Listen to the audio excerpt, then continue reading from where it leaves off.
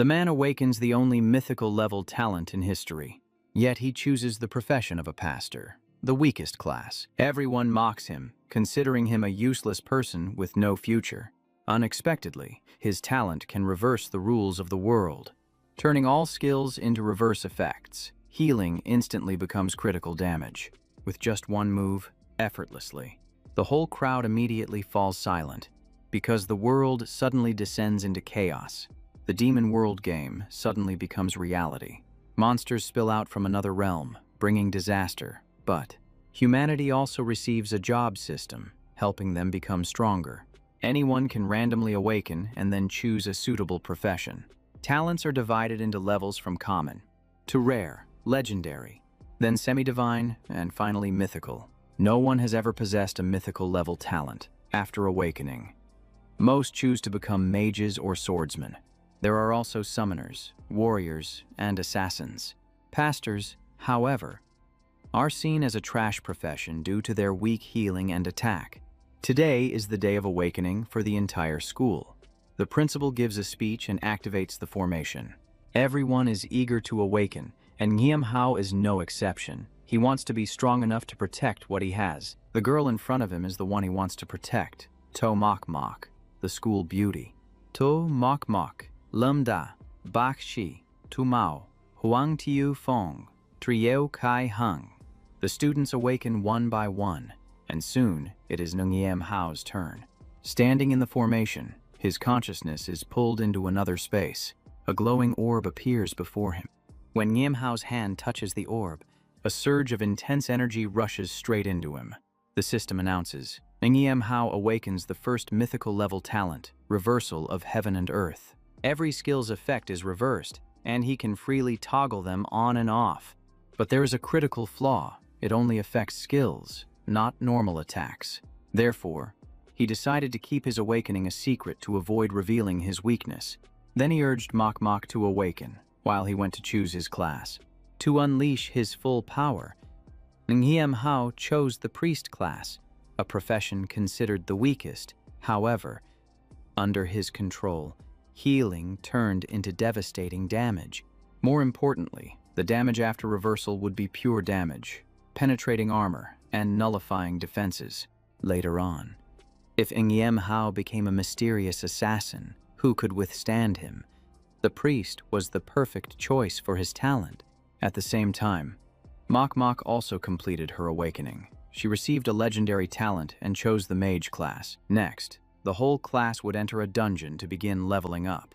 After being refused to team up, Ngiam Hao decided to enter the dungeon alone.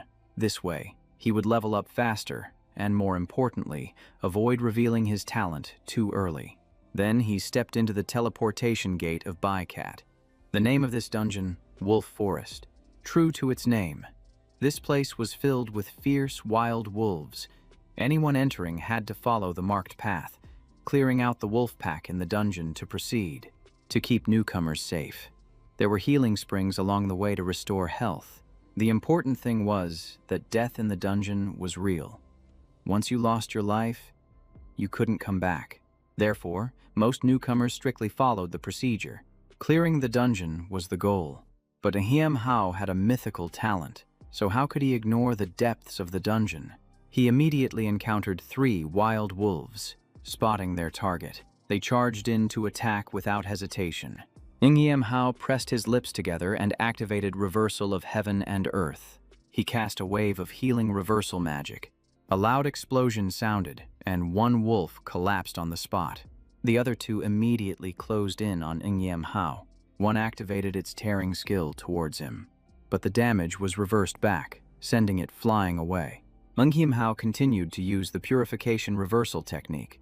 He tightly bound another wolf. Then he unleashed the healing reversal technique to take it down. The remaining wild wolf changed its tactics. It used a charge attack straight at Ngiam Hao. He slid to the side, dodging the normal attack. Then he returned a healing reversal technique. Right now, he only had these 2 skills. Nevertheless, they were dealt with swiftly. Once the task was complete, Ngiam Hao turned off the spatial reversal and used healing magic to restore his full state. His level increased to 2. With the profession of a pastor, enhancing intelligence was the best choice. Therefore, he allocated both of his free attribute points into intelligence. After that, he used fire to light the way, continuously taking down wild wolves and delving deeper into the forest. Finally, he spotted his target, the level 5 White Wolf King, the final boss of this secret realm. Countless young geniuses had perished at its hands, making this area an absolute forbidden zone. To defeat the White Wolf King, Niamhao had to clear its minions first. First, to avoid being surrounded by the pack. Second, to gain experience by eliminating them, thus increasing his strength faster. Niamhao patiently concealed himself, waiting for the right moment. Then he struck down each wild wolf one by one. When he reached level 4, the White Wolf King finally sensed something was off. At this point, Niamhao had wiped out its minions, and now it was its turn. The White Wolf King let out a low growl and charged straight at him. However, its skill attacks were completely ineffective against Niamhao, even healing him due to the activated spatial reversal. The more skills it used, the more Niamhao healed, while he retaliated with healing magic. The boss's health gradually wore down, and just when it seemed like it was about to end, it changed its strategy. It switched to normal attacks, but Niamhao managed to dodge in time. It seemed to have identified his weakness, its body shifting as if testing for a counterattack opportunity. But your blood is nearly drained, and your breath is weakening with each passing moment. Ultimately, under Niamhao's series of healing spells, the pressure mounted until it could no longer hold on. The White Wolf King collapsed, leaving behind a treasure chest of coins rolling onto the ground. Niamhao's level also skyrocketed as a result.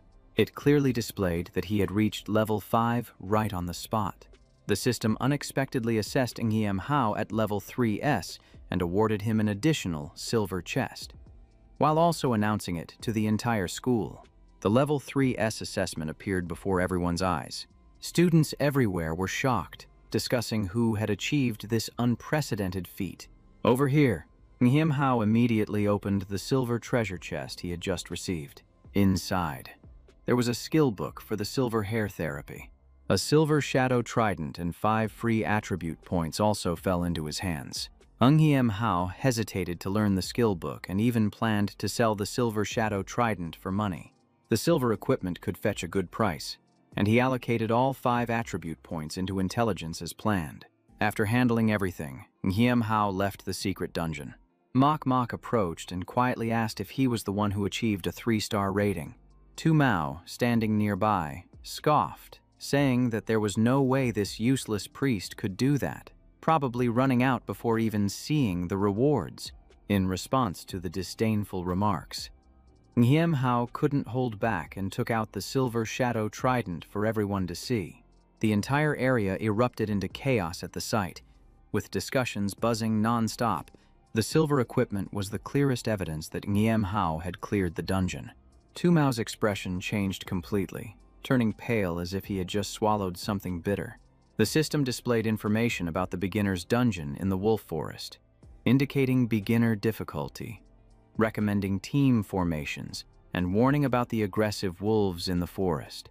Lambda looked at the description and pondered. Achieving a B rating with good coordination as a beginner was already impressive. He felt more at ease knowing there was a healing spring, but danger still lurked, especially since priests were often underestimated in strength. If anyone recklessly ventured deep into the forest and stepped into the forbidden area, Lambda knew the consequences. Failure meant losing one's life right in the dungeon. He looked at the energy in his hand and sighed.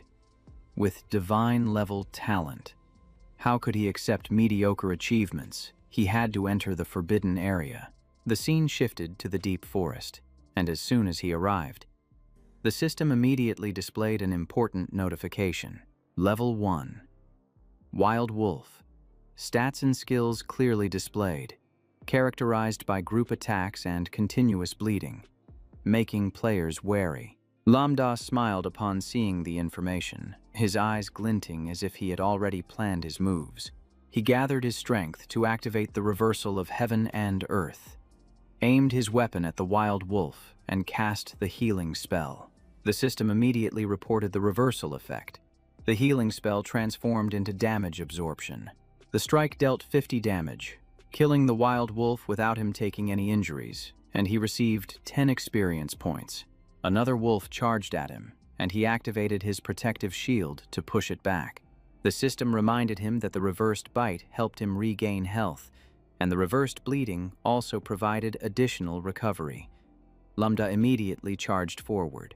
The reversal of heaven and earth activated, turning the cleansing spell into a forbidden one, locking the wild wolf in place and draining 30 mana. It quickly collapsed, and the system reported that the cleansing eliminated the mana and put the target in a state of action prohibition. He nodded, assessing the high effectiveness against monsters with low mana. Another wild wolf continued to charge. Lambda glanced at it and cast the healing spell. It was immediately hit, and the system reported 50 damage dealt and awarded 10 experience points. He thought that eliminating all the small monsters was enough to reach level 4 to face the hidden boss.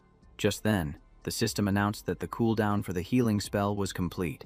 He immediately raised his hand to cast it, dealing another 50 damage to the wild wolf, neatly earning 10 experience points. Lambda wiped the sweat from his brow, recalling the long preparation. He understood that in moments of life and death, levels no longer mattered. When the danger passed, the system notified him that he had exited combat mode. He immediately ordered the reversal of the universe and the purification spell to be turned off. The system responded that all values were full, then announced level 2, with all attributes increased, and his level 2 status board as a priest was clearly displayed. The skill list appeared, including healing spells, strategy theft, purification spells, and single-target banishment spells. Receiving 2 free points, he chose to allocate them all to intelligence, believing that increasing intelligence would help ensure safety, continuously restore mana, and maximize magical damage when the reversal was activated. As dawn broke, a new day unfolded after the long night. The principal looked at the map and was startled. That area was a forbidden zone. Could he be challenging the hidden boss? The Shadow Wolf King of level S. The more he thought about it, the stranger it seemed. If he wasn't seeking danger, then his talent must be very special. He stroked his beard and sighed, regretting that the boy did not publicly reveal his true talent. Now, he could only watch the other seed groups, hoping Lambda would return safely.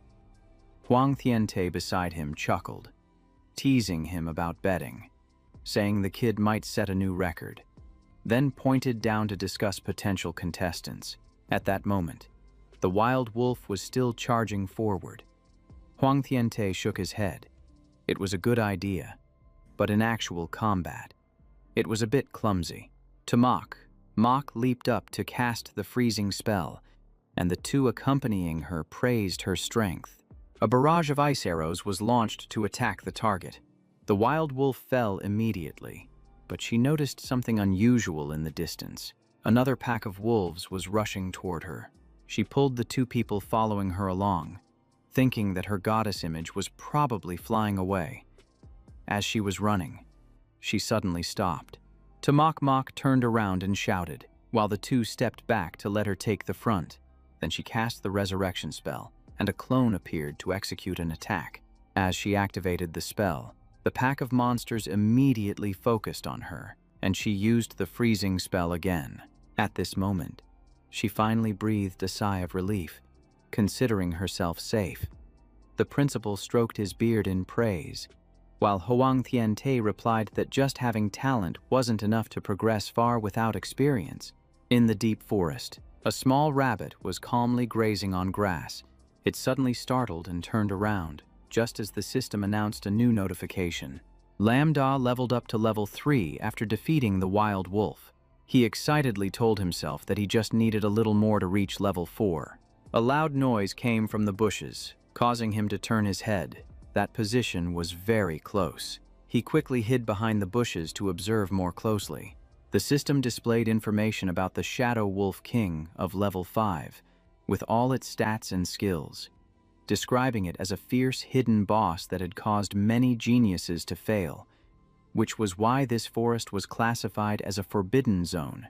Hiding behind a tree, he saw the pack of wild wolves still lingering near the Shadow Wolf King, as if patrolling. He knew they sometimes left their den to find convenient spots, and the frequency was high. This was an opportunity for him to take them down one by one, and then he unexpectedly ambushed one of the wolves. It was taken down immediately, and the system reported 50 damage and 10 experience points as usual. Excitement surged within him. The small monsters had now become an excellent source of experience. Once he leveled up enough, he would confront the Shadow Wolf King. The boss's minions were dwindling, while his levels steadily increased. He concentrated his power into his weapon, sweeping through the remaining wild wolves, leveling up to 4. The Shadow Wolf King turned around and noticed. Lambda laughed, finally seeing it. He spoke in a calm voice. He challenged it. The system displayed the boss stats showing damage levels far superior to a wild wolf. For a beginner, this was a death sentence. But he still looked straight at it. Lambda raised his hand to cast the Shadow Grasp without any hesitation. It growled softly. He responded leisurely, "Thank you. My body feels much better now." He silently noted that his divine-level talent turned every attack from it into healing for himself. Letting it attack was no problem. After a moment, the system reported that the healing spell was off cooldown. He said softly, "It's done." The Shadow Wolf King trembled as it took the hit. Its health began to visibly drop. He was startled to see it switch to a regular claw attack. But the boss's HP also dropped significantly with that strike. Suddenly, it curled its lips into a chillingly strange smile. He quietly said, "Have you figured it out?" But it was too late. The system immediately reported that the Shadow Wolf King was going berserk. He tightened his grip on his weapon, thinking that if he got surrounded, it would take quite a bit of effort, but now it was just him against it. Lambda confidently thought. The system reported that the cooldown was over, and a powerful explosive strike shook the earth and sky. The Shadow Wolf King collapsed. The system reported a reward of 1,000 experience points, leveling up to level 5, and began summarizing the rewards from the Wolf Forest. He received a low-grade treasure chest, completed all hidden quests, did not use any damage-dealing skills, defeated 30 wild wolves, achieved SSS rank, and received an upper-grade silver chest. He chuckled to himself, thinking it was lucky that the reverse didn't count. The system announced that a student had surpassed the Wolf Forest dungeon, completing a hidden achievement with an SAS rating. Everyone was stunned. What? People were bustling, asking each other who it was. The principal was also surprised. No one had ever achieved SSS before, except for Lambda, who was the only one to enter the Forbidden Zone. Huang Tiante was confused. It couldn't be. Achieving SSS required not dealing damage while still clearing the level. What was this? Tamak Mok was also surprised. She had barely passed with an A. She wondered who could achieve SSS, thinking it must be a transfer student. She thought about how Lambda was doing now, while he was extremely excited, feeling truly lucky. His eyes sparkled, if that's the case. Lambda clicked on the system, opened the silver chest, and received the skill book for the healing artifact. 5 attribute points, along with the silver dagger of shadows. The chest opened with blinding light, and the system continued to introduce the rewards. The silver dagger of shadows increased attack by 50, armor penetration by 10, and had a 5% chance to cause bleeding. The healing artifact skill reversed into a calamity, dealing wide area damage. He assessed the skill. Although the cooldown was long and it consumed mana, it was still an advantage at this early stage. He evaluated this as an extremely powerful AoE skill, combining purification spells to reduce cooldowns, far surpassing that of a mage. Holding the dagger, he thought about selling it to the second generation, considering it a personal expense. He couldn't keep relying on his uncle and aunt. The system reminded him of 5 free attribute points. Lambda was delighted because this point was truly precious. only obtainable from high evaluations or hidden chests. He calculated that if he didn't achieve S rank, there would be no rewards, but SSS would grant an additional 5 points. He couldn't miss this opportunity. He decided to allocate all of it to intelligence from now on. He would become the strongest calamity priest in the magic system. When the spatial gate opened, Huang Thufeng guessed that an SSS team was coming out. To his surprise, only Lambda stepped out, shocking everyone. Mok Mok rushed over to ask immediately, "Lambda, is that you?" A useless guy like him got that. Mok Mok is being a bit too generous. He probably couldn't handle it and ran back early just as they finished speaking. Lambda pulled out a dagger and asked if anyone needed weapons for an assassin. Everyone was stunned. "Seriously, do you have this equipment? That's level 7 gear." Lambda asked again, "Who wants to buy it?" The group scrambled to bid. "I'll buy it. I'm calling my dad to transfer the money." "I offer 10,000. I offer 20,000. 20,000 for a rare item. I'll pay 50,000. Lambda considered it. This price seemed reasonable. He boldly announced 50,000 going once, 50,000 going twice. Suddenly, a girl offered 100,000. The whole group fell silent, unable to believe it. That was the amount a family lived on for years. He immediately agreed to the deal. A young man with red hair asked, "What level are you now?" Lambda replied straightforwardly, "Level 5. The group buzzed with questions about which team he joined. Did he really level up to 5 all by himself? He must have an SSS rating. Right. How could he have done that? The principal was about to speak but was interrupted. No way. He must have joined a team. Huang Tiante analyzed. It's impossible to clear it alone without causing damage. Even the top players would struggle. Seeing the young man with purple hair getting frustrated, someone beside him advised, "Do we really want to pick a fight now?" He gritted his teeth and said that this guy just got lucky. He must have used some trick. What could a priest do? Then he laughed mockingly. And at that moment, the principal spoke up. "The test is over. From now on, you are all apprentice professionals. The next 30 days will be the biggest milestone in your lives, the professional assessment," he said sternly. "In the future, you will either return to being ordinary people or become heroes against the demon tide. It's all up to you. In 1 month, you must enter the low-level secret realms designated by the school and reach level 10 or above." Lambda thought about it. The professional assessment required team play, and the evaluation would depend heavily on teamwork. He looked at Mok Mok. The goal for the team was clear. This girl, though cold on the outside, was the most dangerous because she was sincere and prone to making mistakes. He silently vowed that even if she awakened a strong talent, he would protect her because that was a promise to his uncle and aunt, and he didn't want the tragedies of the past to repeat. "So today," Lambda asked, "how about we skip dinner tonight and go to a dungeon together?" She exclaimed in surprise as the spatial gate opened. The system announced, "Secret Realm, Crystal Cave, levels 3 to 6. Choose the difficulty." The dungeon recommends teams of 5 to 10 people. There are many poisonous scorpions in the cave. While they aren't deadly, their tails contain troublesome venom. Try to defeat the Scorpion King before it goes berserk. Lambda chose the hard mode, analyzing that with increased difficulty. The monsters would be stronger, and the conditions to clear the dungeon would be tougher. But in return, the rewards would be more enticing, so it was worth the challenge. The beginner dungeon usually has 3 levels: normal, hard, and nightmare. But this cave initially only had the first 2 levels. Mok Mok hesitated. Even as a beginner, did he really want to play on hard mode? "Are you aiming for an SSS rating too?" He simply replied, "I believe in myself." She flusteredly explained, "It's not that I don't believe in you. I'm just afraid I won't dodge in time and cause trouble for you." Lambda calmly responded, "There's a way to skip the monsters," leaving her stunned. "You mean bypass the monsters and take a shortcut?" He nodded, having read the previous adventurer's notes and calculated a safe route. She looked at Lambda with admiration, as if everything was already clear in his mind.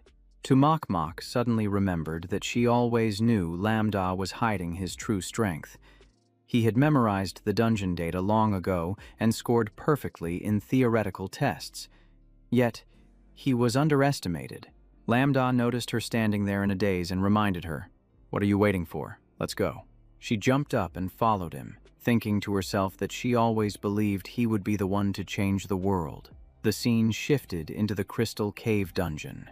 She marveled at the scenery, while Lambda warned that this place was even more dangerous than the previous one. The system announced that the team was short on members, forcing a group merge with other players, which surprised Lambda. He became more serious now. In addition to monsters, they had to compete with others and stay alert. Suddenly, an explosion rang out, startling both of them, and the young man with purple hair was severely injured. He was thrown far away, coughing up blood, leaving Lambda stunned as well. The system displayed the monster. Level 3, Poison Scorpion. Possessing deadly skills like Venomous Bite, Harden, and a Paralysis Stinger. Being hit multiple times would cause heart paralysis. Lambda was taken aback, not expecting such a small monster could nearly wipe out the entire team, while the young man trembled as he looked at them. He shouted, "Lambda, hurry and help. Have you forgotten the support rule?" Lambda coldly replied, "Take care of yourself." The guy angrily cursed, "Cheap priest." Lambda didn't care and told Tumakmak to go this way. Lambda emphasized that the scorpions here were afraid of water, all being melee fighters with no ranged attacks. As long as she followed him, she would be safe. She immediately responded, "Okay," and he smiled, saying, "There's one more thing to remember. They are also extremely sensitive to sound," he said, then used the stealth technique to eliminate one instantly. Tumakmak was astonished. "Is this your innate ability? Then the SAS rating is." Before he could finish, he signaled for silence, then explained, "To successfully skip class, we must completely avoid the monster's line of sight." The two reached the map bug position, and Lambda landed from the air. He observed, confirming the area had a small stream. The water was harmless and drinkable, then dove down before her eyes. He called out, "Jump down." She stood still for a moment, thinking. Then she jumped after him, swimming quickly in the direction he indicated. She soon reached the opposite shore, breathing heavily on the shore. He raised his hand, holding a stone, his eyes focused on the ground. He gathered strength and struck down hard. The ground trembled, and strange sounds emerged from below. The group panicked. "What is happening?" The water's surface began to bubble, and the system displayed information about the king poison scorpion. Level 6, gigantic, with extremely toxic venom. "It's very dangerous. Be careful." Lambda calmly waved his hand. "Come here." It swung its pincers, and he merely smiled. "If you guys are too scared to fight, then let us handle it." He unleashed a devastating attack, wiping out 100 scorpions and earning 2,000 experience points. The entire team was stunned. How could a priest deal such damage? Scorpions that previously required the whole team to take down were now like prey. Tumakmak also joined in, using her innate ability, life-reviving rain. She killed an additional 50 scorpions, gaining 500 more experience points. The system updated, announcing that all scorpions had been eliminated, and Tumakmak leveled up to level 4, receiving 1 attribute point. She was surprised at how quickly she leveled up, while he looked ahead and said, "Now it's the King Scorpion's turn." Lambda quietly sighed. Truly the King of Scorpions. Its strength and water resistance far surpassed that of ordinary monsters. When Tumakmak unleashed her skill, the system reported that the Ice Freeze spell only dealt 10 damage. She was stunned. Its defense was too thick, and just one mistake could be dangerous. He reassured her. Its weakness was located in the belly during the second blood phase, and we could exploit that. He pulled her to dodge the attack, then seized the opportunity to counterattack. The tail of the King Scorpion swung down into the water, creating large waves. Lambda landed to direct. Mok Mok prepared to move to a new position. She immediately responded, while he cast the tactical theft spell again. Its health dropped, and the tactical theft spell dealt 150 damage to the King Scorpion. He frowned and commented, "Its armor is indeed tough," his eyes never leaving its every movement. Very quickly he noticed the right moment. It was now that Mok Mok used Ice Freeze.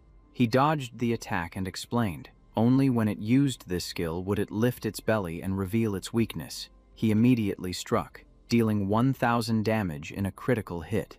To Mok Mok joyfully praised him, and the system instantly updated the information.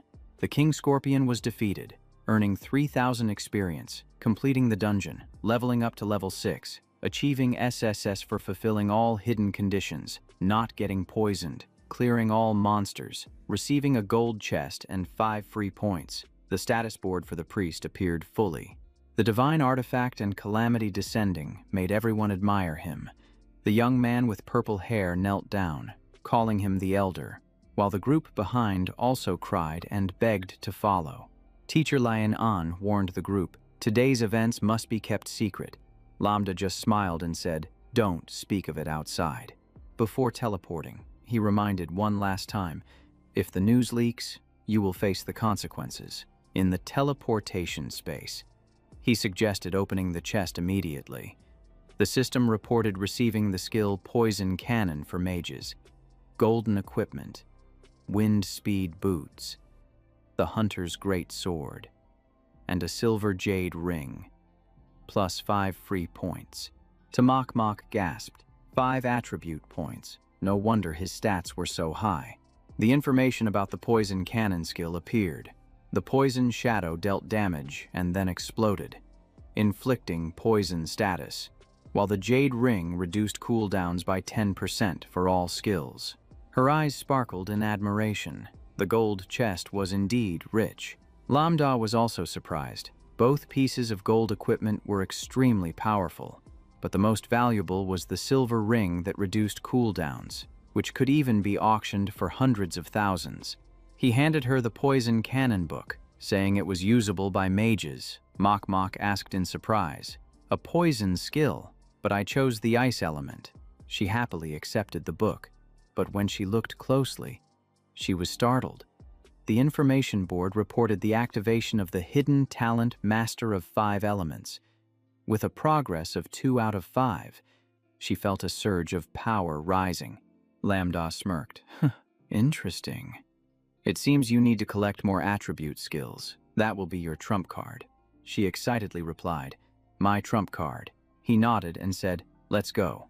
We can leave the dungeon now." She curiously asked about the point allocation, and he lightly replied, "My method won't suit you."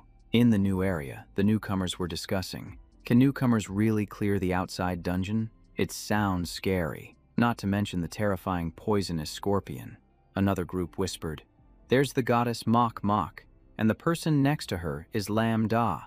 There are rumors that the SSS score is due to him, and he also sold the dagger for 100,000. Suddenly, a supercar screeched to a halt, startling everyone with the sound. Huang Thieu Fong appeared, stepping down with arrogance, while Trio Kai Hung immediately reminded him not to cause trouble. Mok Mok saw this and quickly pulled Lambda's hand, urging him to hurry, which surprised him and made him ask back. She replied irritably, "That guy is really annoying," thinking to herself that he uses his family's influence to bully female students and forces others to grind dungeons. Not letting them go far, he called out, "Classmates, wait a moment." He appeared friendly, introducing himself as Huang Thieu Fong, the heir to the corporation. The new players buzzed about his reputation and infamy. Muk Muk coldly replied, "No, I already have a boyfriend." Huang Thieu Fong's face darkened as he looked at Lambda and sneered, dressed so cheaply, yet wanting to compare with her. Lambda merely sighed, already being used as a target again. He angrily intended to strike, but as soon as he raised his hand, Lambda immediately blocked him.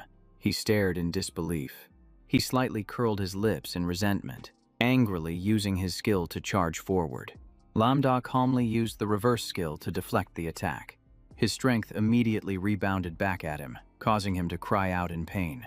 He gritted his teeth and yelled, "What trick are you using?" Lambda replied nonchalantly, "I didn't do anything. Everyone saw it. The priest has no damage."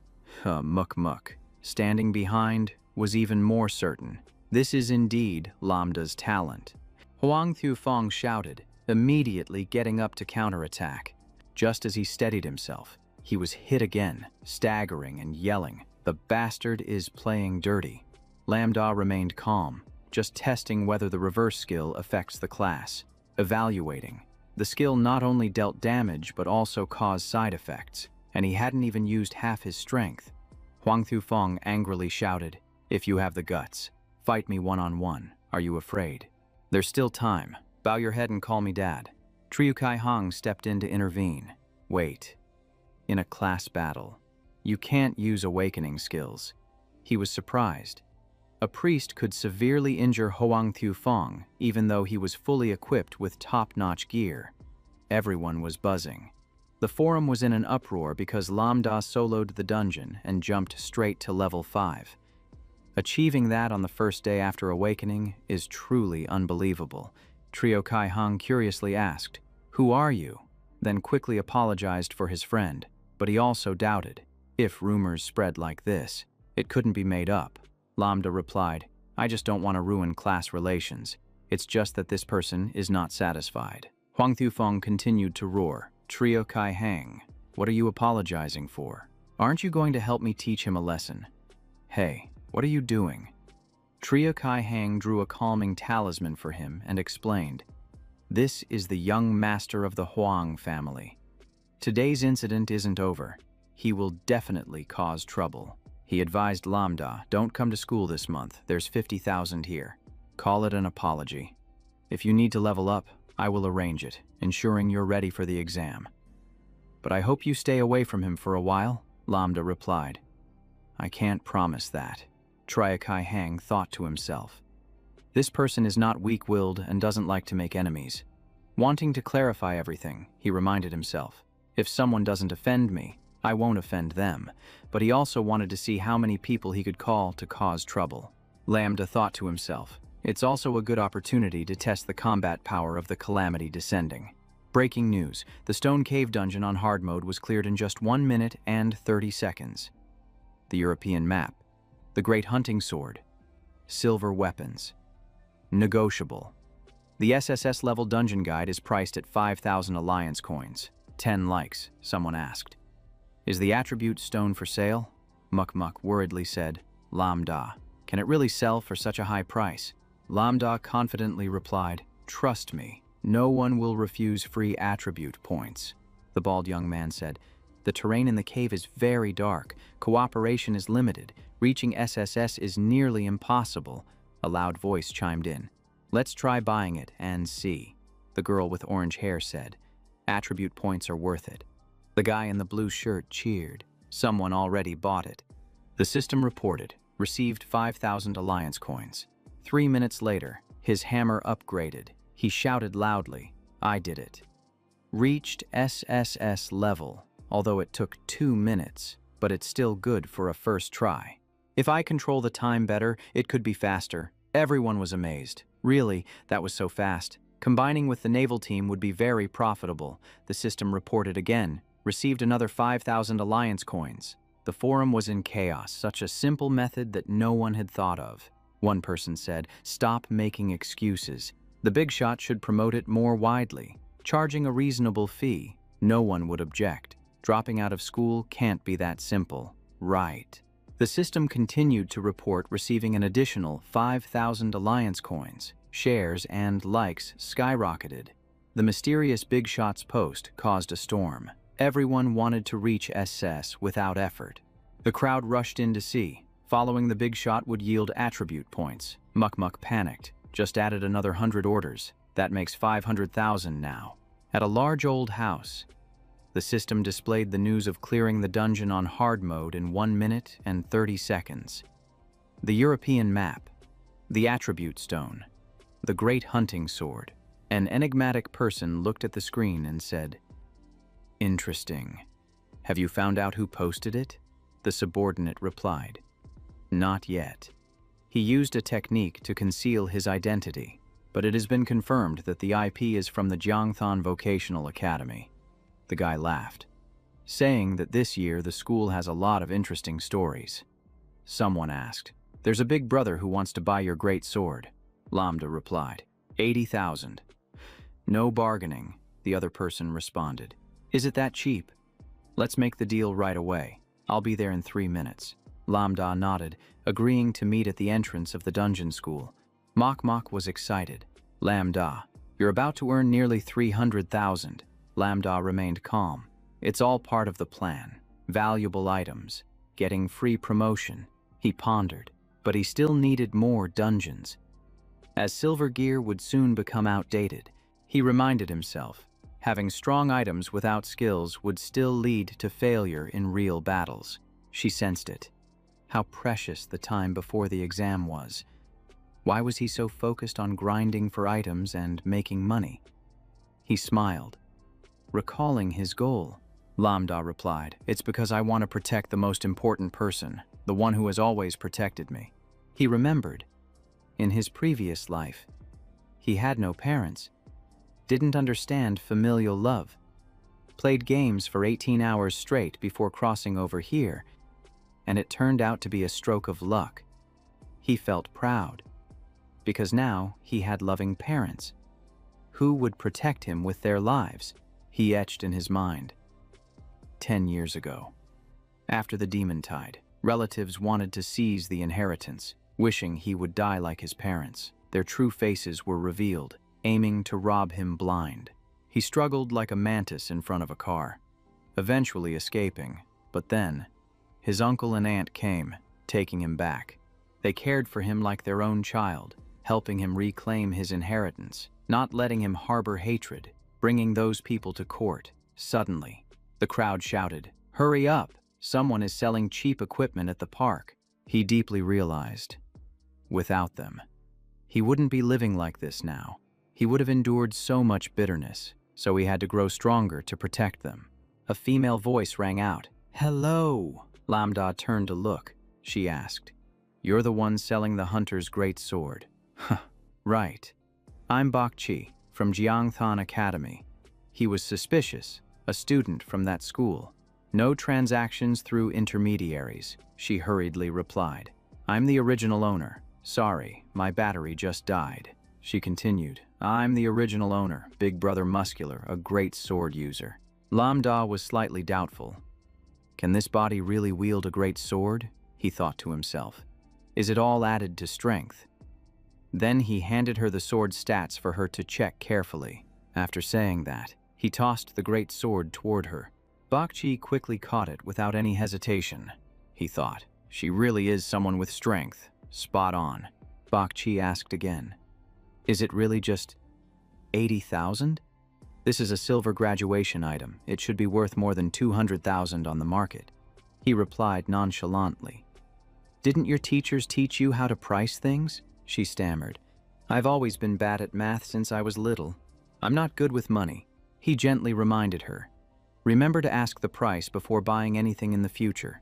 Don't let yourself be fooled." She nodded in thanks, then shyly said, "I want to thank you for selling it so cheap." The system displayed, "You received 80,000. Your account exceeds 1 million. Upgraded to gold card." Lambda flatly refused. "It's just a transaction. If you need anything, just come to me." As he turned away, he unexpectedly stumbled into Bok Chi's hand. The system popped up. "You have been granted a mysterious power, receiving an additional special effect from the goddess of luck." He felt it immediately. "This must be your talent." Bok Chi excitedly replied, "That's right. This is my talent, and it can be upgraded too." "So, can I join the team of the big boss?" Seeing Bok Chi blush, he thought, this luck-increasing talent is rarer than legends. Strategically speaking, it's incredibly strong. Lambda considered. This talent doesn't limit the quality of chests when clearing dungeons. Even someone with a bad talent can open a mythical chest thanks to that effect. While he was thinking, he suddenly asked again, "By the way, have you told anyone about this talent?" She shook her head immediately. No, I haven't told anyone at all. Hearing that, he felt relieved. Good. And also, does this talent have any limits? Bak Chi nodded. Yes, it does. You can only use it 3 times a week, once for each person. Hearing this, he sternly warned. Don't let anyone know, or you'll be exploited, because people's hearts can be treacherous. His words made her shiver. Is it that scary? Luckily, I haven't said anything. He knew she didn't fully understand the value of that, so he explained. Your buff is extremely rare. If it gets out, professional players will fight over it. Even losing your freedom, he emphasized. The professional alliance isn't necessarily a safe place, even though it's a large organization fighting against the demon tide. It's filled with factions, constant infighting, and schemes. Therefore, come join my team. We will take care of you. Hearing this, Bak Chi was overjoyed. Really? Is it really possible? He smiled and extended his hand. Yes, I am Lambda. Welcome to the team. After recruiting the new member, he said, let me introduce you to the teammates a bit. Bak Chi was incredibly happy. Great. Because no one believed I was strong, so no one formed a team. He laughed at that. A tiny person using a great sword. Who would believe it? Moments later, Tamak exclaimed, so this is the muscular big brother you just found. Huh, she shyly said. Hello. I'm Bak Chi, meeting the newcomer.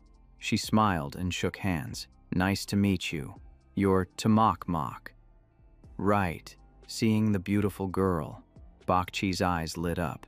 You're really pretty, and your hands are so soft. But then, Tamak suddenly remembered something. She glanced at him suspiciously, thinking, I'm so adorable. Is this guy Lambda having some weird thoughts? He seemed vague.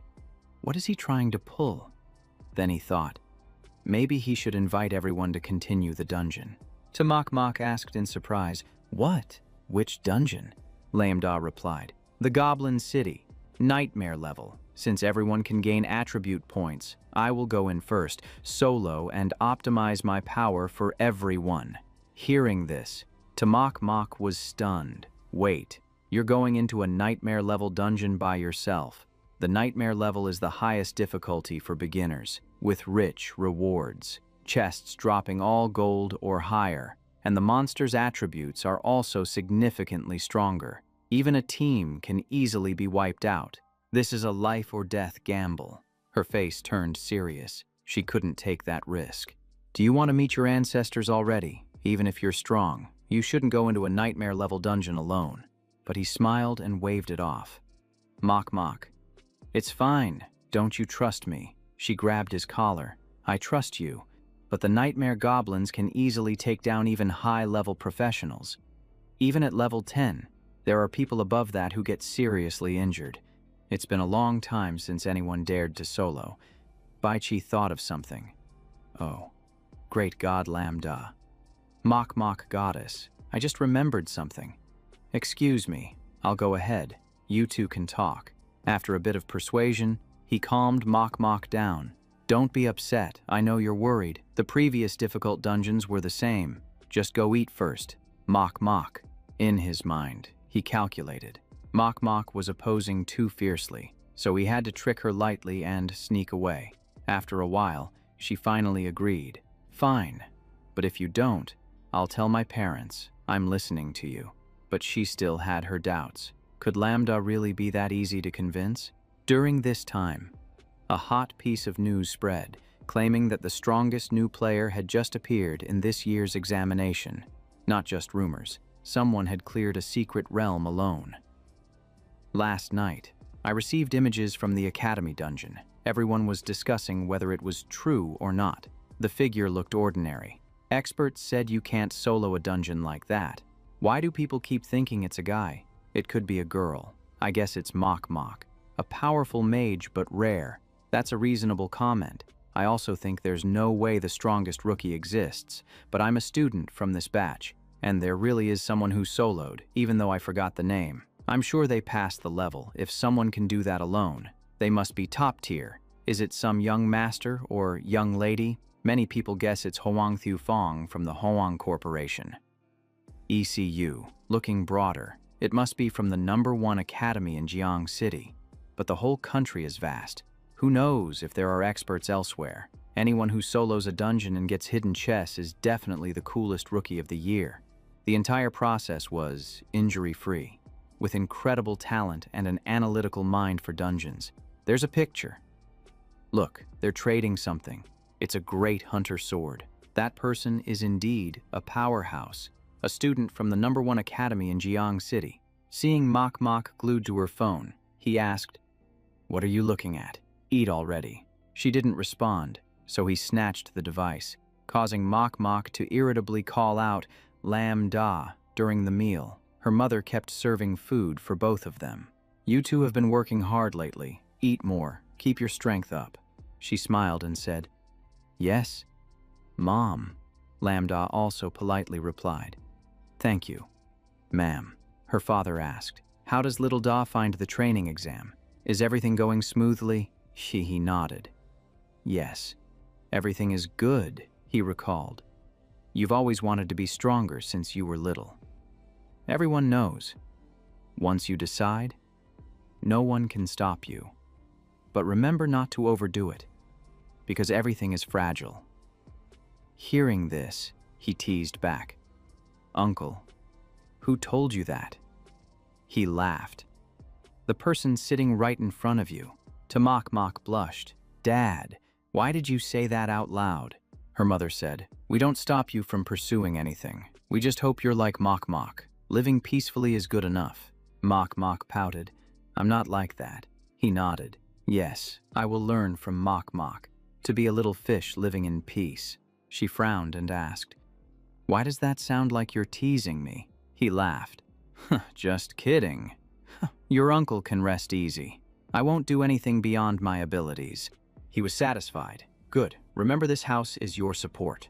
But Lam Da refused. "I have enough money already. Just let you and your uncle keep it." They hesitated. "Little Da," Mok Mok's mother said sternly, "the upcoming exam will be very expensive. If you don't take it, I'll be angry." He quickly replied, "Yes, yes, please don't be angry." So he reluctantly accepted the card back, feeling grateful.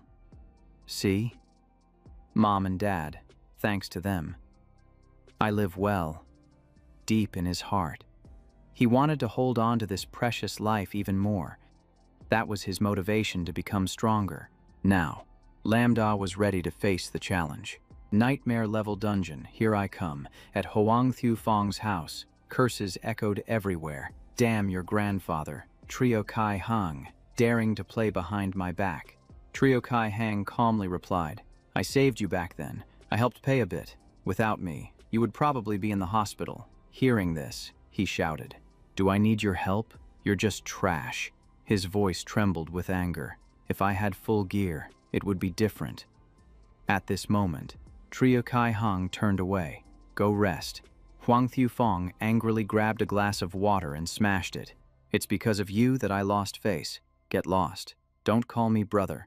On the contrary, Trio Kai Hang didn't care. "Do you think being a young master of Hoang Corporation means you can have whatever you want?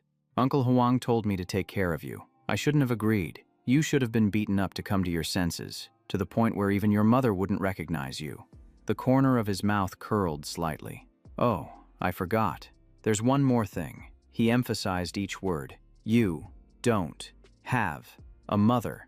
Hoang Thu Fong's anger flared up. He shouted loudly, "Good. If you're leaving, don't come back. A waste like you doesn't deserve to be my brother." Trio Kai Hang just laughed disdainfully. "Hoang Thu Fong, you don't even know who you just messed with. A rookie who just appeared has already made you lose badly without even using active skills. Rumors say he soloed a dungeon. No one has confirmed it, but recently, a mysterious figure has risen. He's selling power and gold-tier items, causing students to form discussion groups. There has never been two rookies as formidable as this at the same time in Jiang City. You understand the odds." Hoang Thu Fong called, ordering, "Take care of one. Call all the brothers, gear up to the teeth. If you need anything, just say it. Money is not an issue. Thinking back made him even angrier. He said, "Don't worry. If anything happens, I'll handle it. Just teach that arrogant kid a lesson so he knows who the real boss is at Jong City Academy." In the first level of the Misty Forest dungeon, Lambda stepped in, and the information panel lit up. Goblin Underground City, Level 5. Nightmare Dungeon. Dark Maze. Home to the goblins. It consists of 5 levels. The deeper you go, the stronger the goblins become. If you can't get past the last level, you should retreat immediately. Or you'll end up empty-handed. If you can't pass the last level, there won't be any items, in my opinion. The Goblin Dungeon is the hardest dungeon at this stage. Due to the long duration and unreasonable requirements, even strong classes hesitate to farm equipment and attribute points here. Moreover, each level only has 10 minutes, and the 5th level has a hidden boss, the Goblin King. The countdown has begun. 30 seconds left. Prepare to eliminate the goblin soldiers. Lambda ventured deeper for 2 minutes and 5 seconds, encountering the goblin captain. The result was satisfactory, just as expected. 3 minutes and 59 seconds to clear the level. While running, he suddenly stopped, called upon the healing artifact. Calamity struck. Warning bells rang. The level up panel appeared. The artifact leveled up to level 2. He was level 6. With full attributes, healing skills, purification, and calamity level 2. He was satisfied, having cleared the first level in less than 5 minutes. The method of gathering monsters on the first level seemed very effective. Although the damage was not high, there were still 5 minutes to increase the output before the next battle. All the monsters on the 2nd and 3rd levels of goblins had been wiped out. The 4th level was also done. Lambda immediately descended to the 5th level. In the Goblin Palace, the Goblin King awaited. "Do you dare invade my territory?" Level 8. High stats. Powerful skills. He wondered, did I encounter the boss right away? Aren't there any smaller monsters? The Goblin King did not hesitate. Shouted, "Die!" Unleashing a seismic strike. Truly a dungeon lord. Terrifying power. Solid gold armor, wide-reaching spear, slow speed, but no weak points. Upon entry, he unleashed an AoE attack, forcing him to dodge to the side, lying low to reduce damage. Lambda used the seismic damage reversal, recovering 1,521 HP. The reverse wave restored an additional 479 HP. Leaving the opponent stunned, he counterattacked, using healing to steal, deducting 200 HP from the goblin. The Goblin King gritted his teeth. He struggled to hold on. Lambda smiled in satisfaction. The Goblin King used the Dragon Spear, and he reversed the effect. Recovering 200 HP, his attack power temporarily increased by 40 points. The goblin lunged forward. He reversed the effect, recovering 140 HP, escaping the knock-up state. The Goblin King was surprised. "Is my skill useless?" The Goblin King became furious, entering a berserk state. His voice echoed, "I've found your weakness. All troops, attack." He sighed. This nightmare boss is truly difficult to deal with. But it wasn't time to unleash the final move yet. Suddenly, Lambda's eyes widened.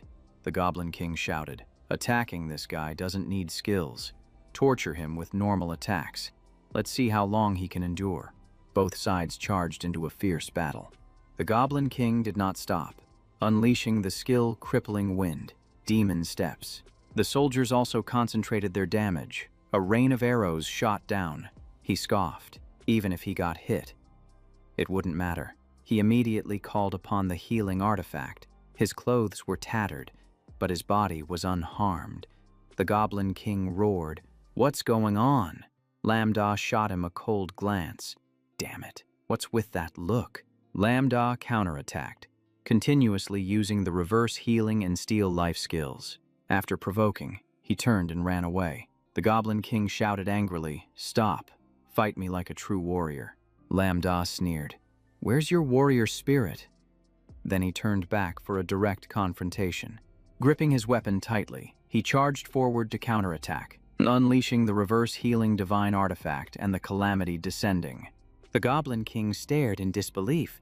Impossible. This is divine power. How can a human possess it? Lambda remained calm, assessing. This time it's over. A bright red pillar of light descended from above. His voice was light. That was fast. The Goblin King screamed in madness. The system announced, the entire Goblin army has been wiped out, earning 1,000 experience points. The Goblin King's HP was reduced to 1%, falling into a near-death state, with attributes and desire to attack greatly diminished. The Goblin King trembled and mumbled, "It's over for me. My life has come to an end." Lambda did not stop, continuing to unleash the reverse healing skill to seize life force. The skill concluded, and the system reported continuously. Goblin King defeated. Received 5,000 experience points, leveled up to level 7, completed the Nightmare Dungeon, summarized rewards, completed hidden conditions, received an SSL rating, and the Goddess of Luck took notice, upgrading the treasure chest from gold to platinum. He smiled faintly. Indeed, the carp transformed into a dragon. Baichi's blessing skill was extraordinary. The treasure chest upgraded from gold to platinum, and with 20 hours left, there was enough time to clear the dungeon again. The system asked if he wanted to open the treasure chest. He chose. Open. The screen lit up, receiving the Platinum Holy Light skill, the Harmonizing Flame item, 15 free attribute points, equipping the Platinum Shimmering Stone, the skill of the Divine Stars, and the Gold Sandstorm bow. Holy Light, a Platinum skill. Requires a priest or a Holy Light mage, consumes a large amount of mana, deals magical damage, and has effects that counter undead and demons. The Harmonizing Flame at gold level deals 300 damage when thrown. The Shimmering Stone, platinum level, cannot be forged. Increases all attributes by 20 points. Active skill, teleportation of 10 meters. Recharges every 5 minutes. Can be stored 3 times. The Divine Stars skill, platinum level, requires a level 5 priest. Intelligence 20, summons bright stars around the team within 20 meters, restores 300 HP, creates a damage immunity effect for 5 seconds, and reduces damage by 10%. The Sandstorm bow, when fired, has a chance to summon a sandstorm, dealing additional earth elemental damage. A weapon specifically for archers. Looking at the series of loot, he felt satisfied. 2 platinum skill books, 1 platinum equipment, and the Holy Light skill with counter attributes. The Shimmering Stone was a rare teleportation skill and bonus points. The Divine Stars not only provided wide area healing but also buffed damage immunity for the entire team. If combined with the Cosmic Reversal skill, it would become a wide area damage skill, activating quickly, and even increase the damage received by enemies. Even the toughest monsters wouldn't stand a chance. A strategic skill for the entire team had emerged. First, he would learn the Divine Stars, and the Holy Light could wait. If he couldn't use it yet, he would learn it later. After all, he still had few skills. The system asked again. "Are you sure you want to allocate 15 attribute points to intelligence?" Lambda decided. "Allocate all, immediately." The system reported. Learned the Divine Stars skill. Equipped the Shimmering Stone, increasing all attributes by an additional 20 points.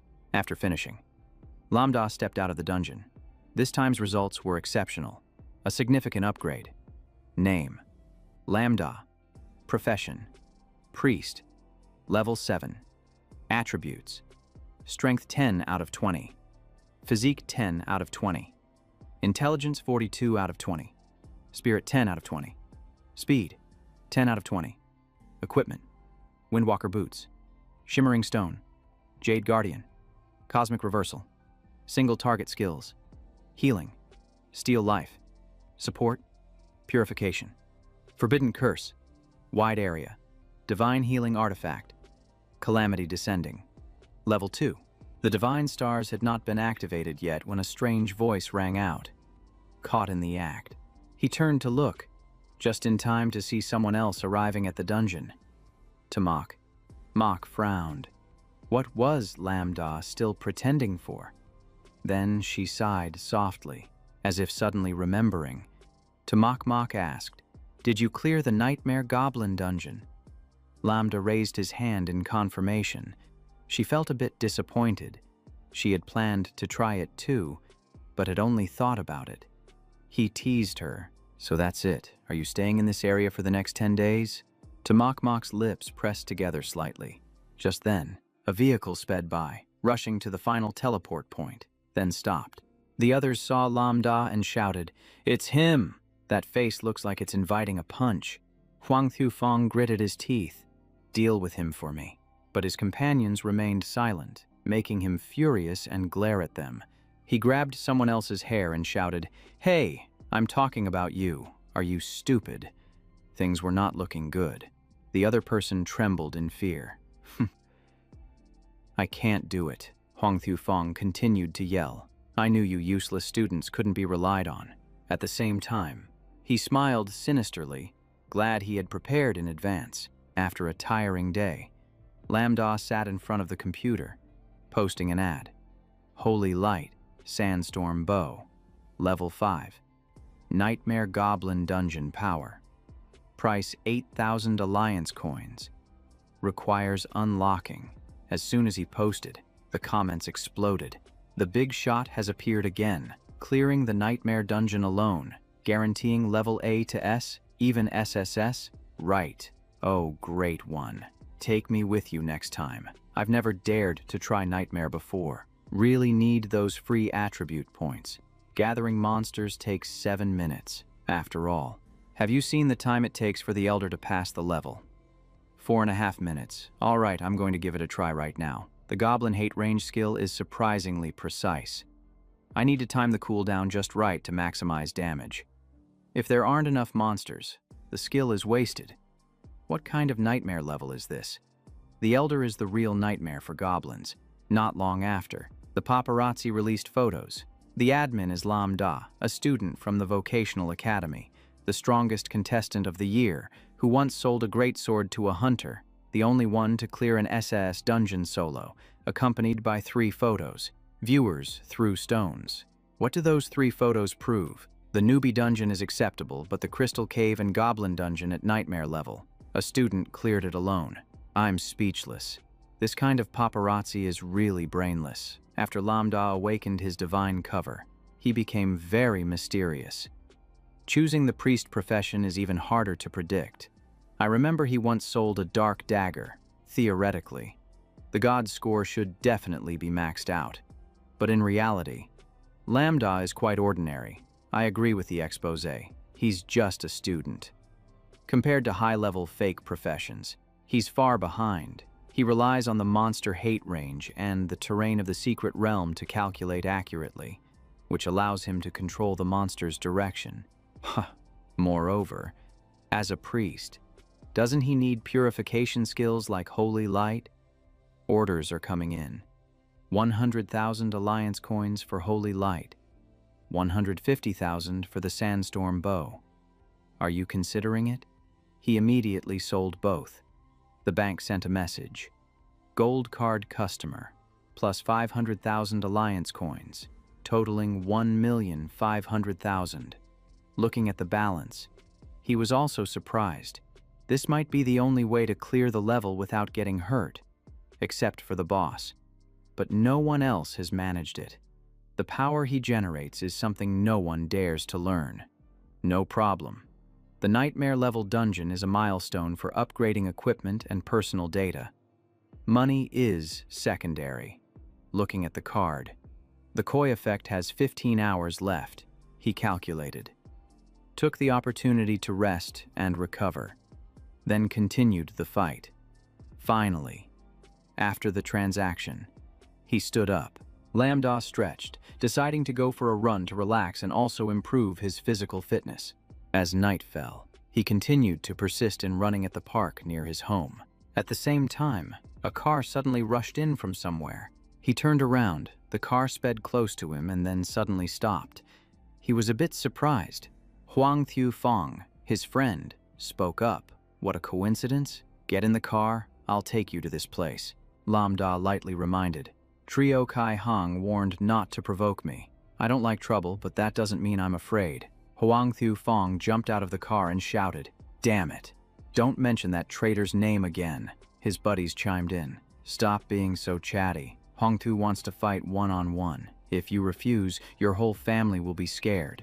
Lam Da was surprised. "You even came to my house." He smirked. "Fine then." He continued.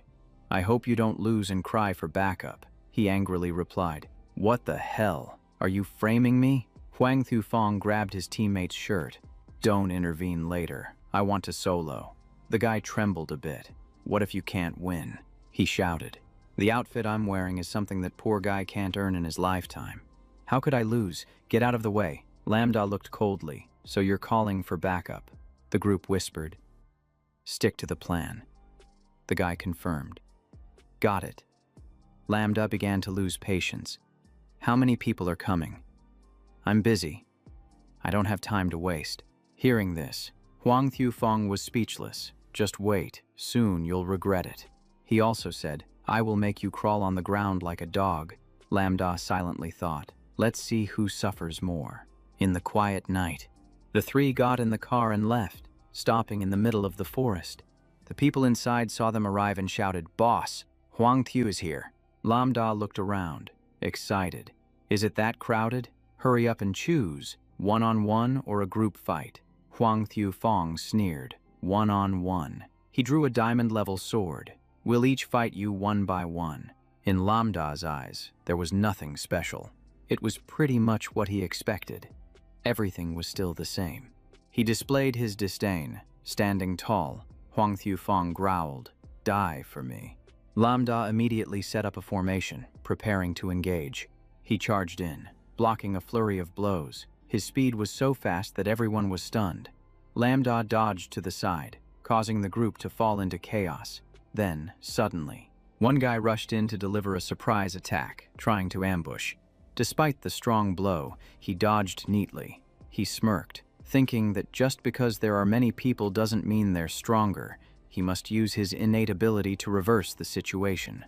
Watching the chaos he created, they burst into laughter. The little milk drinker, lucky to get this far. Just then, Lam Da's weapon emitted a strange cold aura. A light mist swept through, causing everyone to shiver. The once fierce group now clutched their chests, gasping for breath, blood seeping out, and no one understood what had happened. "What is this?" Only Lam Da knew. He hadn't even struck yet. But the reverse healing had stripped away the golden level equipment's defense. Seeing his teammates in despair, the others frantically asked, "How are you doing?"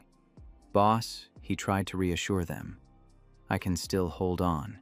Forget that guy's move. He's just a pastor. We have the numbers, all dressed in gold. Let's charge in and knock him away." The rest responded in unison, understood, and rushed in from all directions. Iron Fist, Flying Kick, Blazing Fire Cannon, Heavenly Leaf Heavy Harmony. Watching that reckless move, he just smiled lightly. A voice rang out. "The divine constellations are reversing." The others stared in disbelief. "What is this? What is happening?" Lam Da activated the fall of heaven and hell. The momentum surged, causing everyone to panic. They fled in chaos but were too late. One by one, they fell, still unable to believe how quickly they died. Then a mocking voice rang out. "Relying on money is definitely better than relying on people." It turned out that Huang Thiu Fong was bragging. This was something he bought at a Sotheby's auction. An unlimited level equipment set. Diamond grade. Worth tens of millions, with attributes beyond compare. All attributes plus 100. Hearing the name of the auction house, everyone was startled. Sotheby's, the top in Hoa. Entry tickets cost hundreds of millions. With such financial power, he truly is the heir of the Huang family. That diamond set must be legendary. Relying on that, he confidently declared, "Lam Da, this time I will make you kneel," thinking he had intimidated them. He raised his chin. "What's wrong? Are you trembling?" Huang Thufeng even stepped over his fallen teammate. Warning, it's not too late to beg. But he replied nonchalantly, "Your golden exterior hides an empty core. Even strong equipment can't cover your inner weakness. You won't win." Those words made him grit his teeth. "Then you, Huang Thufeng, unleash the Shadow Blade and curse. Go die." Just as the killing aura rushed toward him, he immediately shifted away. That scene left him even more confused. What? The others outside also realized something was wrong. I don't understand what move he's using to take down all that golden equipment. How could his damage be that high? How did he do it? He even felt this kid was no longer human, resembling something that had appeared during the demon tide.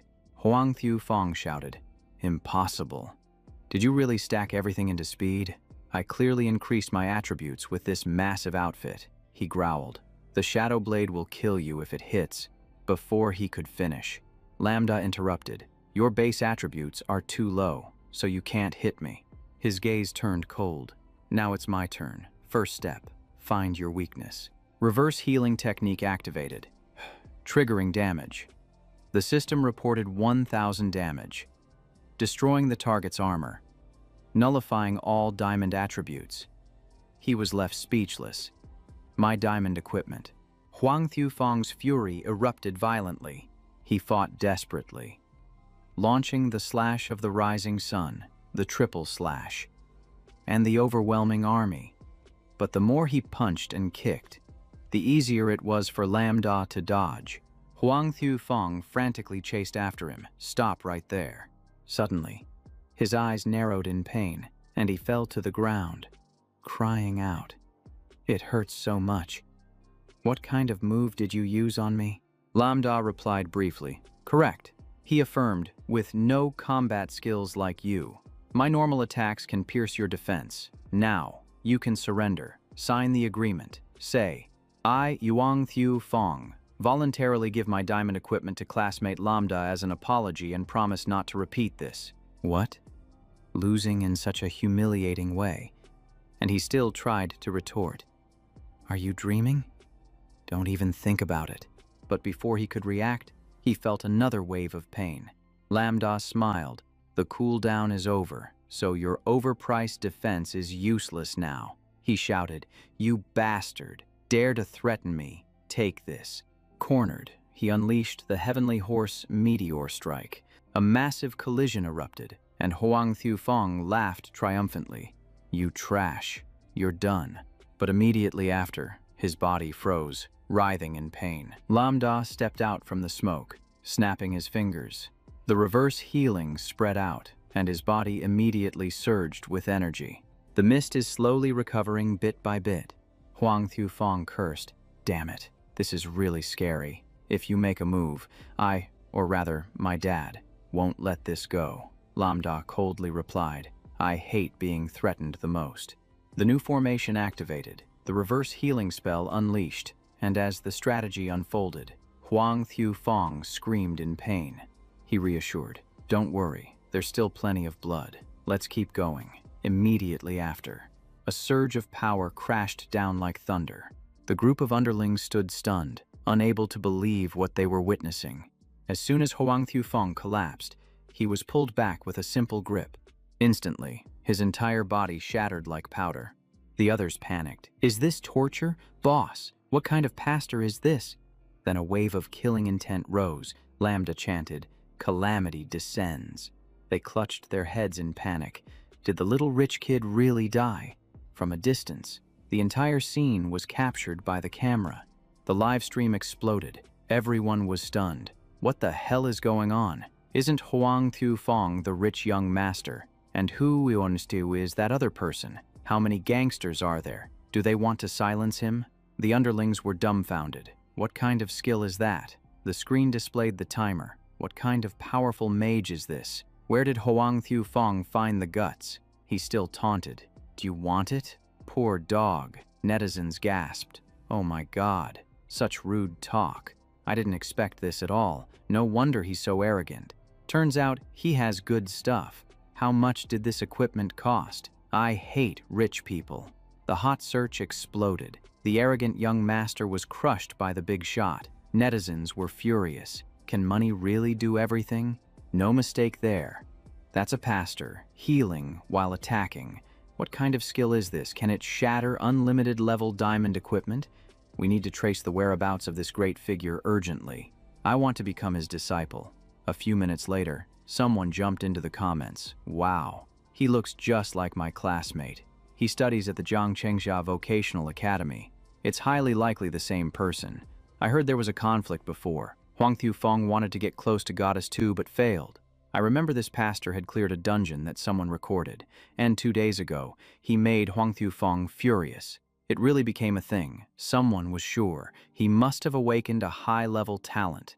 Now netizens began to dig up old news. There had been reports of IPs selling high-level equipment and powers logging in from Jiangcheng. Yes, although this great figure set a record for the dungeon, it wasn't a professional-level dungeon.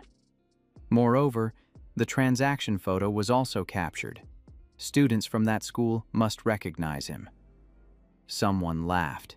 It's not a joke. Seeing this, Bakchi commented, "That's not Lambda. I once bought items from the big shot. He is very humble, so please stop the rumors." However, her words were quickly dismissed. The signs were clear. This time, the big shot couldn't hide anymore. Many talented people would definitely want to join his team. But what about me? Am I out of chances to tag along? A fan club for Lambda Group 8 was established online. With the big shot Lambda Invincible, healing, damage, tanking, mana regeneration, pulling monsters, supporting, and carrying. One person carries the entire team. The priest can now drain the warrior's health. The lines between professions are starting to blur. The priest is no longer at the bottom. A new era for this profession has begun. A new career trend is rising, breaking the boundaries of talent and resources. Online, Huang Xiaofeng is being severely boycotted. That guy is fake, riding on his parents' coattails and dragging others into fights. He must be dealt with. Young Master Huang looks down on commoners and has finally met someone tough. His arrogance has revealed his useless nature. His father is Huang Tiantian, a high-ranking official in the Alliance of Professional Gamers, and he will surely climb into the alliance thanks to his father. Social media exploded, collectively opposing people like him entering the alliance. Like father, like son. Calls for him to be ousted grew louder. The Huang company faced backlash that could lead to bankruptcy. Sites were rotten to the core. Netizens demanded the alliance take action. The news was also reported on TV, and Huang company's stock plummeted. Hackers launched widespread attacks because the chairman's son bullied his classmates at home. Tamakmak was watching with her parents, angrily exclaiming that Huang Xiaofeng was outrageous, and they needed to teach him a lesson. Her father stopped her. "Mok, no," her mother chimed in. "That child has a bad temper. If they go down the wrong path, they will face consequences. Abusing power that doesn't belong to you will lead to disaster. How can one become a great professional gamer like that?" Tamakmak looked at her mother, her eyes showing hesitation. "Mom," she was still worried. If they took action, wouldn't her parents make Xiaoda the second Huang Xiaofeng he could handle it himself? Shangguanyan was also watching, exclaiming in awe that Lambda hadn't even tested his profession yet. Truly impressive. He paused to take a closer look. Shangguanyan smirked. That talent must be legendary. Choosing priest is like using a knife to butcher a cow. Compliments flowed. A genius like that appears only once in 100 years. Surely he can go straight into the alliance. Right, what does everyone think? Can we recruit Lambda early? The whole group agreed, wholeheartedly. For global stability, someone like him must be brought in as soon as possible. Someone even joked. "Old Huang, are you still sitting here? Don't you worry about your son?" Everyone burst into laughter. This was nothing compared to Minister Huang. "This is also a great opportunity. How could they let it slip away?" Chairman of Huang Company, branch minister of the alliance, Huang Tiantian replied sternly. I am handling things at the company. The compensation plan for Lambda is ready. As a bad father, I apologize on behalf of my son. I have sent someone to meet him. Rest assured, I will handle this strictly in the arena. Huang Xiaofeng was struggling continuously. Please, wait a moment. Now he was begging. Lambda, please go easy on me. He was surprised when Zhao Kaiheng rushed over from afar to report. Chairman Huang wants to talk. Seeing this, Huang Xiaofeng laughed maniacally. My dad is here. You're done for. Just wait to die, kid. In that situation. Lambda smirked. Chairman Huang wants to pressure me. Then he should come himself. The other person hurriedly waved his hand. That's not it. The Huang family is ready to compensate. Uncle Huang wants to apologize to you directly. Watching this, Huang Xiaofeng glared, bowing his head to this poor kid who was unbearably cheerful.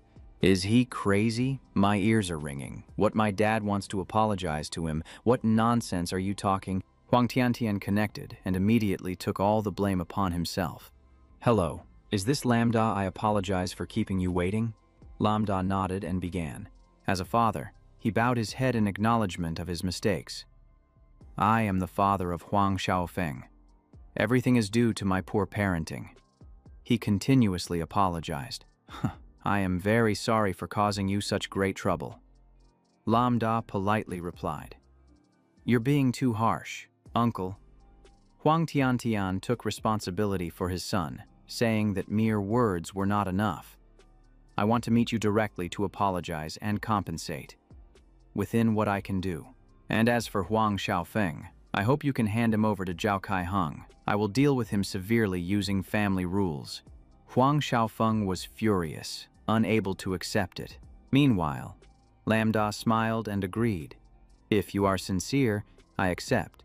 But the compensation needs to be specific and clear. Your request, I want 3 sets of unlimited level diamond equipment, including priest, mage, and swordsman, plus 5 million alliance currency. Can you manage that? Uncle, you. Zhao Kaiheng was flabbergasted. What 12? His face turned pale. 3 sets of unlimited level diamonds, 3 different professions. The entire country probably doesn't have enough. Huang Tiantian hesitated slightly. If you really need 3 sets, it might take a few days. We are short on stock. Rest assured, I will send someone to the secret realm to farm the items. The Alliance is also ready to provide additional resources. At this point, Huang Xiaofeng had been placed in a care vehicle. It was truly troublesome to clean up the mess he created. Zhao Kaiheng found it strange and turned to check the rearview mirror.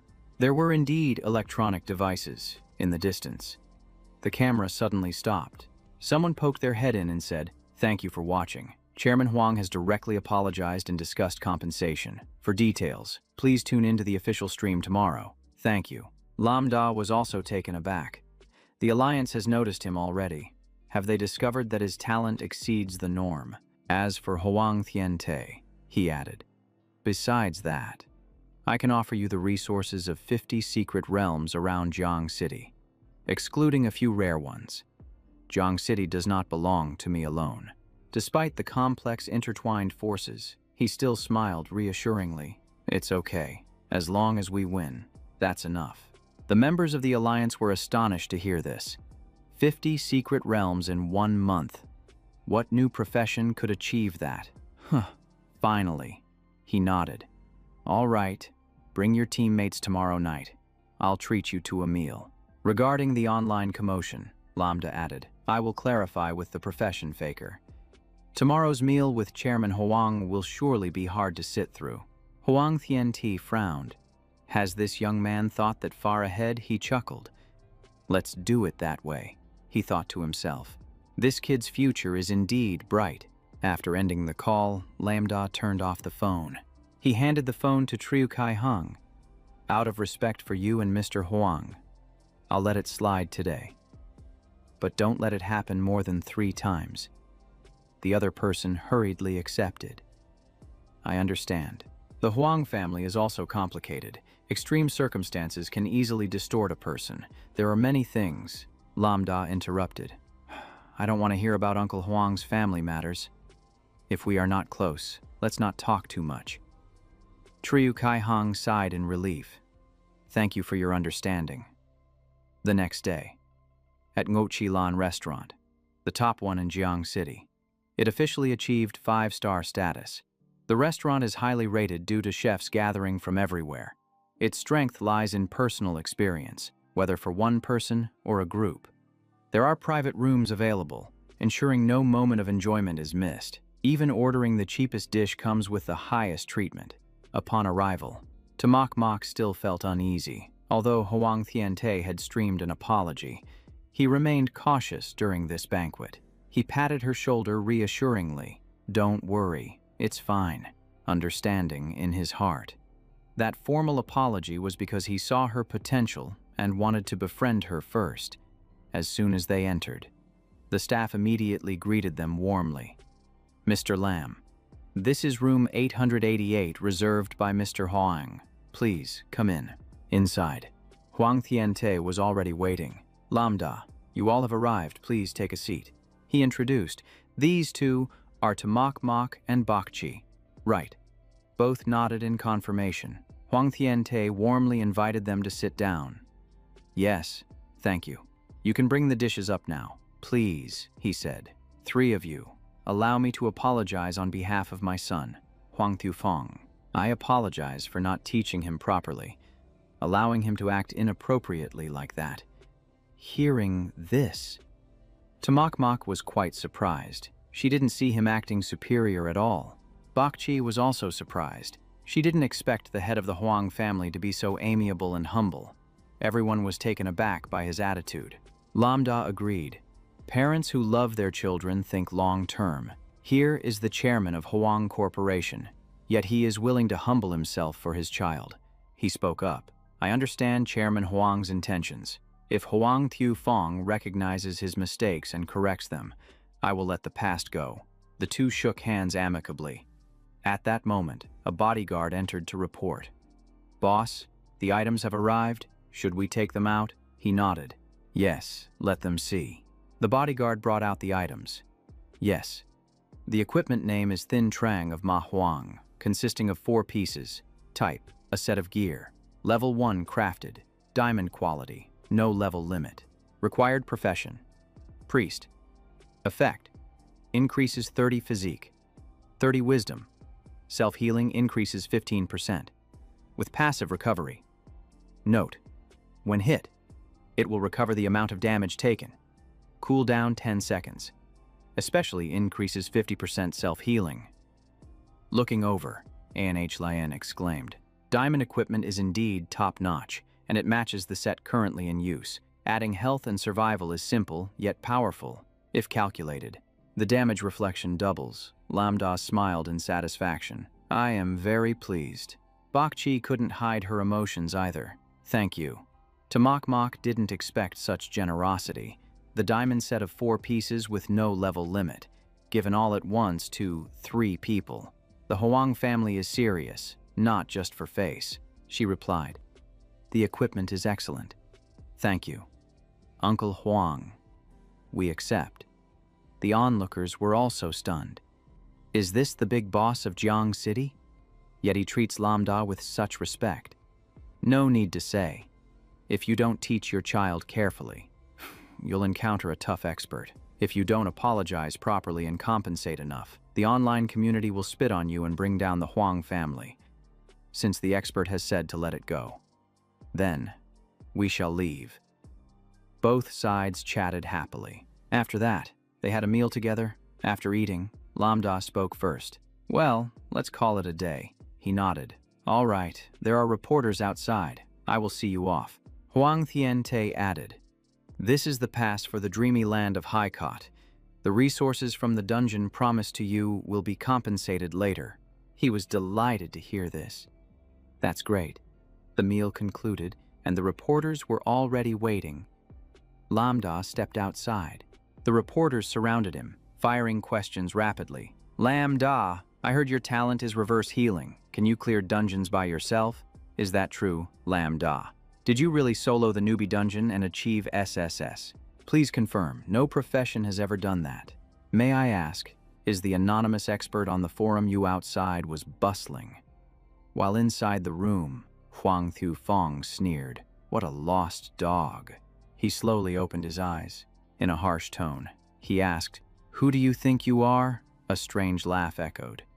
"Me, I am Lord My Cow from the Abyss, a high-level demon with pure bloodline and immense power." Huang Thufeng laughed derisively upon hearing this. What a big deal. When we humans awaken, don't we just smash you back into bugs? My Cow was furious, unable to believe it. How could the pastor beat him up and still look so smug? He hurried to explain that it was a strategic retreat. "Do you understand?" Then he provoked. "Huang Thufeng, are you really okay with this? People are mocking you. Friends have abandoned you. And you're flattering the one who bullied you. What if you made a deal with me? Now I have a way for you to gain superior power and crush those who have humiliated you, so your father can see that you deserve respect." He mumbled something, then snapped, "Get lost. This time I'll let it slide." He roared, "I, Huang Thufeng, am a genius. I don't need pity from a bug like you. What power that's for the useless ones to use." My Cow was so angry he wanted to kill him right then and there, but he had to remind himself to hold back, all for the KPI. After some thought, he decided to retreat. In short, whenever you come to your senses, just call my name, My Cow, and I will immediately appear, granting you the power of the Abyss, leading you to become an evil being without fear. In the secret realm of Haikot, levels 6 to 10. Difficulty level Dream of the Abyss. Standing in front of the dungeon gate, Lambda asked, "Bai Chi, how many more times can you use your talent?" A brief summary: this is the land of Haikot, where deathly energy envelops everything. Entering awakens the army of bone spirits, who will see the living as a delicious meal. She immediately replied, "One more time." "Before. I used it once in 2 dungeons." He sighed. "Then don't use it yet. Save it for later. Even though it's the Dream of the Abyss dungeon, I have diamond equipment. The strongest platinum drops here aren't worth much. The Hoang family promised to give us better dungeon resources this week.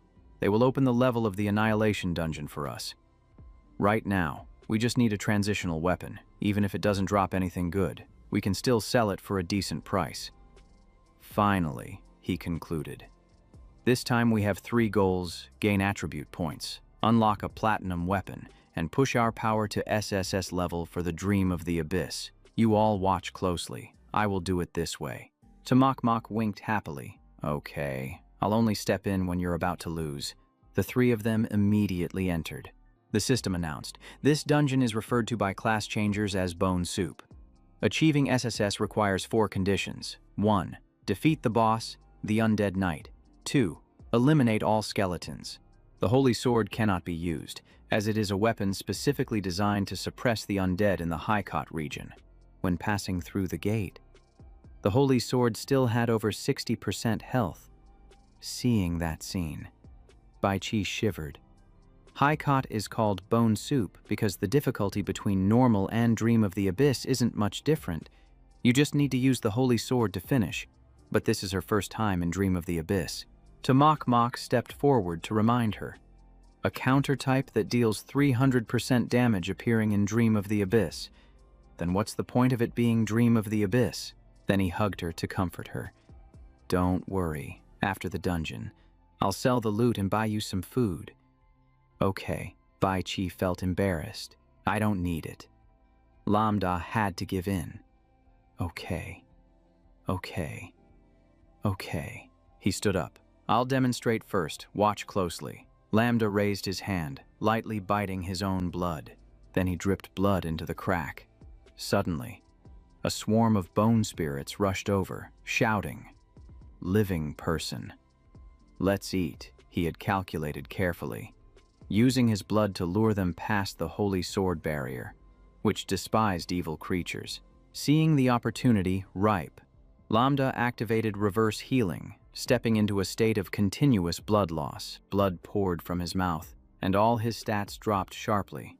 The swarm saw this and charged even more wildly.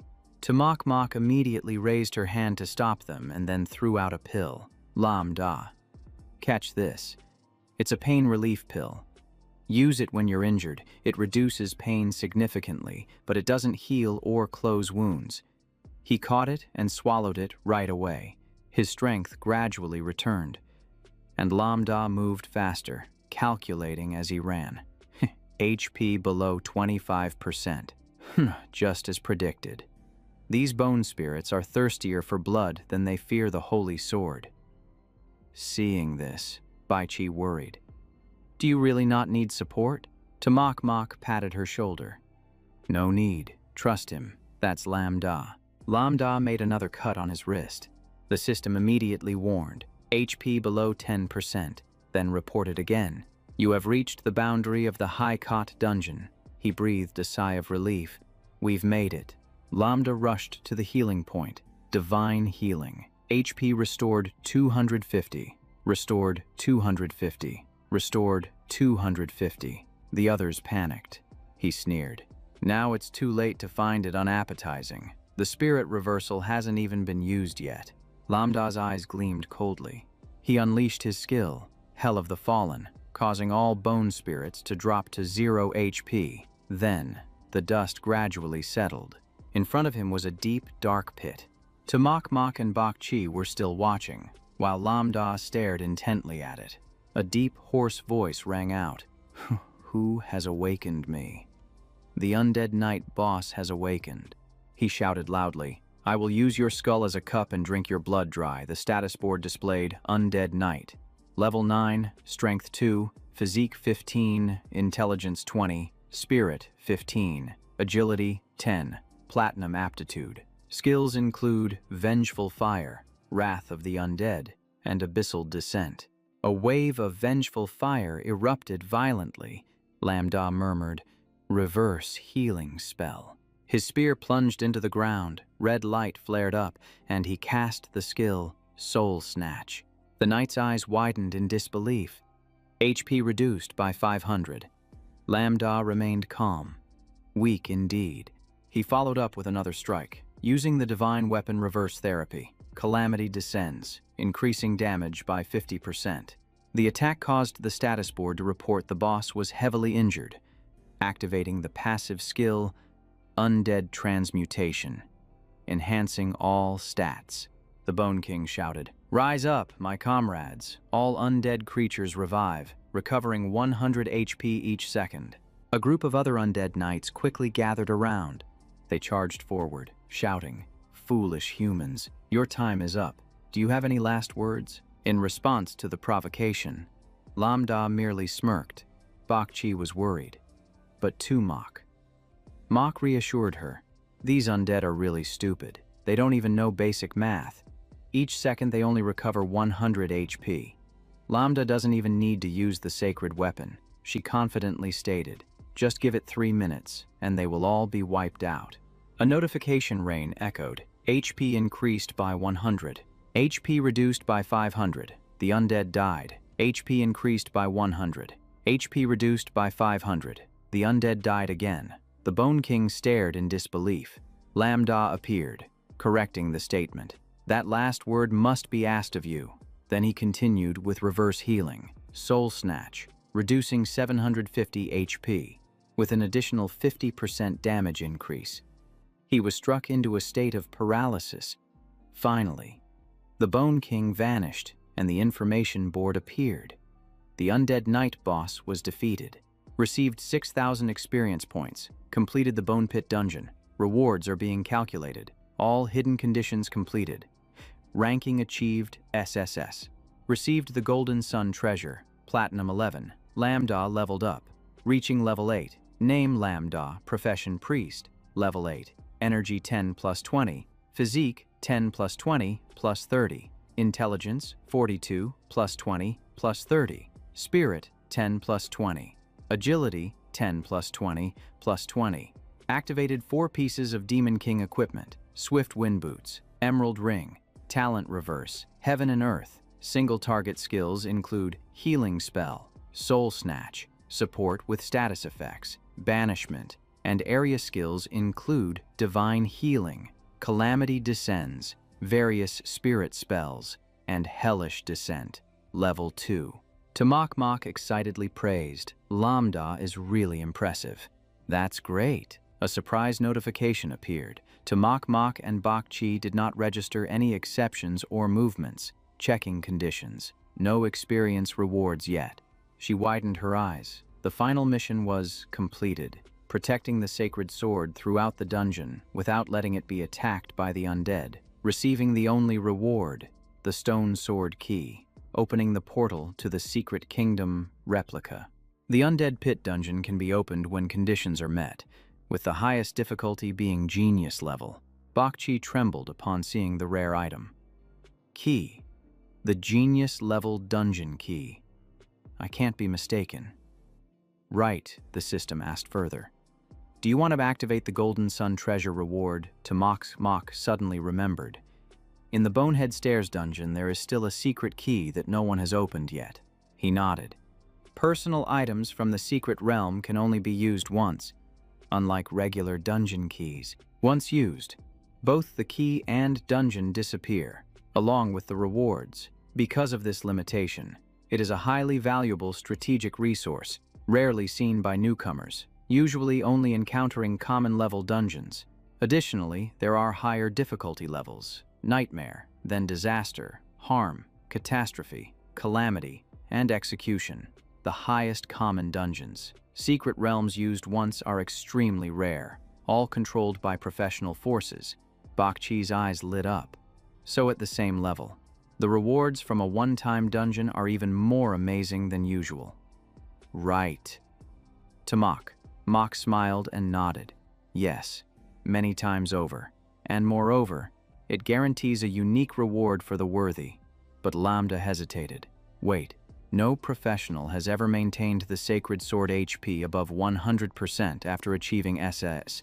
She didn't pay much attention, pushing him along. Forget them.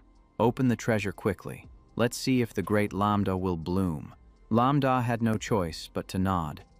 The lock opened. The platinum-level treasure chest opened, receiving 10 free attribute points, obtaining the platinum hunter's ring, and the stone staff, continuing to open the treasure, gaining another 10 attribute points. Receiving back the hunter's ring and the stone staff, he picked up a few items to examine. They weren't suitable for a priest, but that staff. Mock. Don't you need a new weapon? Tamak smiled awkwardly. No. 10 free attribute points are already enough of a gain. Lambda then added, Intelligence plus 10. Totaling 52 plus 20 plus 30, he suggested. You take the staff. It should suit a master of the earth element. After completing the mission, she asked, What should we do next? Lambda replied. The three of us lead in equipment and stats for the profession test. Let's repeat it once more, and we can reach level 10 right away. The three of them continued to move to another area. As they walked away, Lambda immediately asked if the two could solo the Bone Pool land, just like he did earlier, even though they weren't at SS yet. Getting an S was enough to level up. Bakchi nodded, saying, I can do it. Suddenly, someone rushed past them. Lambda quickly shouted, Stop! It's dangerous! The scene before them left both of them stunned. Tamak screamed, Bakchi! Someone has taken her hostage and is laughing coldly. He growled, You have the stone sword key, right? I'll give you 15 seconds. If you want to live, hand over the key. The two immediately tensed up, their faces filled with caution. If not, your little teammate will...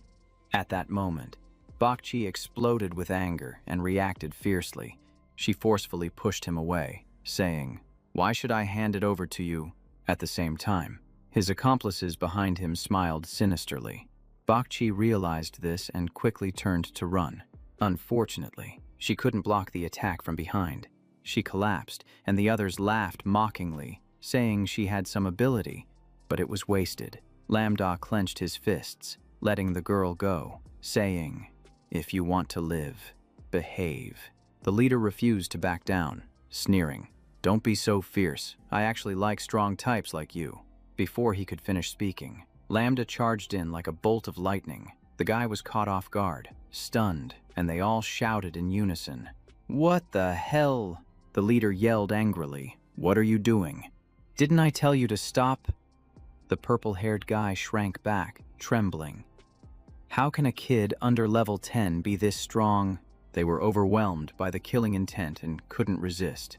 Lambda coldly shouted, Get lost, who gave you the guts to steal from me? The guy in the cloak remained arrogant, saying, Just wait until you regret it in hell. The others chimed in. Second brother, don't let anyone survive. The bald guy called out for the deadly Banfai to threaten them. Kill the kid first. The two girls aren't a concern. Mok was stunned, not expecting him to abandon his teammates so easily. Lambda calmly said, Mok, Bok Chi, step back. These guys smell of demonic tide. In his heart, he knew they were all evil beings who had traded their talents for deep abyssal power. They had sold their humanity and turned their backs on mankind. Lambda then activated his healing energy, reversing the situation. The calamity descends, and the demonic fire erupted. The cloaked guy laughed, saying, Your skill won't even have time to activate, he added. Second brother, their gear looks nice. Strip them of it. The bald guy had already prepared his weapon, but before he could act, Lambda stepped forward, cracking his knuckles. The two were startled, asking, What the hell is this? They trembled, shouting, You idiot, hurry and heal. The purple-haired guy stammered in fear. Bro, it's too late. He was killed in one hit. How can a priest under level 10 have such damage? Unless he also traded with the Abyss. No, he's a priest. It's Lambda. He wasn't just an ordinary class. No, he wasn't human. Seeing this, the cloaked guy screamed, Run! But it was too late. Lambda stood in front, saying, If you want to leave, step over my dead body first. He activated the spirit reversal technique, and the others collapsed, trembling.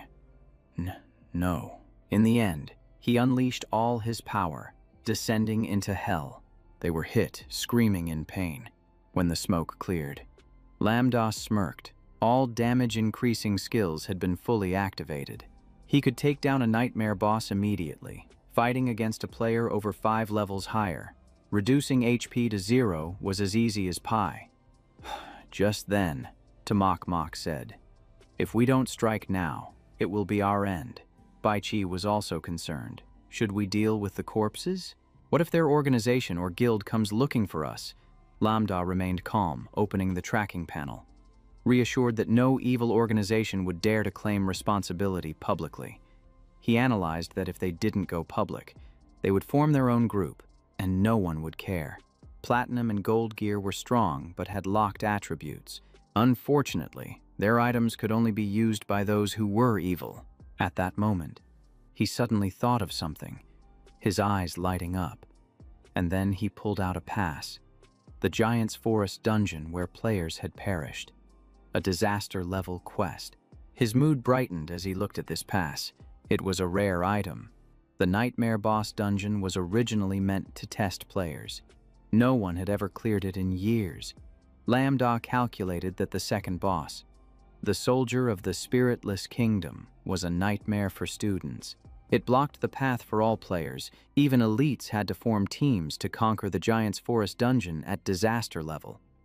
Their goal wasn't just loot or experience, but the exclusive reward for clearing it for the first time without taking damage. The key to unlock the Forgotten Lair dungeon. A calamity-level quest. In short, Lambda had a plan, but that was a matter for later. A while later, all three arrived at another location. To Mok. Mok shouted, "It's the Giant's Forest dungeon." She wondered if they could just enter right away. He nodded, waiting for Bai Chi to finish her cooldown before they could go in. Lambda emphasized that besides reaching level 10 in the dungeon, they also needed to grab the pass for the Forgotten Lair. Level 16. Bai Chi held his arm tightly, So how do we deal with these evil ones? Burning or smashing them would leave traces, Tamak suggested. How about burying them? An idea popped into her head, if only someone could summon them, using the corpses as food. Seeing this, Lambda quickly reminded her. Hey, let's be serious. He picked up the bodies and suggested throwing them into the dungeon, waiting for the time to end for them to disappear. Tamak clapped in approval. Great idea. I didn't expect the dungeon could do this. Standing in front of the dungeon gate, he raised his hand to check the time. All right, let's head back and prepare. Working while resting. There was also fish to peel, waiting for Baichi's cooldown to end before they entered the Giant's Forest dungeon. Both happily nodded. 1 day later, at Jiang City, during the meal, Tamak suddenly remembered that since awakening her special ability to prepare for exams, she hadn't had a full meal like this. Lambda reassured her, "Don't worry. Today, I earned a lot of alliance currency, and Baichi was carefree, eating to her heart's content. Seeing everyone happy, he suggested, let's come back here when we have time." She immediately agreed. Sure, but Tamak advised, we should save the money for equipment instead. I'm not a child. I don't need to spend much on eating and drinking. Baichi blushed and quietly said, "Big shot. How about I pay for this meal?" He laughed and shook his head. "Save it for next time. Our team isn't short on funds." Just then, the server approached, saying, "Sir, the bill has already been paid by a gentleman." All three were wide-eyed. Lambda looked over there, wondering who this person was. The man immediately stepped forward to greet them. "Hello, everyone. I am Thangquan Yen, an officer of the Player Alliance, and also the leader of the Lingyun sect." Lambda also stood up to return the greeting. Hearing this, all three were stunned. Tamak even repeated, "You joined the Player Alliance first." Lambda quickly explained, "I didn't participate in the player competition. Moreover, if I agree without showing my strength, people will suspect I took shortcuts." He concluded, "So I will not agree, and I also do not intend to join any sect." Thangquan Yen accepted the cup of tea Lambda offered, smiling as he replied, "Actually, I didn't think you would refuse. Indeed, strong people always have their own plans." He wasn't discouraged and continued, "I hope to see you join the Alliance soon. If you need anything, just find me. This is the Alliance's wish, as well as my personal desire. The day you come, I want to have a proper duel." Lambda replied, "No problem." Lingyun sect, he thought. This person is interesting too. On the second day, at the Huayuan Academy, Lambda spoke up. "The challenge begins." Baichi immediately reacted. "Here we go." The system announced, "You have been granted an unknown power, gaining the attention of the goddess of luck. Each time they clear a dungeon, they receive a level-up treasure. The effect lasts for 24 hours. Lambda took out the artifact to activate it. Using the transit pass to unlock the teleportation gate to the Giant's Forest, where many had lost their lives, the server operated at full capacity, confirming the request to open the teleport. The secret dungeon has opened. With a disaster level announced, they are about to enter the forest. Levels 8 to 15. Disaster difficulty. Description: calamity resides here, and Yumin is the destination. This is the dead land of the giant race. Upon entering, Tamak sighed, saying that this place is a fragment of a large-level secret realm, accessible at level 8, but the difficulty far exceeds that. From a distance, a monster was already waiting. She shouted, "It's here." Its name is the Soldier of the Yulin Vong Kingdom, level 8, Strength 15, Physique 15, Intellect 2, Spirit 12, Agility 2. Golden Talent. Skills include Horizontal Slash, Charge, Jump Slash, and Thrust. Tamak volunteered. Lambda, let us handle these two first. Both immediately activated the life protection shield. She narrowed her eyes to aim and attacked. The monster was hit continuously, losing 150 health 3 times. Bok Chi was astonished. The damage really was double. On his side, Lambda snapped his fingers to use healing, the clear vision spell he reminded. Pay attention to the combo of horizontal slash and charge, sitting back and observing. He felt more at ease. The new equipment was clearly effective. Mok Mok and Bok Chi had become stronger than their peers. The two girls were still fighting fiercely. They coordinated very well. At the right moment, to Mok Mok unleashed the poison bubble attack. Bok Chi supported with the flame slash. The blow caused the monster to explode, but immediately after, the ground shook violently. Both were startled. What was happening? Lambda warned. Be careful. The first boss is coming. The system has recorded its strength. Level 13, Strength 27, Physique 22, Intellect 15, Spirit 18, Agility 20. Platinum talent. Skills include Ambush, Ordinary Light, Protection, Lion's Barrier, Divine Light, and Level 17. The White Knight was continuously being dealt damage by Lambda. Reverse, Celestial Star Magic, Hellish Descent. Mok Mok had no time to breathe. He shouted, "Kill it. It's dead." His gaze still hadn't softened, still filled with killing intent. Be careful. Bleed it out. Inflict bleeding effects. The White Knight appeared from behind the smoke. Bok Chi and Soul Spirit Mok Mok charged in, using poison bubbles and flame slash. They split their attack directions. The boss's health dropped by 800, then 50. The health value continued to decrease. The White Knight was poisoned, suffering consistent damage. With the bleeding effect, health dropped an additional 600. The boss was clearly weakened.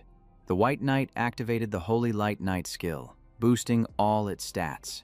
Mok Mok was surprised. Is this its fixed skill? Just after losing 1/4 of its health, it entered an invincible state. Bok Chi sighed.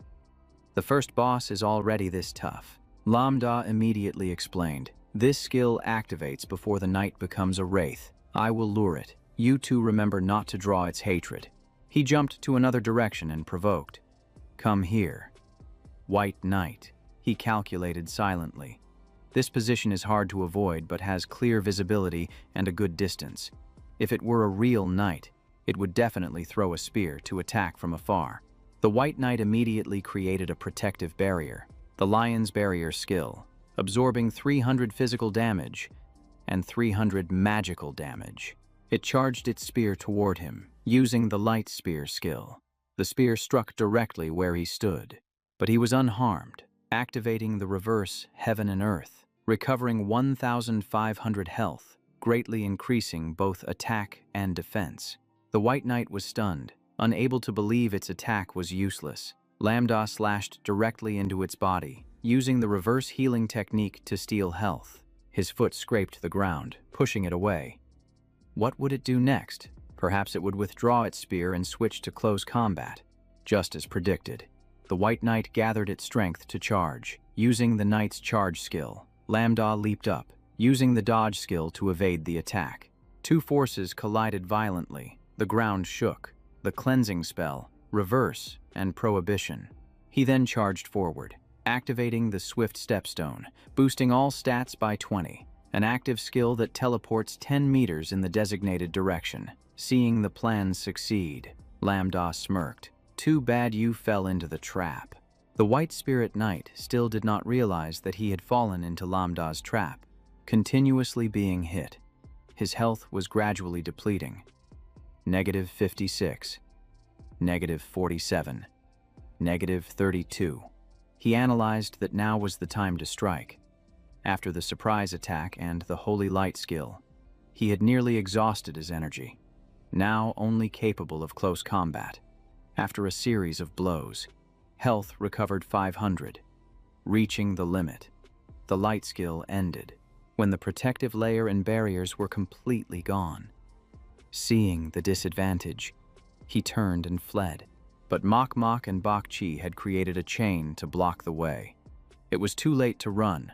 Lambda jumped up, channeling spiritual energy into his weapon, reversing, healing energy, calamity, descending.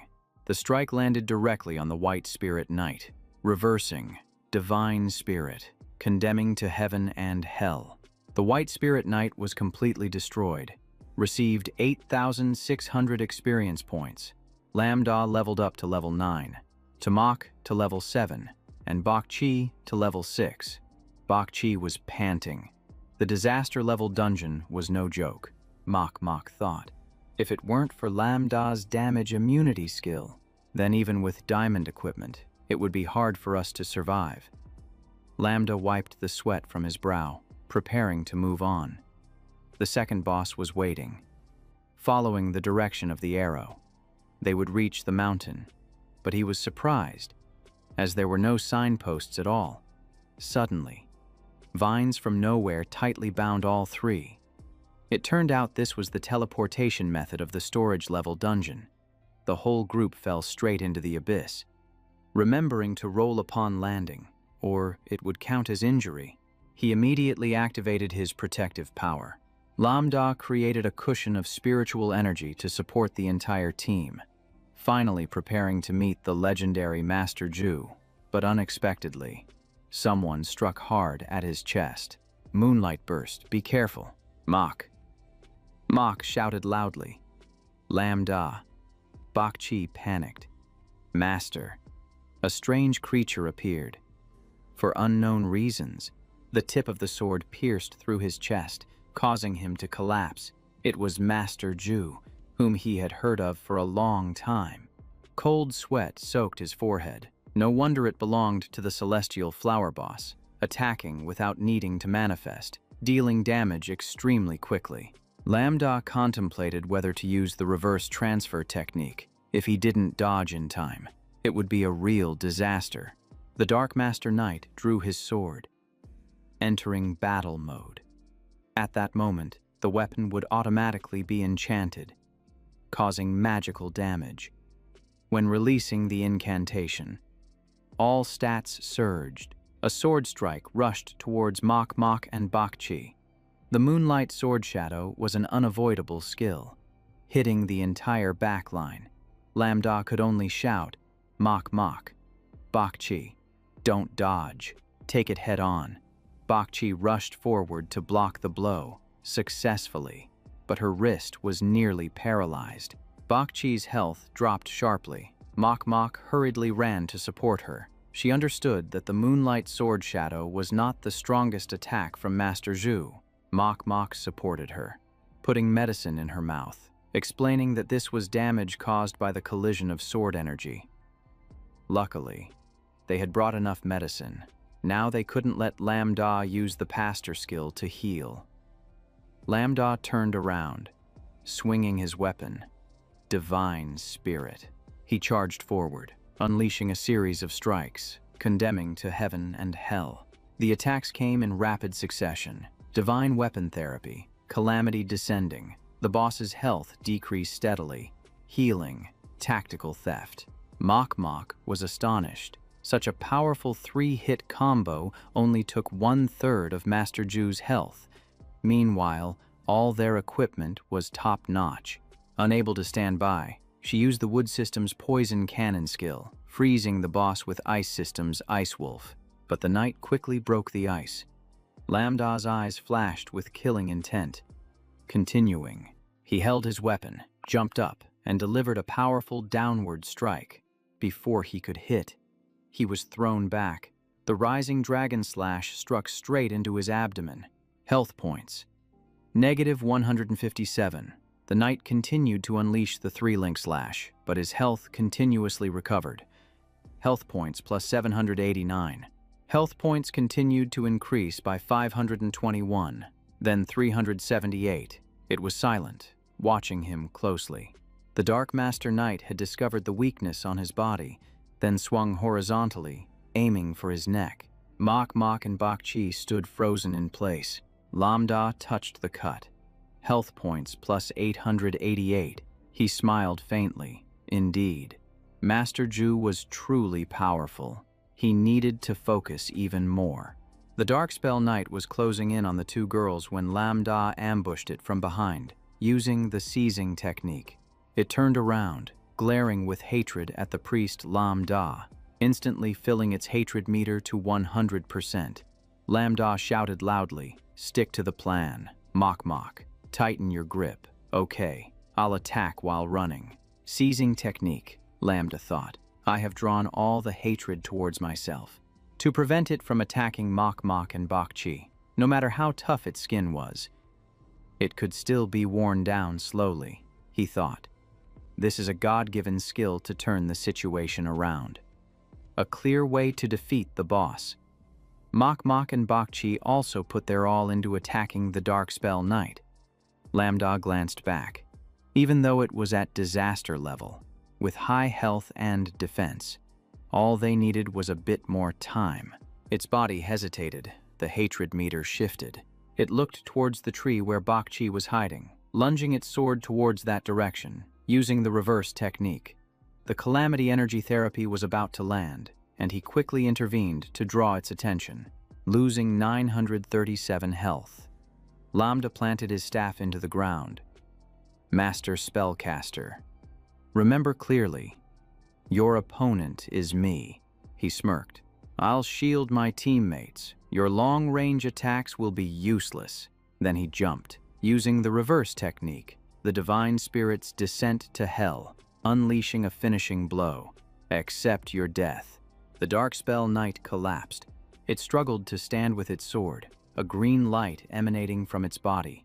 Lambda was stunned. This is... Bok Chi rushed over, defeating the Darkspell Knight and earning 9,300 experience points. The Darkspell Knight was removed from the Giant's Destruction Dungeon, and the disaster difficulty was now lowered to Dream level.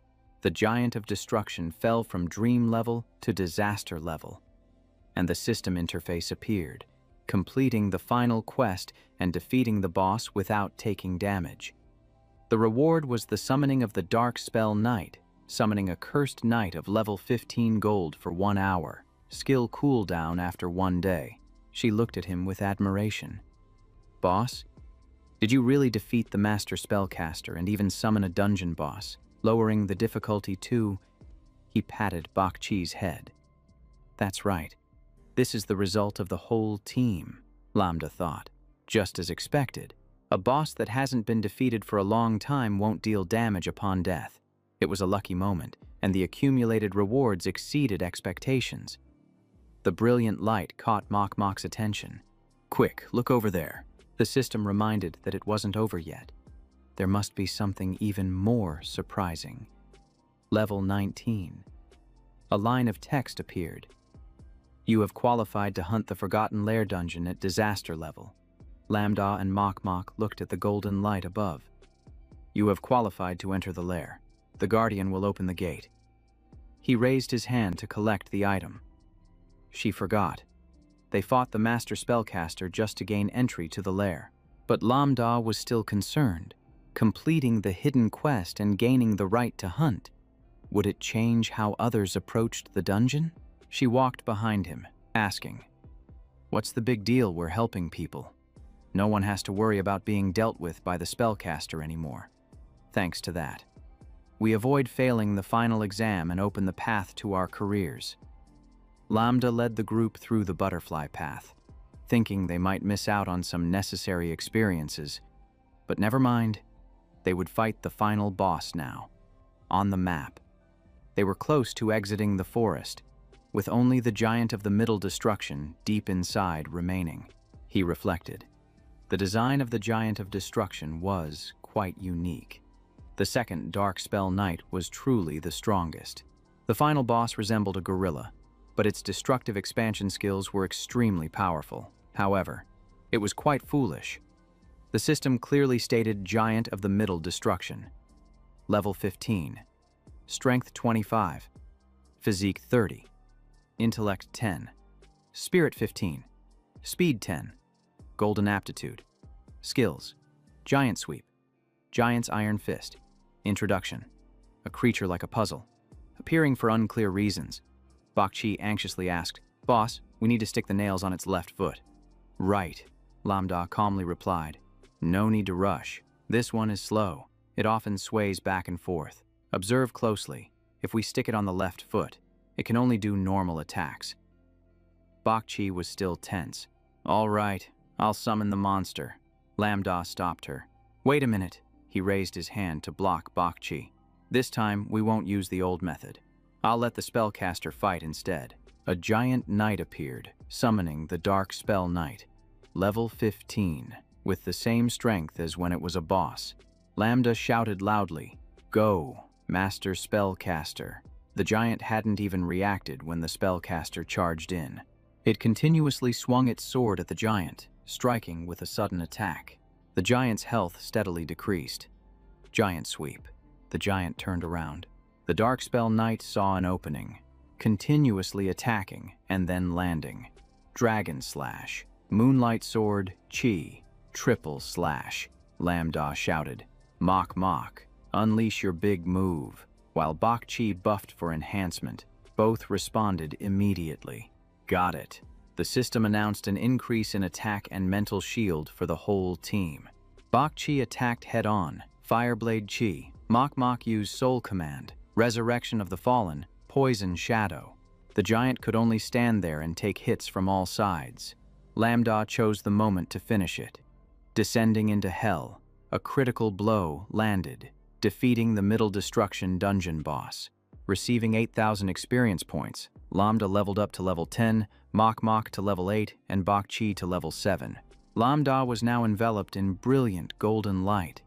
Mock Mock excitedly exclaimed, "Lambda, you reached level 10. A few lines of text appeared on the screen. The evaluation showed that the player completed the hidden conditions. The dungeon was upgraded to SSS level, receiving double experience points. Lambda leveled up to level 11, Mock Mock to level 9, and Bok Chi to level 8. All three leveled up, and the Giant of Destruction dungeon began distributing rewards. A purple chest appeared, thanks to the Goddess of Luck's ability. The chest was upgraded to diamond level, completing the hidden conditions. Upgraded to SSS, receiving an additional platinum chest. The system asked, "Do you want to open it?" Mock Mock hugged Bok Chi tightly. Little Bok is the living goddess of luck, a golden fish reincarnated. He chose to open it and said, "That's why I chose her for the team." The treasure chest opened. The diamond chest contained the skill Diamond Sea Tide. Receive the diamond level giant heart equipment. Each person gains 15 free points. A platinum chest also appears. Each person receives an additional 15 free points, along with a platinum level white Spirit Knight chest plate and spear, plus 3 random soul stone items. The system displays the details of each item. The giant heart is an accessory that boosts all stats and grants a 5-second buff skill. The soul stone increases armor penetration and physical attack, while the electric seal paper adds lightning magic damage. The Spirit Knight chest plate is limited to knights, enhancing strength and physique, reducing speed, and activating a set with special effects. The Spirit Knight spear is for knights, increasing power and enhancing the Enlightened Shot skill by 2 levels. Bitch High Trio Sin restores all health for the party. Additionally, it randomly removes 2 negative effects. He stroked his chin. Looking at the item, this skill is quite good. Lambda spun his weapon, creating a swirling red vortex, reflecting back. Bitch High Trio Sin Vong Lin Tu Hai. Level 1. It summons waves of the undead, dealing 500 damage to all enemies in the area. It does not account for equipment or buffs, and simultaneously randomly removes 2 negative effects. He frowned slightly, thinking that his innate skill of reflection turned the team buff into a strange skill. Exactly like the boss control skill. For example, the enlightened shot of the Spirit Knight that stuns, but it slows him down, he thought to himself, when reflecting. That effect becomes a self-control removal, while also increasing speed. Beach High Trio Sin is now a damage-dealing skill. It should have removed debuffs from allies, but now it increases negative effects on enemies. The random effect makes it unpredictable. It could reduce health, lower stats, or even stun. Lambda closed his eyes. After learning the skill, He understood that he needed to practice skills with soul dissolution to establish a control fighting style. Two sources of power are merging into one, as the introduction of reflection and chaos clearly states. If the innate talent rises high enough, it will change the very nature of the skill. Lambda stroked his chin, smiling lightly. The power to change lies within the existence of his talent. He could change it however he wanted. He turned back to the two girls, saying that the remaining matters about distributing items could be discussed later. Regarding the dungeon's difficulty reduction, he still needed to report to the academy and Thuong Quan Yen. His face suddenly became serious. Another shockwave was likely coming, excepting 20. A soft golden light spread throughout the street. The next day, in the principal's office, a scream shattered the atmosphere. What? The principal of the vocational academy slammed his desk and stood up. Lambda eliminated the Dark Curse Knight in the Ruin Forest. He was stunned. Did you say it was the boss in the disaster level forest? After the disaster dungeon achieved SSS, the system announced the mission was complete. The difficulty of the Ruin Forest immediately dropped by 1 level. Quan Yen calmly replied, "Yes." After leaving the dungeon, Lambda reported to me. "The Alliance has confirmed it," the principal asked. "Where is the certificate of the Forgotten Lair?" He nodded, confirming he received it. At this moment, only 73 people remained in the Forgotten Lair. Quan Yen immediately recalled the terrifying scene in the deep forest. 24 people had died, and the rest had given up midway. No one could get through, and many collapsed before even halfway. His eyes lowered. No one dared to try again. Quan Yen remembered when he himself had also collapsed. It wasn't that they didn't try, but they lacked the conditions for a second attempt or had exceeded their limits. Seeing Quan Yen's bitter smile, Tienda placed a hand on his shoulder. They had to wait for him to get stuck at level 15. He absolutely must not level up to 16 before entering. A genius like that. The Alliance would support him fully, but once in the dungeon, he could only rely on himself. The principal laughed heartily. Truly wonderful, truly wonderful. My academy must thank him. He sighed heavily. The award ceremony must be held. I had previously suggested sealing this dungeon, but it was opposed. Thiente shook his head seriously. Soldiers are precious in their essence. Many students fear challenges, and thus they are eliminated.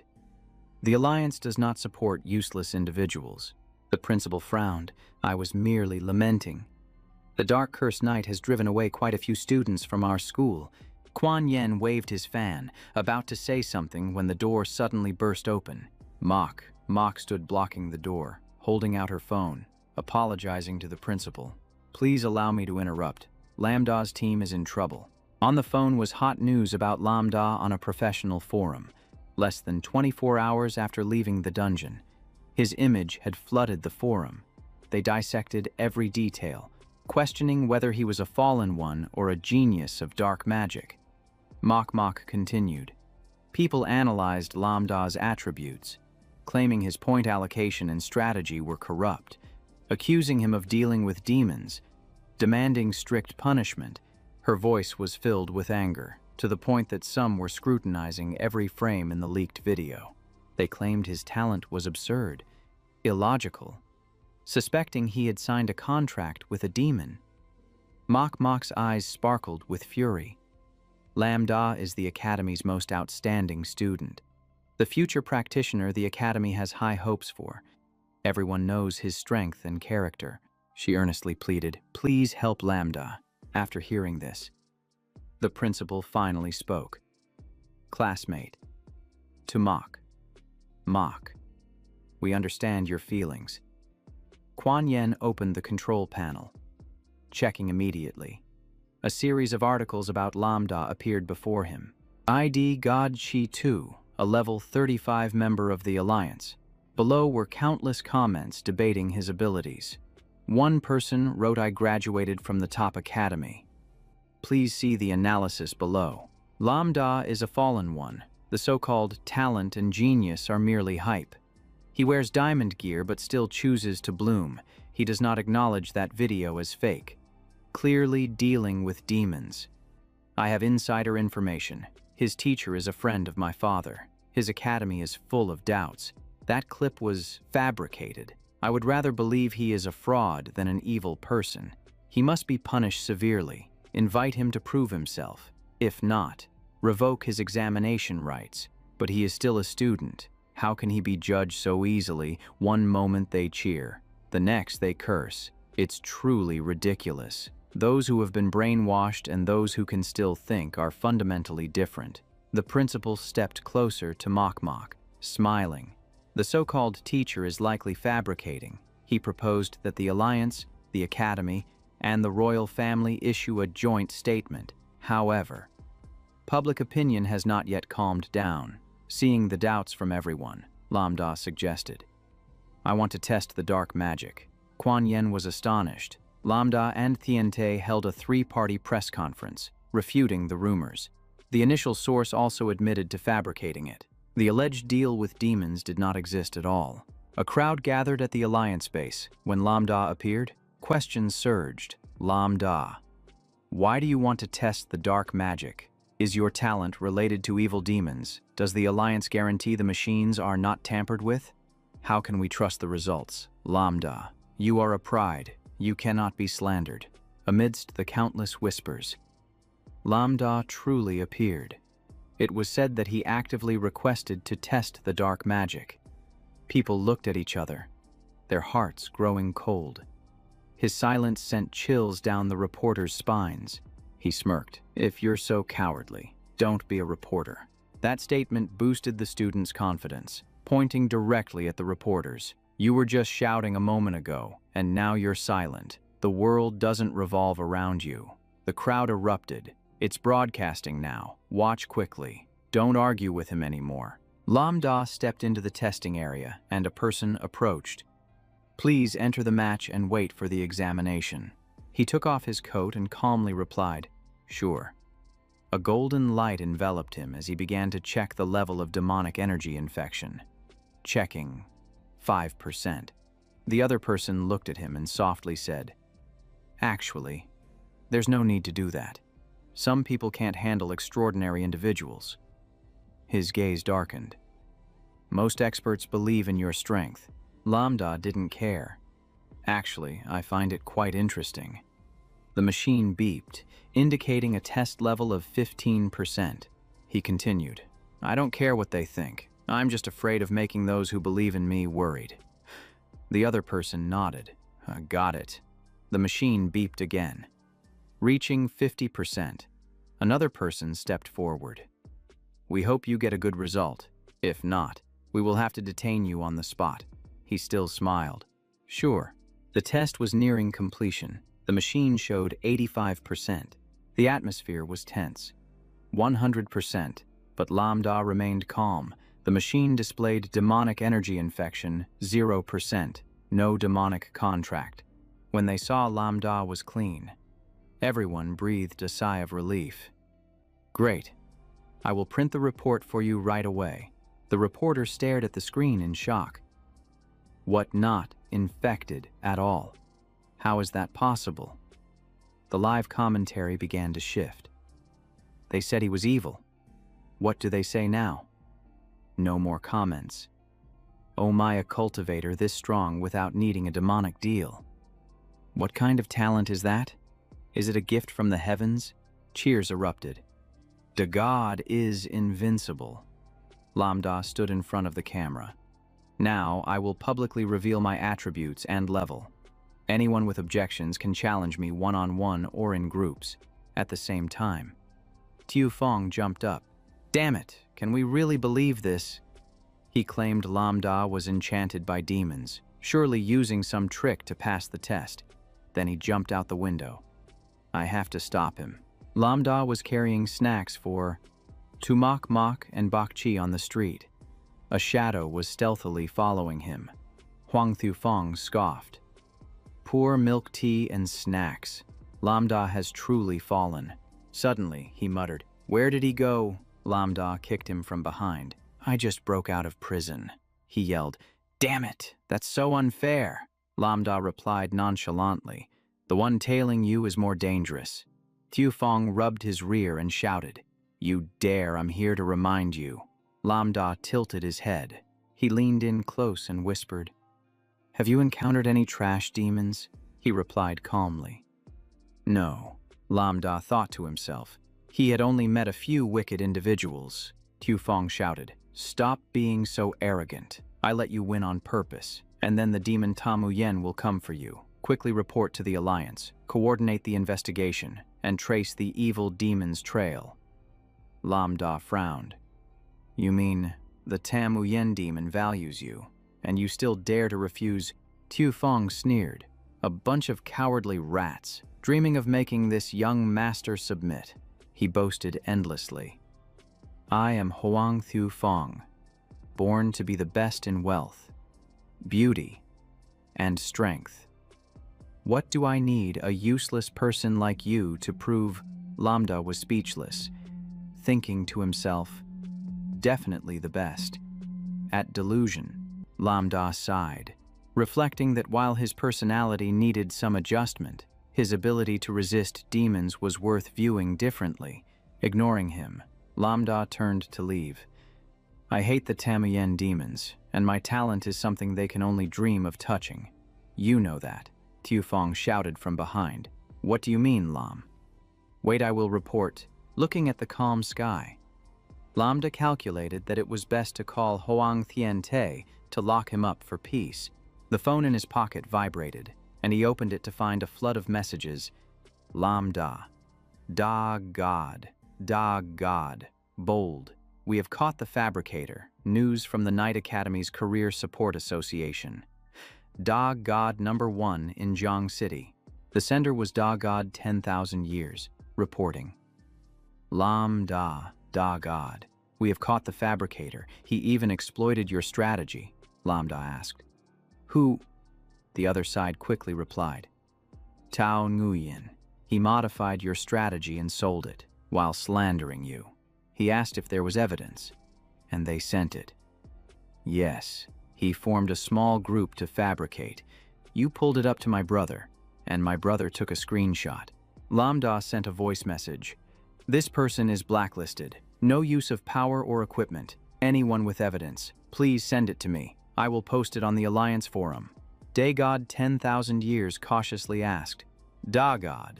But the brothers are very angry and want to deal with him, Lambda reassured. The job check is almost done. Don't ruin your future over a petty person. The best punishment is losing attribute points. If you catch him, I will gift you a portion of power not sold outside. The other side was astonished. Really? He replied. Of course. Feel free to copy. They were excited. Really? He added. If you find anyone like Tao Nguyen, report it. I will also provide additional power benefits. A friend B sighed. When will I be like you? Power at will, Lambda reminded. Right. Soon there will be a guide on skipping school in the Bone Sea area. Everyone check it out. An image of the Bone King appeared, previewing the power to skip school in the Bone Sea area. Dagod 10,000 years was stunned. Maintain Holy Sword blood volume at 100% to pass. Friend A was surprised. Dagod, that's too unreasonable. Friend B shouted. Lambro, you will always be my bro. Please use all your power to reward me. Lambda said sternly. But I need you to promote this. Many students are buying the pirated version from Tao Nguyen, affecting my rights. From today, anyone who buys or spreads the pirated version will not receive any guidance in the future. Dagod 10,000 years quickly replied. Understood, Friend A shouted. Stop the theft, stop the smuggling, Friend B said. We are off. Someone sat in front of the computer, typing. From today, I will delete all pirated versions of Lambro's power. Bakchi checked her phone. Anyone who steals again will be blacklisted. Not receiving power. Anyone who covers for them will be blocked as well. The blonde girl slammed the table in frustration. Based on what we just want to save money for the Alliance, a girl chimed in. That's right. I think Tao Nguyen is good too. Immediately, a wave of outrage erupted. This strategy was entirely created by Lambda. Tao Nguyen is just a smuggler. People criticized. You want the SSS reward, but also want it cheap. That's outrageous. You even want Lambda to work for free. That person was annoyed. If you don't want to use it, then fine. The terms are tyrannical, and the power is just for show. A member of the Jingbi group replied, "The land of Haikot requires keeping the Holy Sword's blood at 100%. We already have a trial version." The group erupted. "What I want it, help me, I want it too." The person was furious. "I don't believe it," and then left the group. Seeing this, someone said, "This ID is permanently blocked. Check the identity. Other accounts are also blocked." Everyone agreed. "I blocked it too. I hope for your power." A boy excitedly asked, "How do I join the internal group of Dathan? I want to join too." Two girls happily said, "I will delete the pirated version right away. I support the original version of Dathan." Messages continuously poured into the group. You can join the group besides the land of Haikot. There are many strategy dungeons, continuously updated, tested, and supplemented with strategies. Young and old are welcomed, one person declared. "I am ready to climb mountains of knives and cross seas of fire for the Great Elder, just hoping for a divine strategy. I also want to join Lambda's fan group. We are a proper strategy group. No matter what, I love the strong. I am a die-hard fan of Lamb."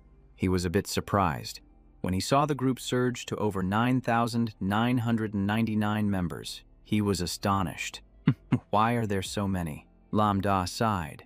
Dealing with petty people sometimes requires hitting the right weak points. Poking at their greed is always more effective than a fist. This way, income stabilizes, and there's no worry about bad competition.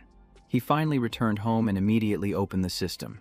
If that's the case, he adjusted all the data and equipment. The attribute panel now displayed complete information. Lambda noticed the error report section on the system. He opened it, and a notification appeared. Reverse situation level 2.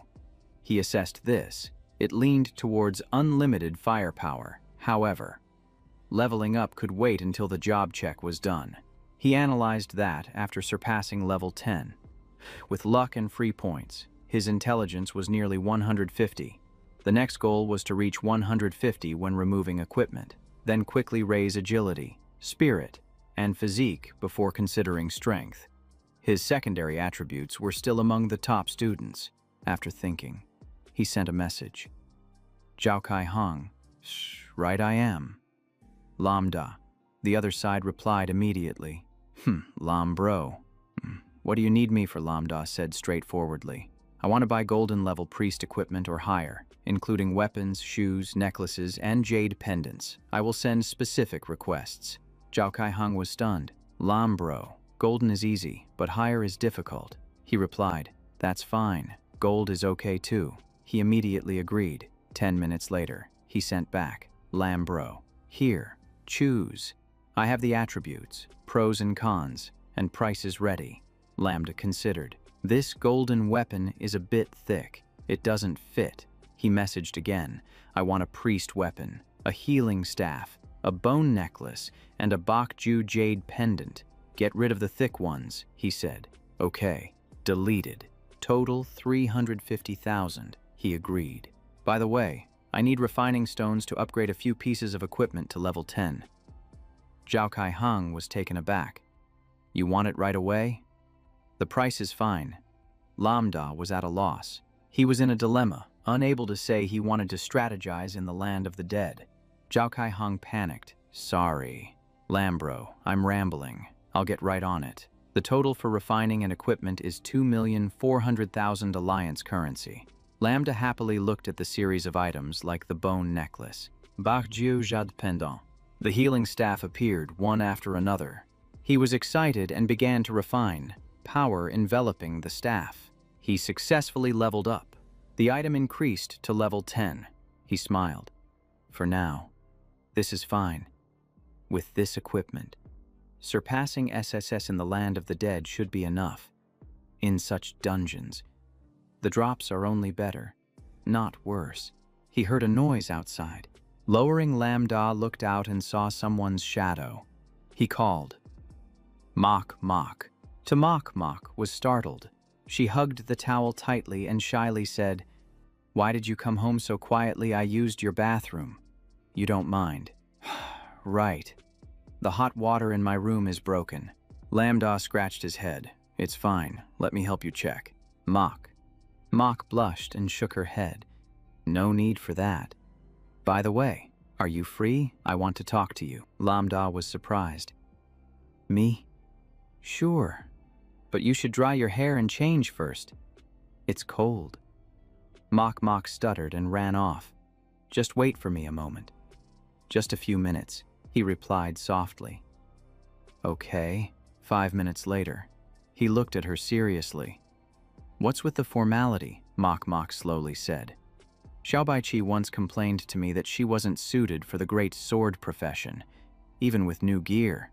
She still struggles when going solo." Lambda pondered. "Really, she hasn't mentioned it to me. I think the great sword she uses is quite light. It's a bit troublesome, but it's still manageable." He analyzed further.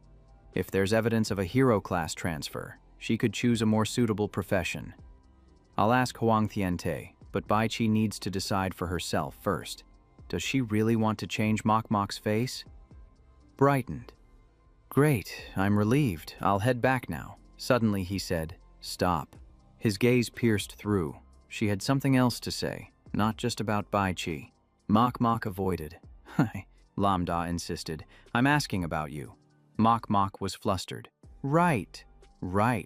You saw through me, but you can't laugh after I tell you this." He chuckled lightly. "Sure, I won't," she shouted. Ah, don't laugh." Gathering all her courage. "Lambda, you've reached level 11. Right, can't you see? Since you revealed your talent, the distance between us has grown." Lambda paused. "Is that so?" She smiled faintly. "I know, since we were young. We've always been together, I thought after awakening. We would coordinate the best, trust each other the most. But you don't need me anymore, just relying on yourself. You can earn hidden rewards and become the center of attention." She mocked herself. "While I can only do a few trivial things that you can do on your own." Her voice choked. "I'm happy for you, but every time I go down to the map, I feel like I'm a burden. Not strong enough to be a pillar."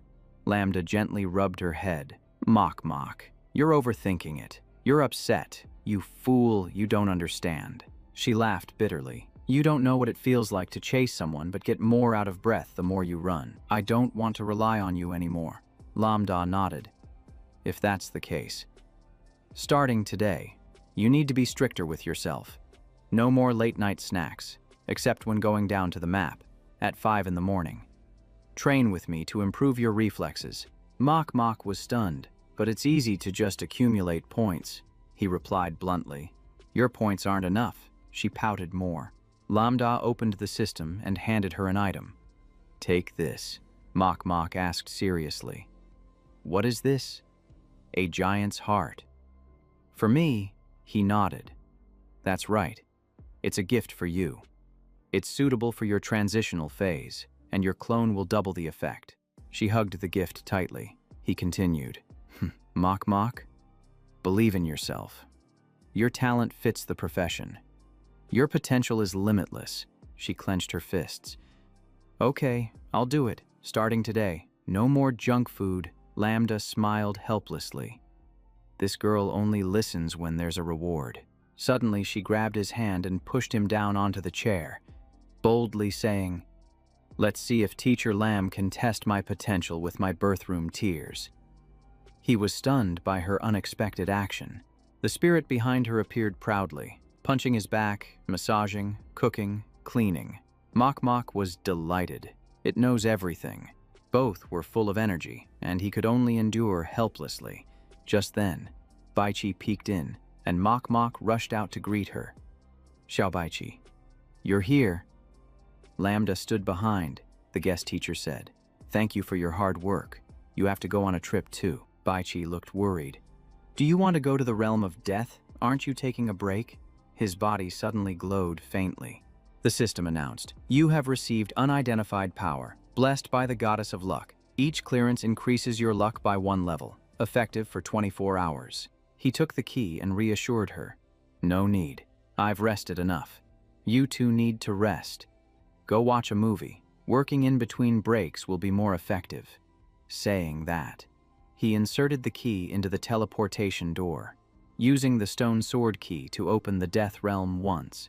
The system reported, entering the Death Realm once, selecting the highest difficulty level, Disaster level. Stepping through the door, the armor automatically covered him. He spoke coldly. "Let's go." Seeing the difficulty of the disaster, Bak Chi turned pale. The disaster level was high. Lam Da thought to himself, "The system reports a death trap dungeon. Level 15 to 25. It's extremely dangerous. The level difference is too great. Any living creature that enters here will become fodder for the undead." He reassured himself. "Fortunately, there are no intruders. It might not be as terrifying as I imagined." Lam Da activated his skill, shifting the heavens and earth. Red alerts blared. His life energy triggered the awakening of death, and the dry bone king stirred. The energy he touched awakened the immortal without love. The giant form's trial husband awakened, and the daughter of death awakened. Before him stood a group of fierce skull soldiers. The system introduced the Undead Legion, level 15, strength 10, physique 25, intelligence 10, spirit 15, speed 10, golden quality, skills of resentment, death's rage, deep darkness, and the great army of spirit beasts awakened, closing in. A few of them looked at him with greedy eyes, hungry for a living being, thinking of the taste. He looked up at the sword bound by chains of fire. The system reported that the undead riot had unsealed the sword. The holy sword of radiance appeared, granting him temporary unmatched power. The holy sword of radiance, an undefined divine weapon, would inflict 500% restraint on the undead. It had a curse effect, reducing damage by 50%, along with divine flames. In a large area, he paused, realizing, "This holy sword is just the lazy fighting method of the bonehead." Lam Da thought to himself, "Of course, I can't use it." Before him, a notification popped up, clearly stating the conditions to clear the death trap dungeon. 1. Survive for 2 hours surrounded by the undead until the summoning team arrives. 2. Defeat any boss, achieve any reward, or complete 3 special requirements: kill all secret realm bosses, eliminate all spawned undead, and clear out all creatures in this area. 3. Absolutely do not use the Holy Sword of Radiance. 4. Complete all 3 initial tasks before the summoning team arrives. 5. Unknown. At that moment, Lam Da leaped into the air, unleashing the stellar reversal technique. He swung his weapon down to the ground, sending the soldiers flying over 100 meters away. The undead screamed in terror. "You are not human. How can you have hellfire? It hurts." The system reported that all the undead soldiers lost 754 health points. Lam Da coldly executed the next move, casting the healing divine artifact downward. A lethal bolt of lightning struck down, causing the Undead Legion to lose an additional 463 health points, activating a bleeding effect that deducted another 77. In a second, they lost 1,304 health points, and the Undead Legion was officially wiped out. Lam Da smirked. "Just as I expected." After upgrading his equipment and attributes, the Demon King gained an additional 90% recovery. The level 15 golden soldiers were cleared in an instant, without needing to use the ultimate move, Blood Sea Tide. But unexpectedly, the situation shifted. The system warned that another undead army had appeared. He needed to quickly break through the encirclement, defeat the boss, and destroy the altar of death. Lam Da smiled, pulling out a green potion, silently thanking Mok Mok and Bak Chi. He was truly grateful to his 2 teammates. The system reminded him to use all the following items: a speed potion that helps move quickly for 5 minutes, a potion from the Windbird Egg that temporarily increases agility by 50 points, a Thunder Potion that activates lightning speed, and a Stamina Potion that boosts short-term endurance. After drinking the potions, Lam Da transformed into a bolt of lightning, tearing through the enemy ranks in the blink of an eye. With his fiery red eyes, he executed the blood sea tide technique, riding the wave of blood to sweep away the soldiers, shattering the sea of undead. Damage increased by 10%, and the blood transformed into ferocious beasts, causing the enemies to flee in fear. The system announced all enemies were being burned in their souls, their attack power diminished, afflicted with poison debuffs, silenced, defense reduced, speed drastically lowered, stunned, losing 1,080 health points. The undead army disintegrated, and Lambda commanded the dark water to retreat. Before him appeared the altar and a massive zombie corpse. The system reported the altar of death had 10,000 health points. No defense, no attack. There were 5 buildings in the death trap dungeon continuously summoning undead from the void, protected by 5 secret realm bosses. Destroying them would stop new summons, and the creatures that had emerged would not disappear. The giant zombie, level 15, strength unknown, platinum quality, skills included: burst, poison shield, recovery, clone, iron hook capture, death slash, and blood devour. It was a colossal undead from a corpse, fond of tearing apart and crushing enemies. Upon death, it would split and revive. The system warned reverse transfer technique. Dark curse technique was imprisoning. Lambda immediately charged forward, thinking. Just 30 more seconds. He commanded the Dark Water soldiers, "Go, eliminate them." Lambda simultaneously unleashed 2 techniques, reverse healing technique and force theft technique. Calamity descending, reversing the divine artifact and corrupting heaven and earth. After the 2 strikes, the system reported the altar of death was destroyed, and the area ceased summoning undead. However, the giant zombie immediately split in 2. The zombie splits its body in half, creating 2 new entities. Nevertheless, Lambda remains calm, raises his weapon, and unleashes 2 beams of light, executing the selection technique. The system reports the zombie clone has been destroyed. The Bone King and the Undying Witch begin to awaken. He looks at the zombie's corpse rolling around and thinks, the genius-level dungeon, as long as it's within the level limit, is still within reach with my current abilities. He then calls out loudly, "Summon the spirit, go forth, I need you this time." A powerful spirit immediately appears, followed by a battle dragon. The dark spirit of the golden level, level 15, is summoned, fighting continuously for 1 hour. Lambda rides the dragon. The soul of the undead awakens. He leaps into the air with the dragon, soaring over the mountain peak. The 2 quickly descend to the ground. The place they land is the lair of the Bone King. The system displays Bone King. Level 15. Strength unknown. Platinum quality. Skills Legion Command. Death's Anomaly. Evil Light Sphere. Flesh Rebirth. Death Shield.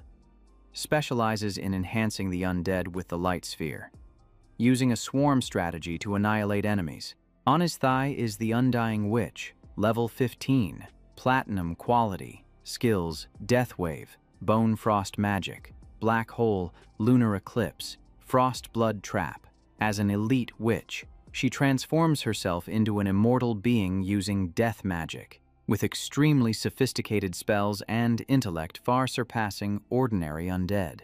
Lambda looks at both with a murderous gaze, slamming his weapon into the ground, shouting, "Kill!" Seeing the spirit standing still and unresponsive, he shows his frustration. He exclaims, "Spirit Master!" The spirit immediately hoists its sword onto its shoulder, and Lambda commands, "Do it," then slams his weapon down again. The Undying Witch changes her attitude upon seeing this. She immediately charges forward, and the spirit executes the Moonlight Strike. The powerful slash causes the Undying Witch to scream in pain, losing 1,441 life points, but unexpectedly, she bares her teeth and laughs. Her entire body radiates a dazzling green light. Monster minions rise from the depths to attack the spirit, but they are weak. The spirit immediately activates the shield spell.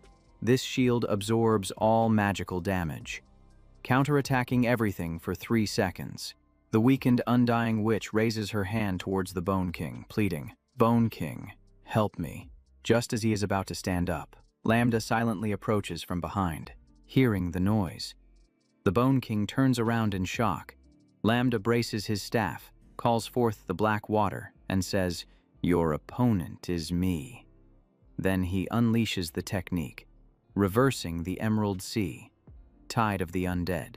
The black water quickly constricts the Bone King, and the system notifies he falls into a state of desiccation, losing 999 vitality, severely weakened. On the other side, the spirit continuously unleashes fatal blows on the undying witch, the rising dragon slash. The triple slash sends her floating in mid-air, with subsequent slashes exploding with power, a spell detonation. The explosions create a thick cloud of smoke. The undying witch tears through the smoke, throwing out a dark sphere, shouting, "Black hole." But the spirit easily dodges and then glances at the undying witch. She laughs maniacally, gathering energy to create a gigantic ice sphere, Bone Frost. The monk did not hesitate, swinging his sword to cleave the immortal fiend in two. With a moonlight strike, she had no time to react, only able to scream, "Min Vuong, at the bottom of the abyss, I will exchange my soul for yours." Even as her body began to disintegrate, she still mumbled her last words, wishing for her foolish enemy to descend into hell forever. Lambda saw the danger and shouted loudly to warn the monk, "Master, she will self-destruct, taking everyone down with her."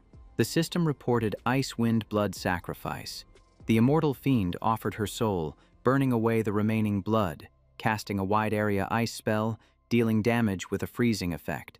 In the end, she was frozen in a large block of ice, panicking as she cried out, "What? What is happening?" At that moment, the monk was dealing with the remnants, coldly reporting, "Target has been cleared." Hearing this, Lambda praised, "Well done, Master." The fiend's soul gradually dissipated.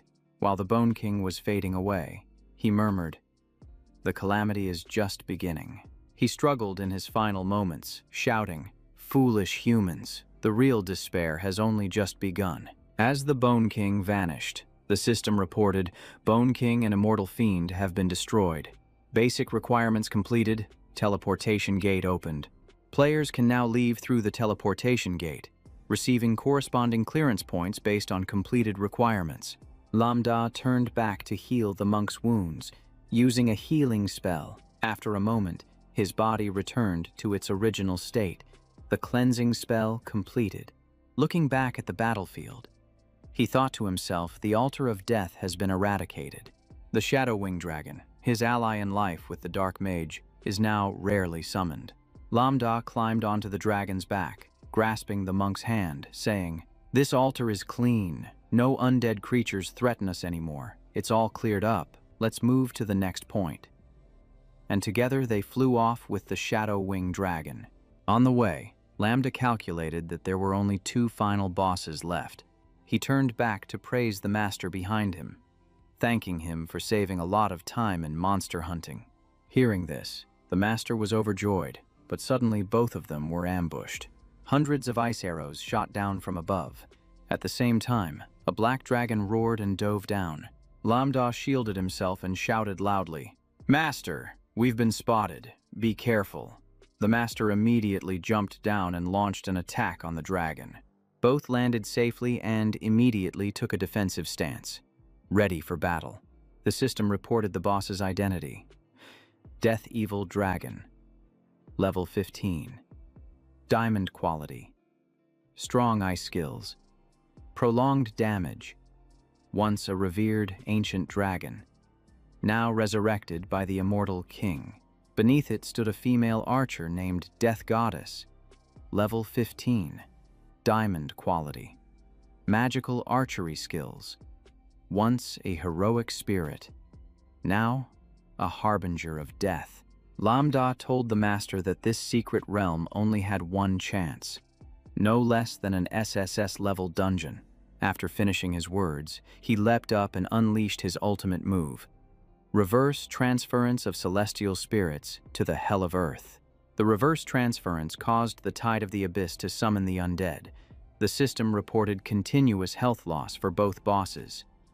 1,555 points. The goddess of death, furious, drew her bow to retaliate, cursing, "You despicable humans dare to sneak attack." Her arrow and the evil dragon both aimed at Lambda. He sneered, "A counterattack? Huh. Let's see what a real sneak attack looks like."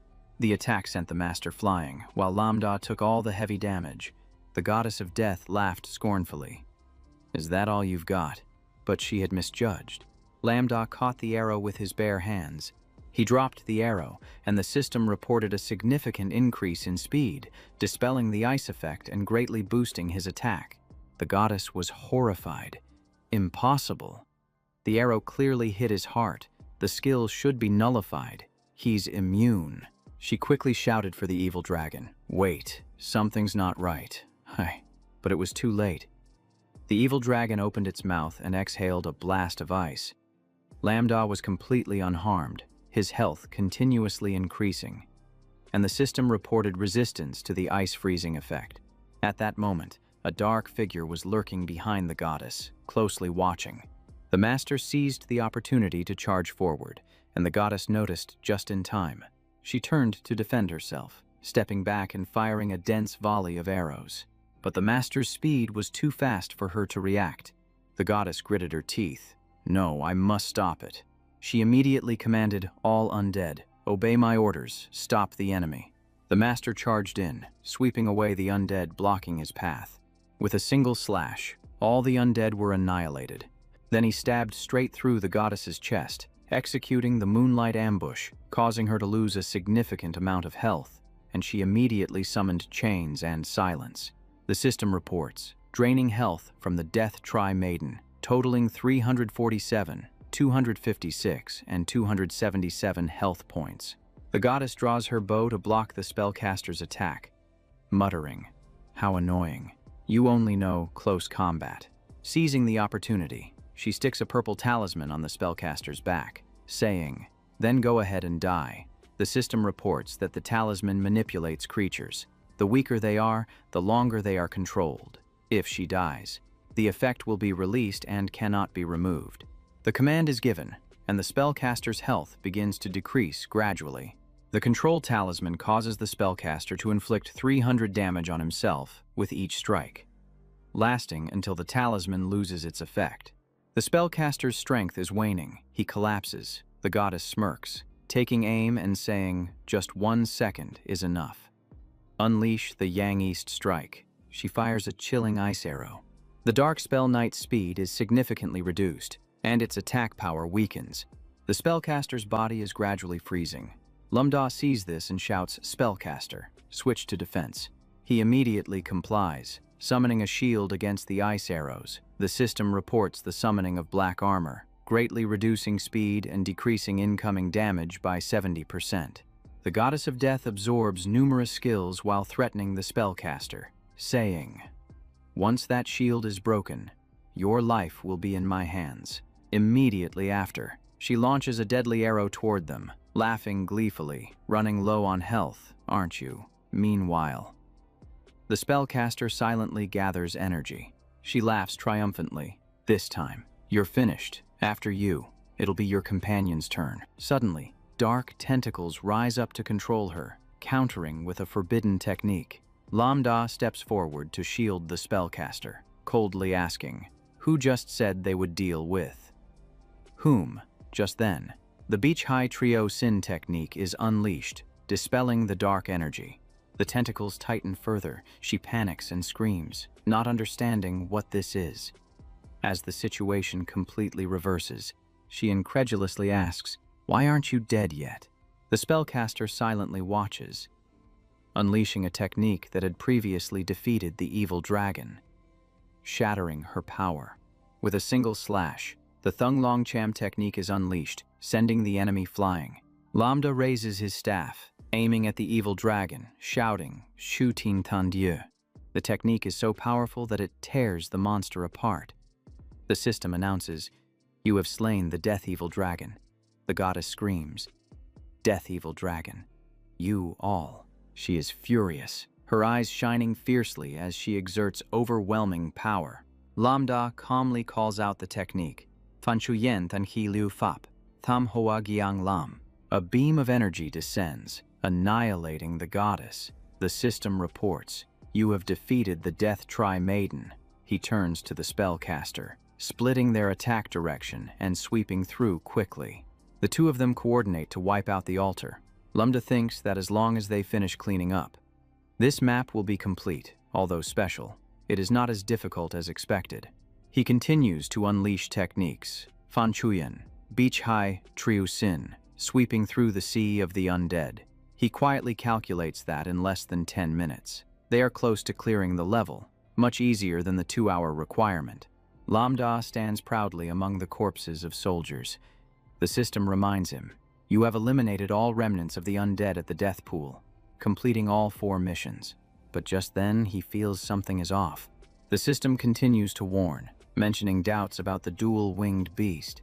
The angel Kuro is about to manifest, opening up the 5th special mission, Choose Your Destiny. The system gave him 2 choices. 1. To receive the blessing of the deity and the reward from Kuro, surrendering all the holy swords that had absorbed the souls of the undead, and then leave this place. 2. To choose to kill the deity and destroy Kuro's phantom clone. Lambda asked in surprise, "What do you mean? Is there a hidden boss at this level?" The system explained that if he chose to receive the blessing, he would be ranked SS if he chose to kill the deity. Defeating Kuro's clone would grant him Omega rank, but failure would only leave him with rank C, he muttered to himself, analyzing that SSS was not the highest rank. But did the other experts know about this? Were the high-ranking members of the Concealment and Sealing Alliance aware? Lambda hesitated, struggling to choose. First, they didn't need to hide it because very few people were qualified. Second, this map could change without humans knowing. Third, both Omega rank and angels were real, but humanity was not strong enough to reach them. The angel stared wide-eyed at the two. Its main eye bulged fiercely. Then it emitted a piercing sound and vanished. The system reported. The Dark Knight retreated. The summoning was in the phase of recall. Lambda raised his hand to shield himself, shivering from the pressure. Is this the leader of the angels? But if the system had warned him, perhaps he didn't have to confront it yet. Where was Kuro's clone? At that moment, a feather fell. Kuro appeared along with the angel above. The system provided information.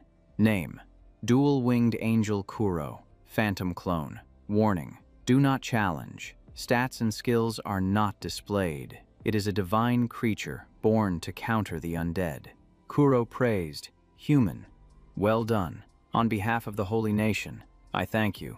These evil spirits should rest in peace. Surrender the radiant chain, and you may leave." Lambda asked in dissatisfaction. "Leave? No reward. I just cleared everything." Kuro then angrily shouted, "Do you dare to doubt the angel?" He drew his blazing sword, threatening, "Human, you should be grateful. Get out of here. Do not obstruct the angel." Lambda was stunned. The angel here was no different from exploiting humans. Lambda pressed the system while coldly saying, "What's left to do?" He arrogantly asked Kuro, "Is there anything else to do?" "Dear angel," holding the dark orb, he retorted, "the credit is mine. How can it belong to you?" Then he unleashed a technique, reversing the cosmos. Even though he spoke gently, Kuro remained arrogant, pointing the sword and insulting, "You pathetic creature. Serving the deity is already a great reward, yet you are greedy enough to defy the deity's orders." Lambda did not argue, launching a swift attack. The snatch technique. Lambda offered the staff, telling him to take it. And after that, there was no need to say more. Kuro angrily roared, "The power of the divine. Endure." Kuro unleashed a terrifying lightning strike, sending Lambda flying far away. He immediately switched to attack mode. Kuro continuously struck with lightning as Lambda touched the ground. Thanks to his excellent agility, he easily dodged. Seeing Lambda forced to retreat, he laughed with delight. The opening was clearly exposed. Kuro thrust the sword straight through, the tip of the radiant chain embedding into Lambda's body.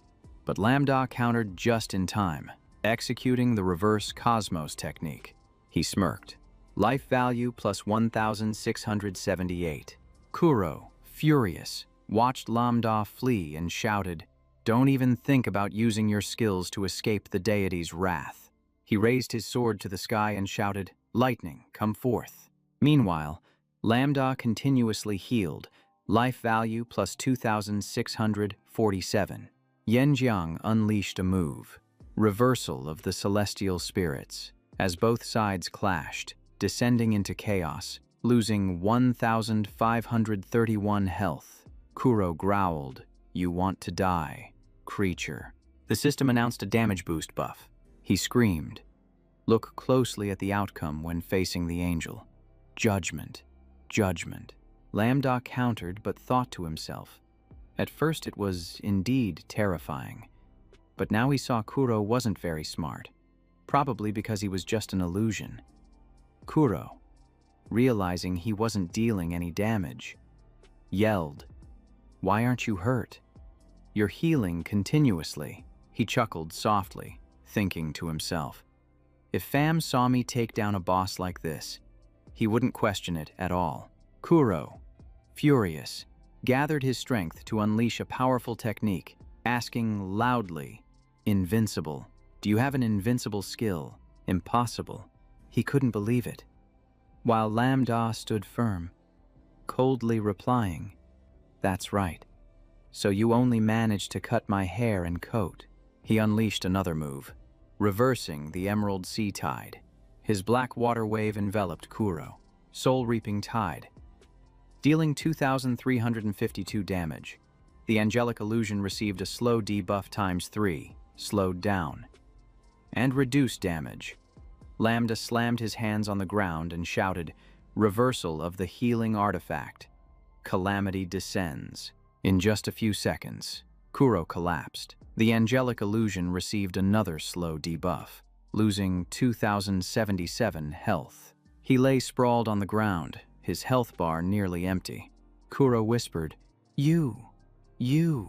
Lambda pressed his staff against Kuro's face, unleashing the move, Reversal Healing Technique, Plunder Technique, dealing 2,505 damage. In an instant, Kuro turned to smoke.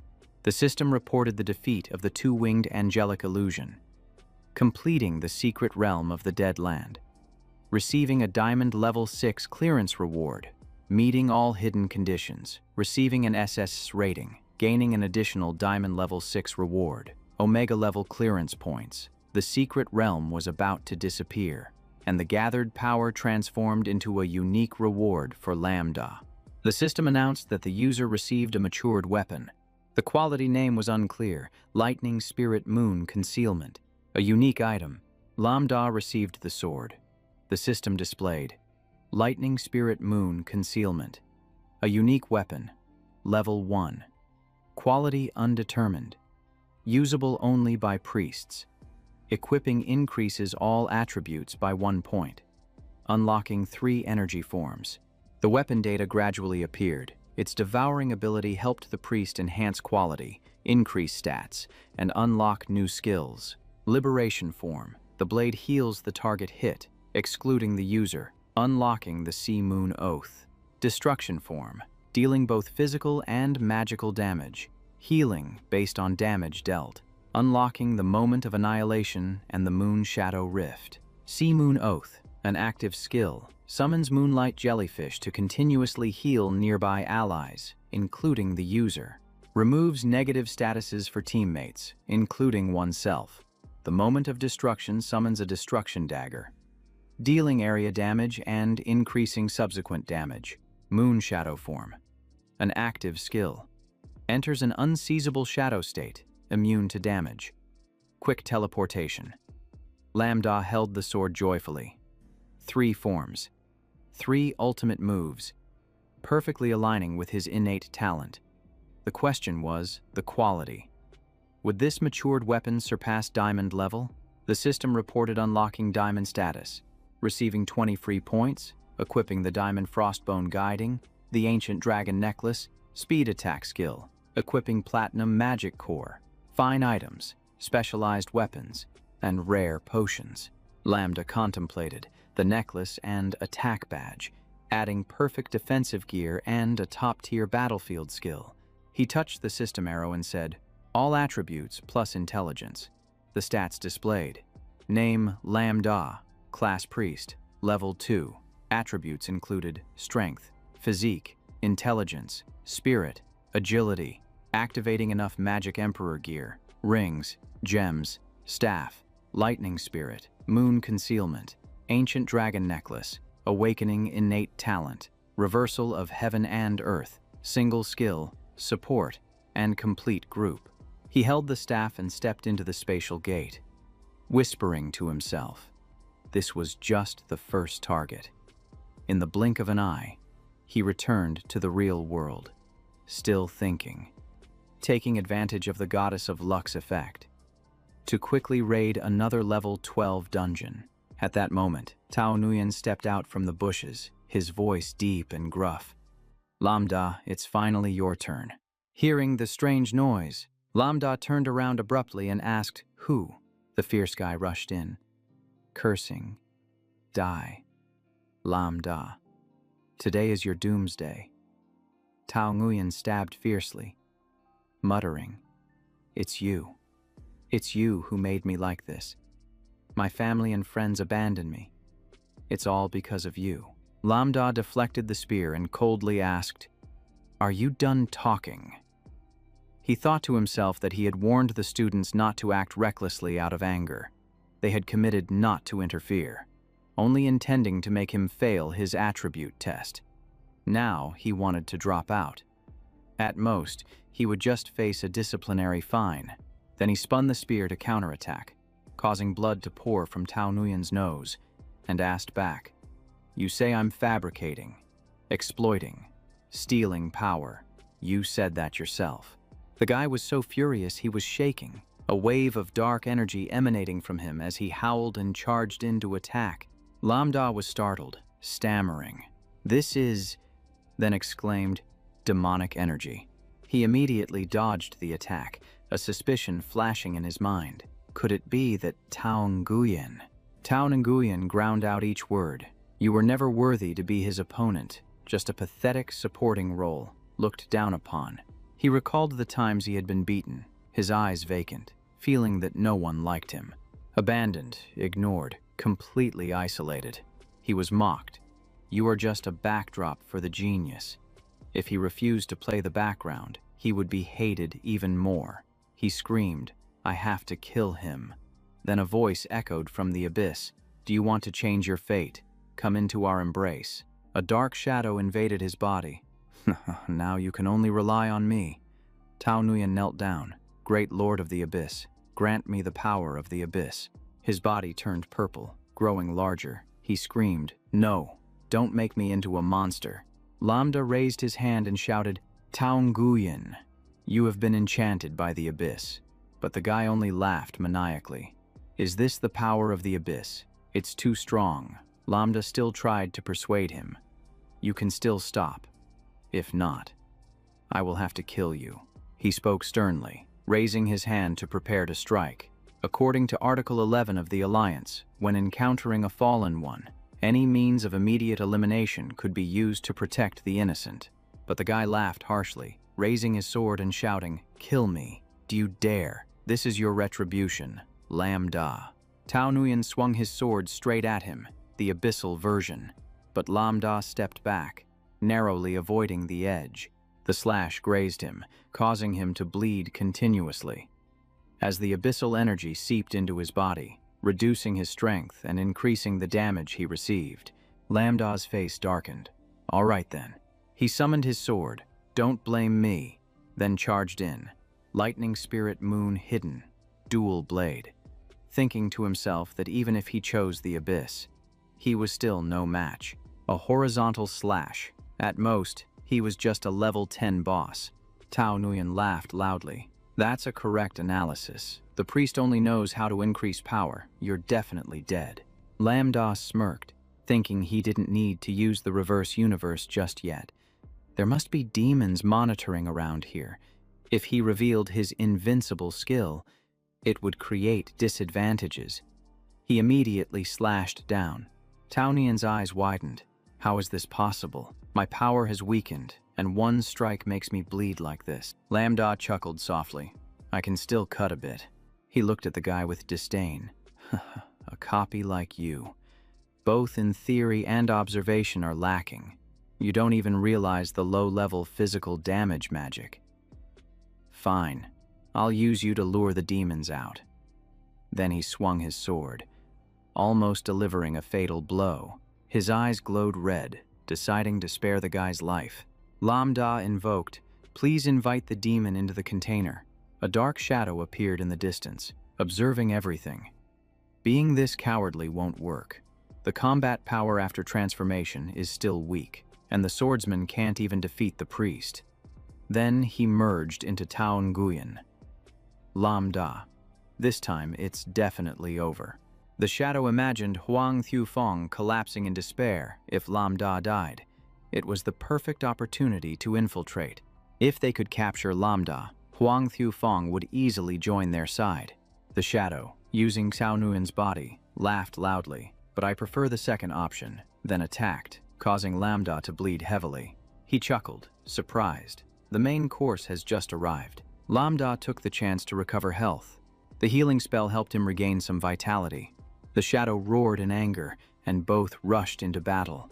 Lambda growled, "You are not Tao Nguyen. You are the abyssal demon." The demon did not hide its intentions. Laughing, "The professional alliance is coming. No more wasting time. You should die." Lambda smirked, quietly provoking. The demon suggested, "You can choose to join us." Just then, Lambda thought to himself, "I've fallen for the trap." He pretended to ask, "Join you. What can you offer me?" Then dark energy surged from his body as he shouted, "Could this be?" The dark energy grew stronger, still not enough. It arrogantly stated, "See? This is the power of the abyss," Lambda scoffed. "Is that strong?" "Interesting," then retracted his power. Mentioning Huang Thufeng, "He once rejected you and insulted you." "Right." The demon nodded. "I personally invited him. Yet that fool looked down on the power of the abyss. If it weren't for that terrifying compatibility, I would have acted long ago." Lambda coldly laughed. "So you gave him a chance that he foolishly didn't seize." Remembering how Thufeng had looked down on him, the demon muttered angrily, "I am Huang Thufeng." A genius. Does he think he is a monster? Its rage intensified. Lambda thought, Huang Thufeng truly hides nothing. The demon's intelligence is limited. He continued to lead. Even if he has the power of the abyss, he will be exposed and hunted by the Alliance. I'd rather have it than him. Despite hearing this, the demon remained cautious. Lambda then lied. "I have gained the Alliance's complete trust. With my current strength, I will soon become a key figure in the Alliance, then secretly sabotage and destroy this world." It questioned back, "You want to destroy the world. Why? Aren't you the most favored?" Lambda scoffed. "Those people are all fake." He clenched his fists. "Do professions protect anyone? Then why did my parents die? They were ignored and left behind. They lured monsters away, dying under claws so I could live. In this world, the strong exploit the weak, and the weak drain the weaker. Where is the fairness? There is only darkness, only the strong survive. Everyone is guilty. Everyone should die." The demon was moved by this, its eyes reddening. Well said. Very well said. It gradually detached from Tao Nian's body, saying, "I can feel your pain." The black smoke gathered into a new body. The true form appeared. The shadow beckoned. "Come here. Join the abyss. I grant you absolute power." Maikao, the demon's true form, raised a hand to offer a sphere of energy. "Together we will erase this world." Lambda reached out to accept it. Just as the sphere of power was about to touch his hand, he suddenly summoned Thunder Spirit Moon Concealment. His face darkened, activating the annihilation form. One hand gripped the sword tightly. It shouted, "Are you joking with me?" Without answering, he swung the sword to attack. damage skyrocketing within 10 seconds. He rushed towards my cow, who was sent flying, unleashing a reversal of celestial spirits. Descent into hell. Another strike landed, causing my cow's health to drop by half. Lambda's gaze was icy as he received a damage boost effect, continuing his counterattack with reversal of the Azure Sea's tide. Spirit of death. This blow not only hurt twice as much, but also burned and weakened him. He was caught in a sea of vengeful spirits, panicking. I'm really facing a demon. What kind of human has such terrifying damage? Immediately after, lightning struck my cow, reversal of divine spirit healing. Calamity descends. Blood poured from him as he screamed. No wonder Tao Nguyen couldn't defeat him. Anyone who enters can't win. It's over, Lambda asked disdainfully. Run. Your true form is exposed. You're in a fight now. You can't use illusions to escape anymore, can you? My cow, stunned, asked. You knew my abilities from the start. Did you set a trap to lure me? Lambda exuded a chilling aura. That's right, he shouted angrily. You cunning one. I'll fight you to the death, and charged forward, executing. Deep abyss grasp. But he had dodged it. This left my Chow confused and bewildered. Lambda suddenly appeared behind him, growling. Well done. You've used your sliding skill. And continued to strike. Let's see where you can run. He unleashed Deep Abyss Claw, dealing damage to Lambda. He laughed. Got you. Suddenly, Lambda soared into the air, casting a healing spell. It's over. Deep Abyss Demon. He coldly looked down. Reversal of healing technique. Then he swung his sword down. Soul absorption technique. The system announced. The Deep Abyss Demon had been eliminated. The sword glowed. Energy surged. It had just absorbed the remnants of the Deep Abyss soul and immediately evolved, its power skyrocketing. Lambda smiled at the sword, thinking to himself, even if he didn't gain experience. The weapon developing by defeating the Deep Abyss Demon was enough. He wondered silently. Could it be that only the remnants of Deep Abyss Demons could be used, or were all creature souls useful? The townspeople were in a frenzy, wondering what had happened, not quite clear. Had the class professionals arrived yet? Hey, why is there someone lying on the ground? They reassured each other to stay calm. The class professionals had been notified to patrol. Lambda stood apart, looking at the sword, contemplating the weapon's ability to absorb demon souls for upgrades. Perhaps he should report this to the Alliance. As for Tao Nguyen, suddenly, a group of people rushed over, the ones on the other side quickly removing their gear and throwing down their weapons.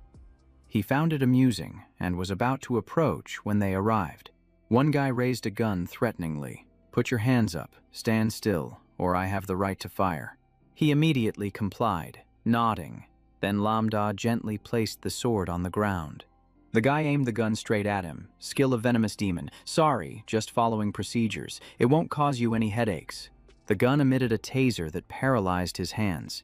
This was how class professionals controlled suspects to prevent riots. Even so, they maintained a calm demeanor. Lambda observed closely as this person questioned the surrounding civilians, while others examined the scene, providing first aid and reassuring the residents.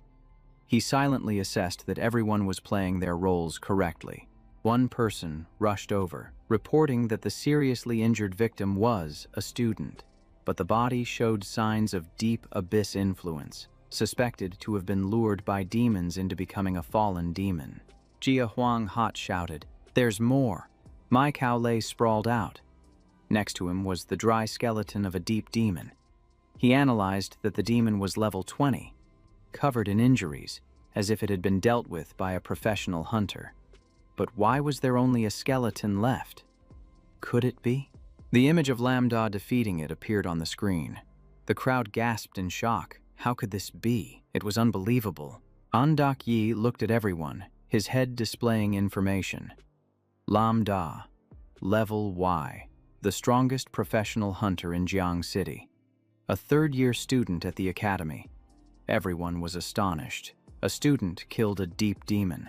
A person stepped forward and said, Lam Da, hello, I am the captain of Team 1, the team that captures deep demons, part of the Jiang City Professional Hunter Alliance.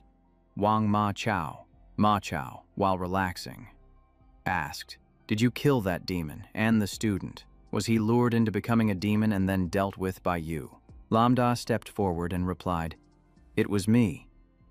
He is Cao Nguyen. From my school, he intended to assassinate me after turning into a demon. So I acted. Ma Chao skeptically asked, How did you lure the demon out? Lam Da smiled, guessing it was always watching potential dark hunters. So I made Cao Nguyen pretend to want to become a dark hunter, and that's when it revealed itself. Everyone was astonished to hear this. He was able to trick it. Ma Chao pondered silently. Right. Using that method to deceive a deep demon is extremely difficult. Even veteran hunters might struggle. Yet this student managed to do it. He broke into a sweat, exclaiming in astonishment, facing a dark hunter and the deep demon alone, without sustaining any injuries. Notably, he maintained his health at 1%. Not dead, not resisting, not fleeing. Even a mid-level hunter would find that hard to achieve. Ma Chao spoke. So I hope you will cooperate with us at the Alliance branch. Another person quickly interjected. But he is not an ordinary student. Captain, haven't you heard of Lam Da? He is quite famous. He crossed his arms and retorted, I also know how to look up information, but this matter still needs to be carefully examined for its seriousness. Ma Chao replied. It also concerns the safety of all of Jiang City, so we cannot overlook the procedure. Lam Da, I hope you understand, even though this may affect the upcoming assessment. I cannot make exceptions, Lam Da pondered. Surely he was about to waste his luck, but with the damage he had just tested on Uma, he still had enough advantage. He sighed softly. The data was not up to standard, yet the power had exceeded limits. After thinking it over, Lam Da nodded. Understood. I will fully cooperate in the fight against the deep demon. Ma Chao's pocket suddenly vibrated. A man appeared, commanding, Wang Ma Chao, no need to bring Lam Da back, nor to monitor him. Ma Chao was taken aback, saying, Boss, the man continued, the case involving the demon is temporarily postponed. Wait until he finishes his assessment before handling it. Ma Chao turned pale, asking again, But this is the basic procedure. Why is it being broken? He anxiously inquired further, If I let him go, will I be punished by the headquarters? The man on the screen reassured him, No one dares to touch him. Not just my opinion, but the president and all the ministers agree. Have you heard of the famous teacher Zhu? The information he revealed left everyone stunned. That very teacher had killed a demon without injury and received certification into the hidden organization. Ma Chao looked at Lam Da, confused, realizing that the rumors online were true. Could it be that he possessed an unprecedented divine-level talent? Or a special ability to counter the Dark Knight? He half-jokingly asked lightly, So I don't need to investigate anymore. The man calmly replied, Of course. Just focus on your own work. The man smiled and advised, If you need help, just call these professional hunters. Don't hesitate. Ma Chao handed the sword back to Lam Da, apologizing, but I still want to ask one thing. Lam Da took the sword and said, Go ahead. The other man then asked directly, This case is related to the report about Huang Thufeng before. Right. He felt a bit sad and replied, Yes. The demon Yu Mi was the one who tried to lure Huang Thufeng but failed. The plan failed, so he turned to Xiao Nguyen. He silently assessed, indeed, a skilled professional hunter. Quickly linking the two cases, so I no longer needed to hide, the man confirmed. Indeed. Huang Thufeng's physique after examination was that of a rare dark talent. Lam Da recalled and said, While I easily tricked the deep demon. Meanwhile, Huang Thufeng couldn't hide anything, always bringing me up. He chuckled lightly, analyzing. It seems the deep demon thought Huang Thufeng had feelings for me, so it refused to lure him. Therefore, It intended to replace me to control Hoang Thiu Fong. The man laughed heartily. Truly amazing. Young and talented, not only exterminating the deep demon, capturing the dark hunter, but also extracting useful information, surpassing many high-level professional hunters. We will not obstruct you anymore. But Lambda crossed his arms. Serious. Wait, I still have something to discuss. I'm not sure if it can be made public. Please ask those unrelated to leave. The man nodded and ordered. Understood. Disperse. Wang Ma Chao. Lead the team to withdraw. Hand over the equipment to Lambda. Monsieur signaled after receiving the order, and the entire team immediately withdrew from their positions, dispersing right away. Everyone shouted in unison, "Yes!" They quickly dispersed. He approached, looking apologetic. Lambda. I'm sorry for my earlier attitude. Here, take this. Lambda replied calmly. It's fine. He immediately set up a personal barrier and activated security mode. All right, now you can speak. Lambda. He firmly held the sword and said, This is the Shadow Spirit Moon Hidden. A weapon I obtained after passing through the land of death. After slaying the deep evil spirits, it absorbed their power. He asked in surprise, What do you mean? Lambda explained that there was very little information about growth weapons, and even the large library couldn't find anything. He had searched through every library and still found nothing. I want to ask, can growth weapons level up by killing evil spirits in the real world? He replied thoughtfully. This type of weapon is extremely rare. Since the formation of the Alliance, only 3 have been recorded. However, it involves many secrets, so I don't have a clear grasp, he added. What I know is that growth weapons usually level up by defeating monsters in dungeons, not by killing evil spirits from other realms in reality to become stronger. Lambda looked at the sword, pondering. So my weapon is the first exception. He chuckled softly. Thank you for trusting me with this important matter regarding the Alliance. Lambda raised the sword. If that's the case, I have a hypothesis. If Shadow Spirit Moon Hidden gains experience from evil spirits, there could be other weapons like it. His sword emitted a strong aura. This is not the only one. Soon, there may be more weapons or items similar to it, specifically designed to counter evil spirits. This is very beneficial for humanity. He nodded. That's good news, but it's better to keep this secret for now. Secretive gazes followed Lambda. The innocent suffer. Carrying jewels will lead to trouble. The jewel is too precious, easily causing envy in others. He praised again. If only everyone had your vision. This way, the Alliance would become even more solid and powerful. He cleared his throat and said, I will report this. The Alliance will handle it seriously. Now you should focus on your profession exam. Before leaving, he added, after the exam, the Alliance will contact you again. Lambda nodded. Understood. Lambda turned off the screen and walked over to return it to Ma Su. Here you go. He accepted it.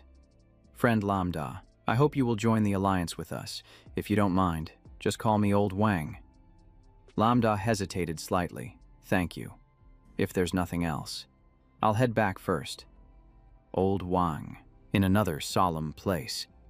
A man spoke up. Tiente, what do you think?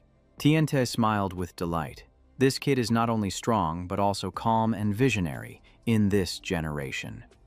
I have only met Shang Quan Yen, who is similar. He chuckled softly.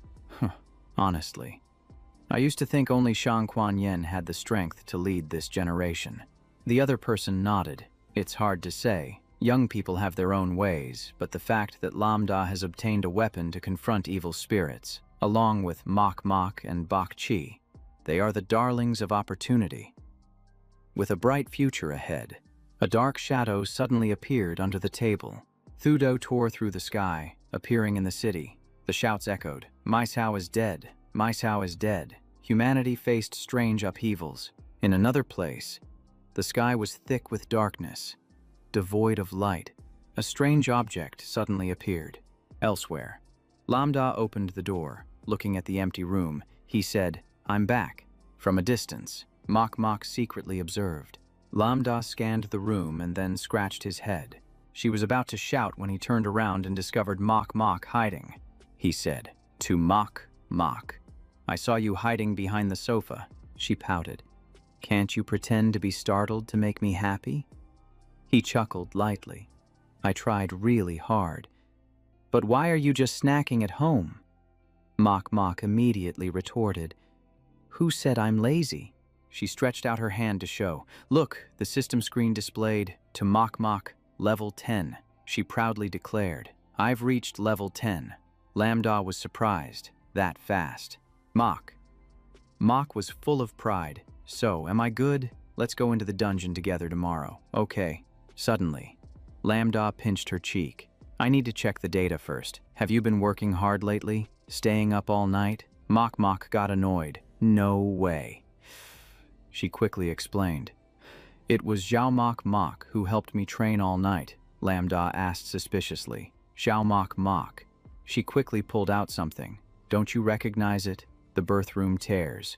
She tilted her head and smiled lightly. It simulates tears, helping to level up skills. As long as she can clear the dungeon herself, I'll receive rewards from the secret realm. So I decided to check again. Lambda scratched his head, confusedly repeating. Her meaning was that the birth room tears had no limits on reach or time, and could automatically clear the dungeon without control. At the same time, Chile was facing a monster. She was in a nightmare of Loch Ness. Mok quickly operated on the screen. The system reported that the boss of the secret realm was in a severely injured state, nearing defeat. Lambda leaned down to look at her, clarifying. This talent helped her clear dungeons, level up at any time, and could even be monitored directly. Her face turned bright red. Yes. Zhao Mok helps me do everything. Are you jealous? He sat down beside her. Right. I also want an assistant like that. But about this, the dungeon under the birth room tears isn't limited by fatigue. Can it be farmed continuously? Mok lightly coughed to confirm. Of course. Otherwise, how could I level up to 10 all night? Lambda sure. Why are you suddenly not so smart today?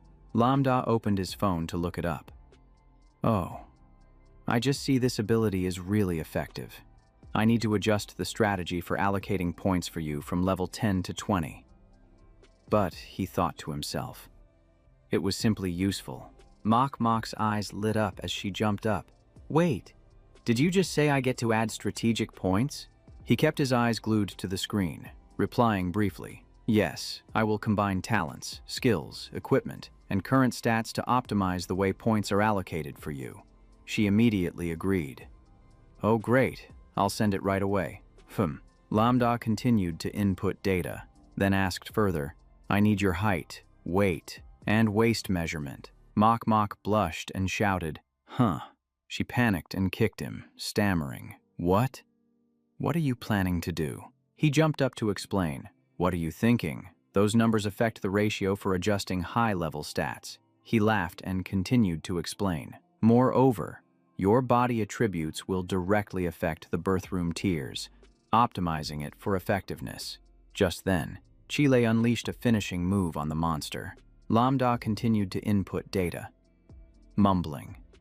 In low-level dungeons, you can just eat anything. But the higher you go, every detail matters. A slight deviation changes the outcome immediately. And if you want to fix it later, it will cost a fortune. Mok turned away, sulking. I know, but who would have thought it would relate to measurements? Never mind, wait for me a moment. Don't peek. Suddenly he remembered. Oh, and Bai Chi.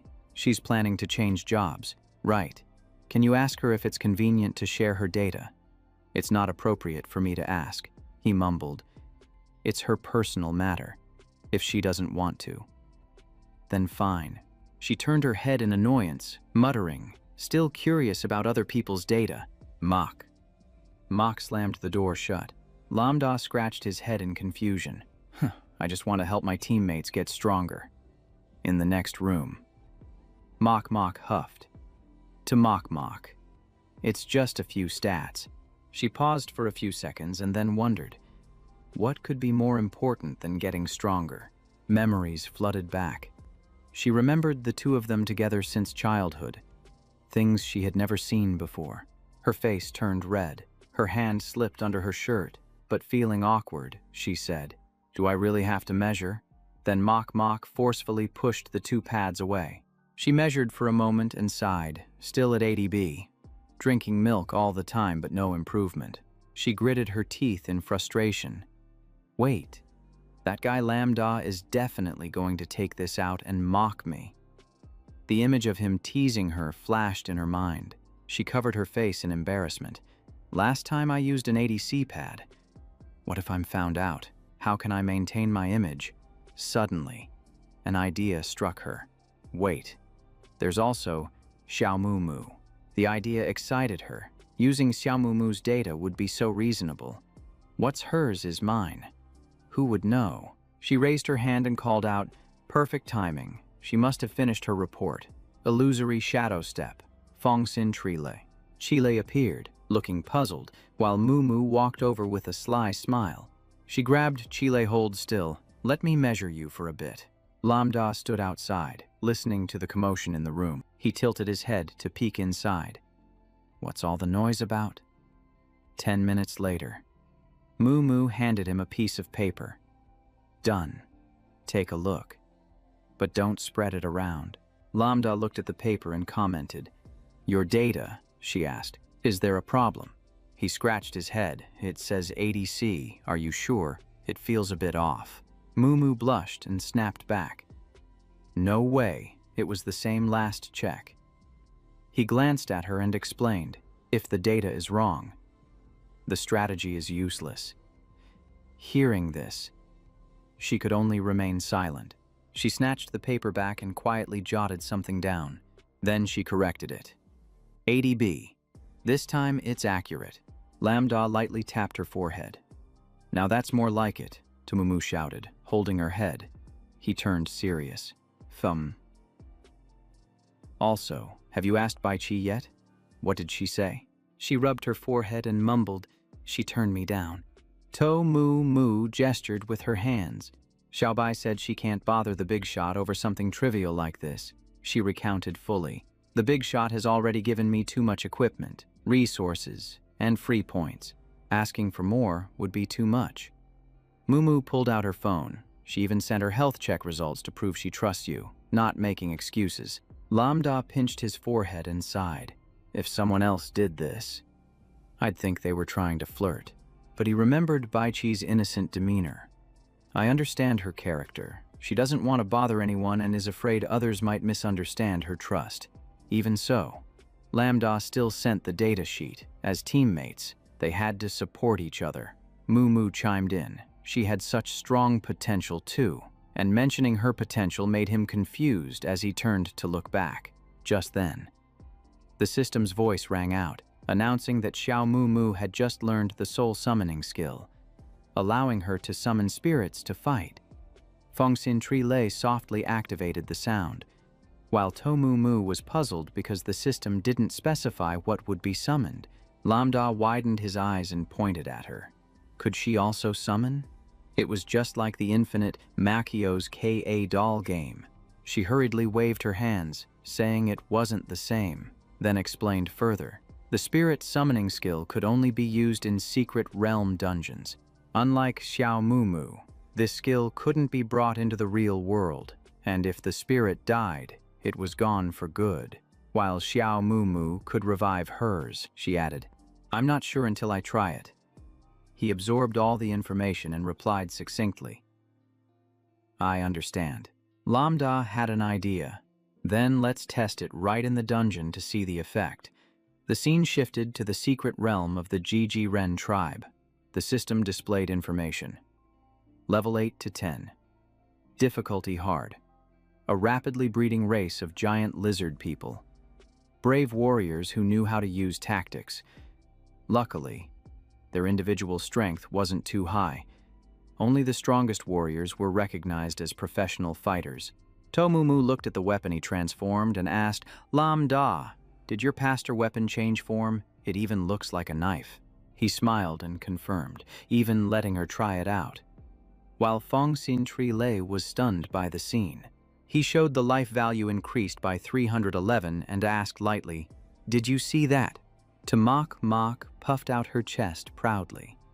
Is that all?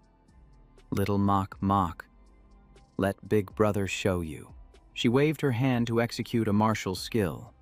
Tears of Rebirth. Using a special skill to summon the spirit, the system repeated the notification. The mysterious spirit had heard the call, was establishing a connection, and was about to descend to fight for you. He was stunned by the displayed information. When Rebirth Tree Lee unleashed her move, the system reminded him. The Guardian Trent spirit has descended. The screen immediately switched to information about the newly appeared entity.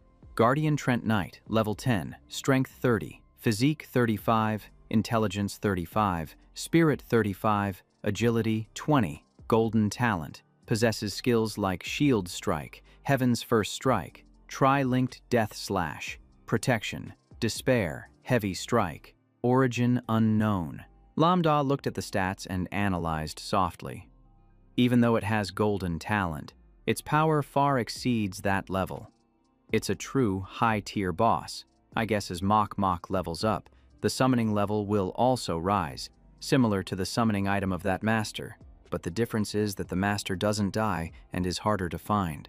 As for Mok's innate ability, she called Big Brother down as soon as she entered the dungeon, and there was no cooldown. He looked at her intently. This is almost a demigod-level innate ability. After a moment of thought, he called out, Mok, try it right away. She nodded. Okay.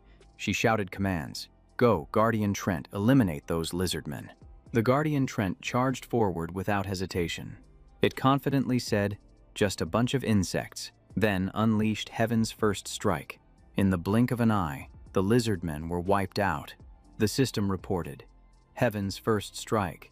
The special skill of the Guardian Trent uses a battle strike to deliver a powerful blow and a small shockwave. The first target hit is knocked down. It coldly said, rest in peace. While Lambda carefully observed the unfolding events, he noticed that Heaven's first strike resembled the move of the Goblin King from earlier, but the range and damage were many times greater. Suddenly, he turned to ask to Mok, Lamb, can I try fighting it? She was taken aback and immediately stopped him. No, it's your teammate now. Watch it fight monsters and complete tasks. There's still one boss left to defeat, and it's convenient to see the solo strength of the Guardian Trent. Lambda laughed and said, no, I meant Rebirth Trile. Rebirth Trilo was startled, panicking as she understood his intention. Mok immediately stepped in front of her. I refuse. From that action, he guessed, she can't be revived. Can she? Right after that, he transformed into the Ring of Destruction, allowing the Guardian Trent to handle the next area, while Captain Lee stood in front to help visually assess Lambda's strength. I'll take care of this part. Then Lambda jumped off the ground. He charged up, leaving the Guardian Trent stunned, then delivered an extremely powerful basic strike. The enemy's life points dropped by 821. He paused, considering. No critical hit or weak point, yet a normal attack still can't take it down. He unleashed another strike, causing the system to report, you have defeated the Guardian Lyzan. To Mok exclaimed excitedly. His regular attacks were really strong now. Meanwhile, he glanced at the enemy's corpse, thinking to himself, this Thunder Spirit Moon Seal weapon truly brings too many benefits. Now, Lambda seriously reevaluated everything. Previously, he only attacked from a distance, relying on counter-healing. He suddenly understood the key point. The faster the attack speed, the greater the benefits from the Thunder Spirit Moon Seal. Of course, that applies to regular holy artifacts, against those that negate physical damage like the Illusory Angel. He still needed to use the blood loss counter technique. While delivering a critical blow, he concluded that only this method could quickly take down a strong target. He fixed his cold gaze straight ahead. Lambda gathered his strength to unleash the Annihilation Time Strike. A thunderous explosion erupted. The enemy's health dropped by 1,203, then 1,305, then 1,275. After eliminating all the lizardmen, Mok was astonished. He wiped them all out. Lambda was really strong now. He couldn't afford to lose. Fong Sin Tree Lei immediately ordered, "Guardian Ancient Tree, clear the way. Kill all enemies." The Guardian Ancient Tree promptly responded. Understood. Lambda switched to the Rescue Tree Ring, smiling as he said, "Now it's your turn to perform. I'll handle the healing." At the same time, he focused on sensing. It was time to test the Jiangqiq Moon Shadow and the Ocean Moon's might. Before long, the system reported, "You have arrived at the Lizardman tribe. There are 300 warriors who will fight to protect the city and their leader." She observed and said, 300 level 10 Lizardmen defending. "That's no small feat," Lambda excitedly shouted. "Leave the healing to me. I guarantee the Guardian Ancient Tree won't die." She waved her hand to cast the skill. "Guardian Ancient Tree, breaking through the city wall," the system announced. Guardian Ancient Tree has entered charge mode. Speed and impact force have greatly increased. At the same time, the Guardian Ancient Tree activated the Moon Shadow form. Tamak did not hesitate to rush forward as well. Lambda immediately unleashed the Moon Shadow ambush, then murmured to himself, 3 seconds of damage immunity, increased speed, and teleportation 100 meters after casting. This was the perfect skill that helped him survive while pursuing the target. The system reminded him again. Illusory Moonwater Mother has been summoned, while removing all negative effects from himself and the selected target. It also reported, Illusory Moonwater. Mother absorbs moonlight, restoring 521 health every half second for 15 seconds. The Guardian Ancient Tree was astonished to see 512 health restored. This was. Just then, the Lizardmen leader, Liza Redman, appeared. She stood beside them and shouted loudly, "Guardian Ancient Tree, fight with all your might, show them your strength." Upon hearing this, it immediately unleashed the Despair Heavy Strike, responding succinctly. Understood. Lambda assessed the situation and remarked, "Fong Sin Tree Lei has high intelligence and strength. There's no need for Mok to give further commands. Only she has the strength to control the Guardian Ancient Tree." Although she had great contributions, her weaknesses were also clear. She primarily fought in close combat, making her vulnerable to ranged professions with quick reflexes later on. Lambda switched back to the Annihilation Ring, silently calculating. It seemed he had tested nearly all the capabilities of the Thunder Spirit Moon Shadow. The system reported further.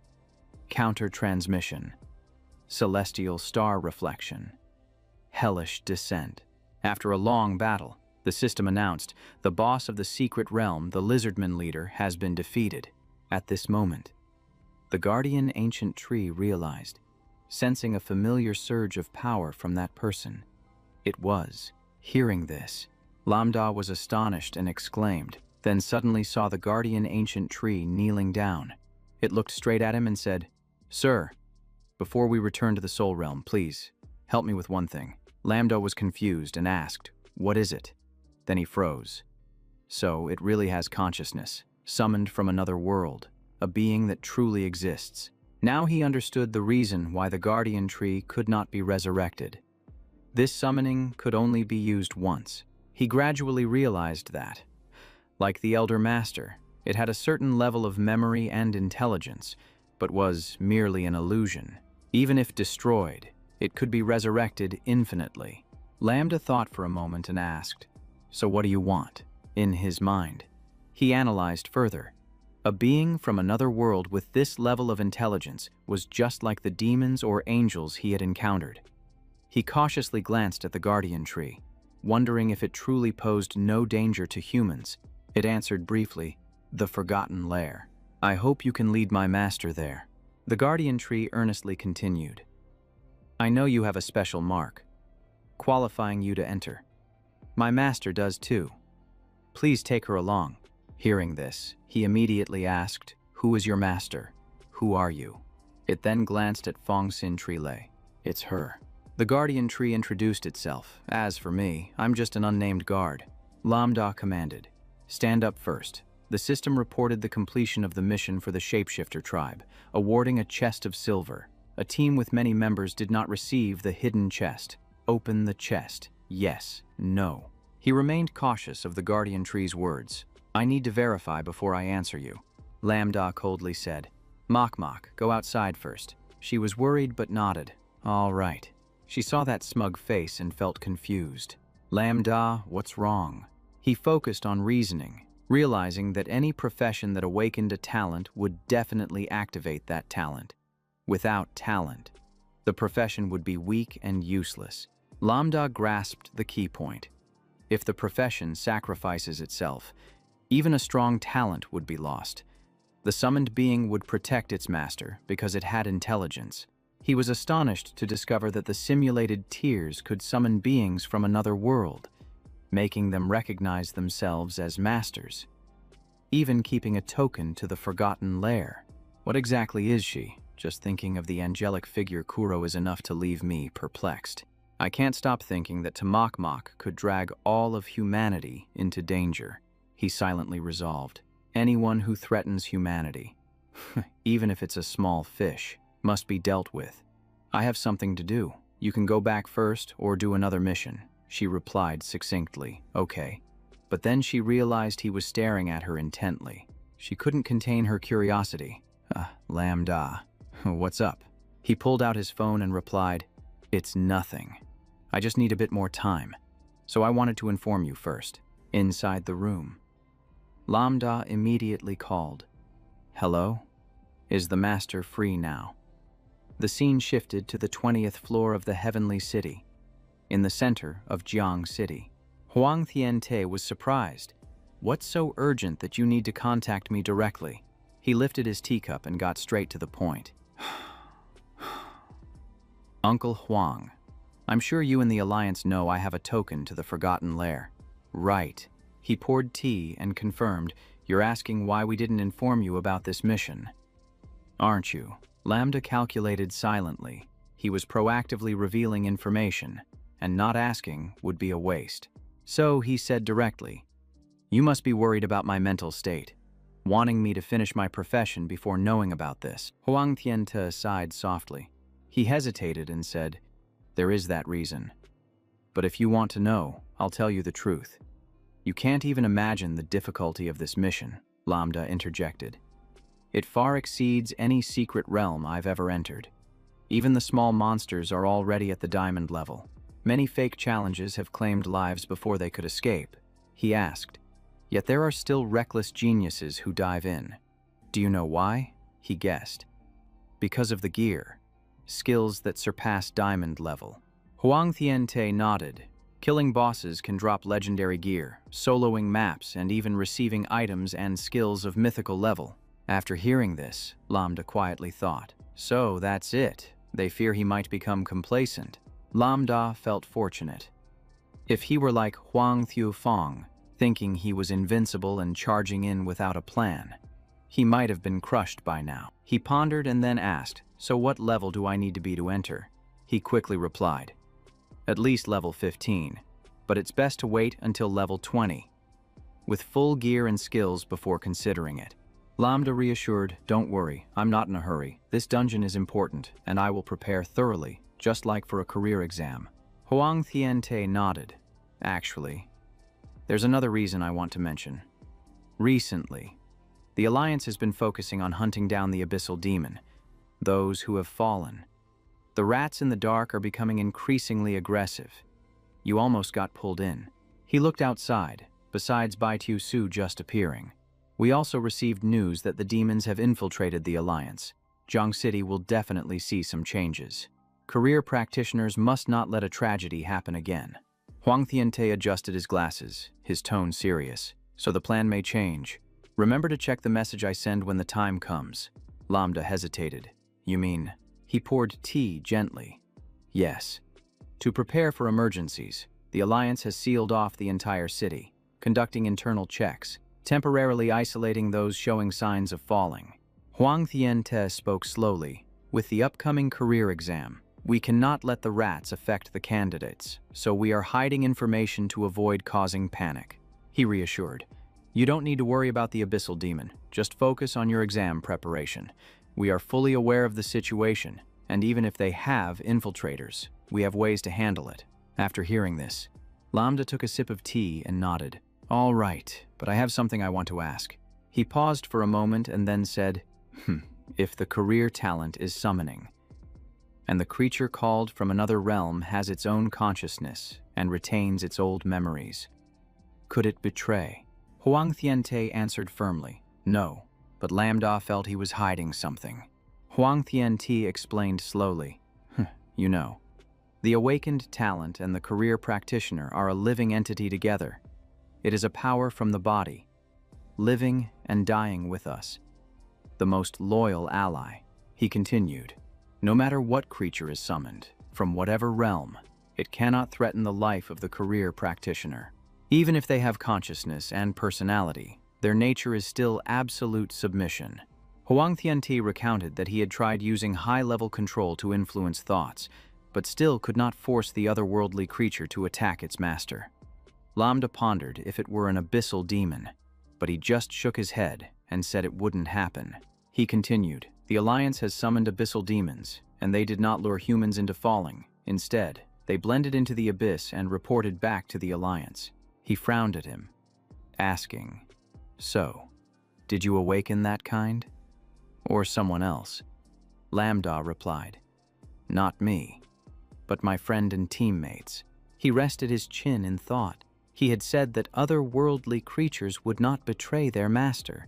If a fake tear was born in a forgotten lair, it would surely be discovered by the Alliance. Her talent summoned otherworldly creatures, and it saw that he had a pass to enter the lair, so it wanted to follow him in. Huang Tiante jumped up in surprise. Oh, it has a pass too. Lambda thought, yes, but I'm not sure if it's real or fake. Huang Tiante analyzed. If it doesn't deceive your friend, it won't deceive you either. You can take it with you, but remember to inform the Alliance first. He assessed. Your friend has great potential as long as the Alliance confirms that it is a legally summoned creature, not from a forbidden ritual or dark power. They will not restrict actions. On the contrary, they will train and provide full resources. Lambda remained calm. Then I can rest easy, but inside he felt tense, hating the feeling of being passive like this. Huang Tiante asked, it seems you've finished asking. Lambda replied softly, yes. He hesitated. Then let me ask you something. He replied, go ahead. He took out file number 31, Mai Tao, and flipped through a few pages. The report indicated that its death was caused by a special type of magic. He analyzed. It looked charred, but in reality, the cells and organs had suddenly shrunk. The body ceased to function immediately, similar to an ancient herbicide. He handed over the file and asked casually, could it be that your talent is the milk poison technique? Lambda received the file. The forensic expert had clearly seen the effects of the counter-transmission.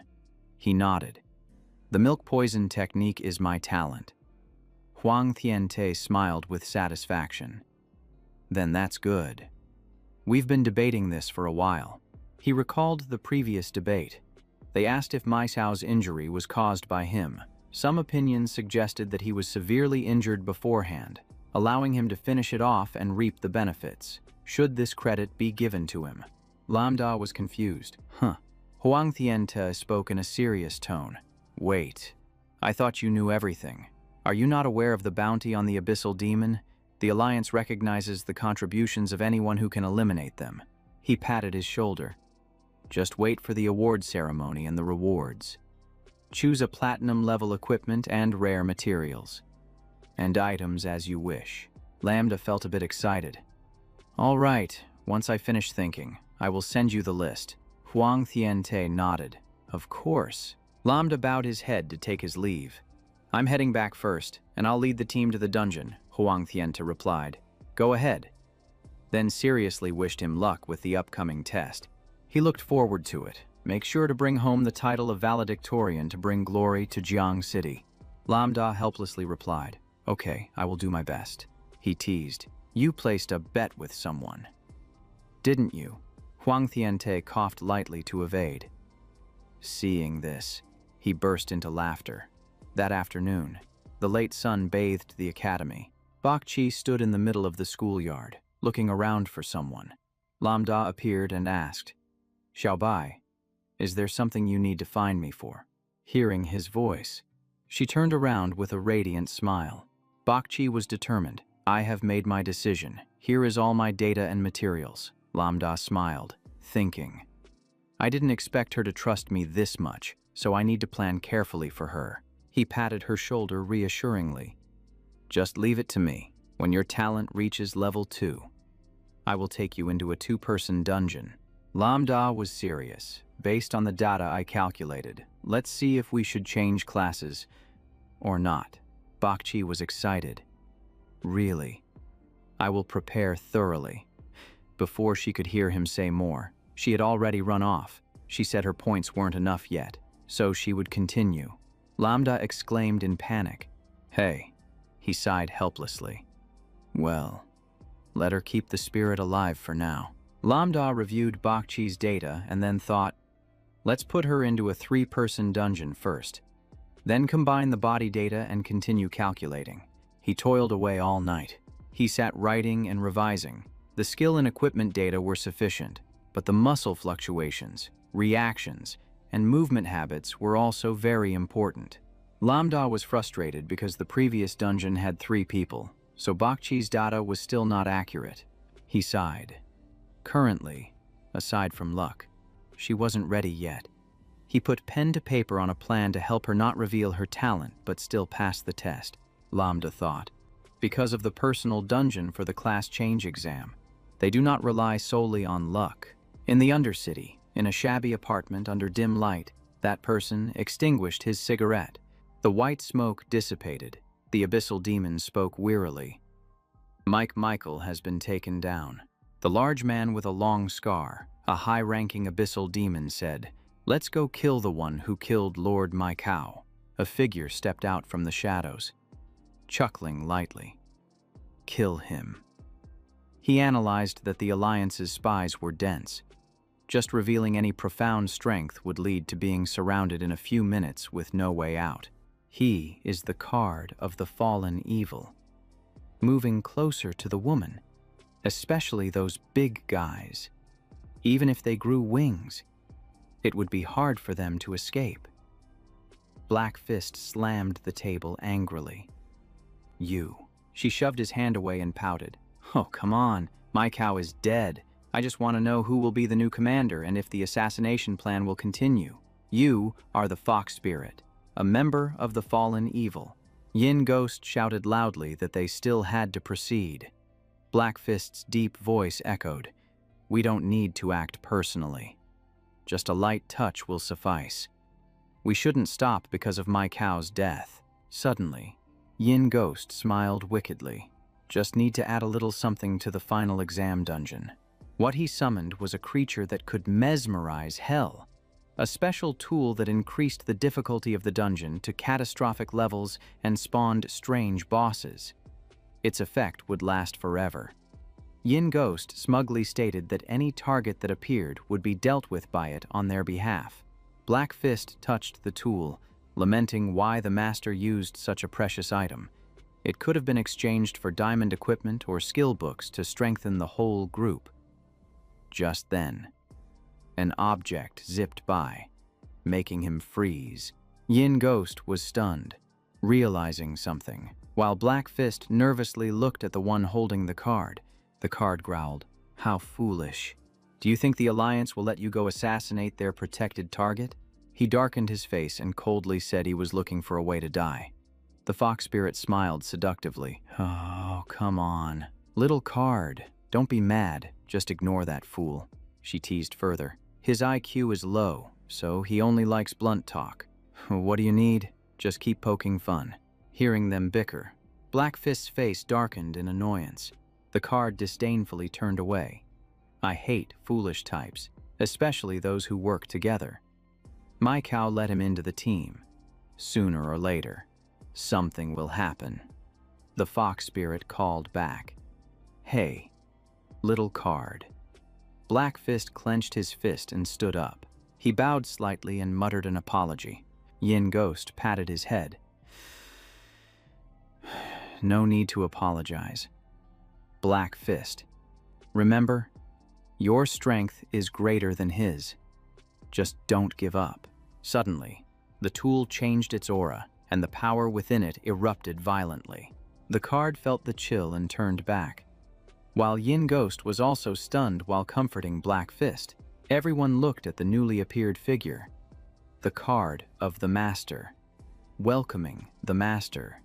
He reported that Mai Kao was dead, and that a new dark demon would be sent along with a fallen evil to assist them. They had surely heard that name before. He continued. Bak Tio Su, and the image of the madman wreaking havoc immediately appeared in everyone's minds. Yin Ghost received the order immediately. Understood. We have certainly heard of him. He continued. He has killed dozens of high-ranking professions and even slaughtered civilians in the club. His death toll is over 1,000. His voice was as cold as ice. So are you not satisfied? Yin Ghost cautiously replied. I acknowledge Bak Tiu Su's strength, but his actions threaten us. If he comes to Jiang City, I will refuse any action.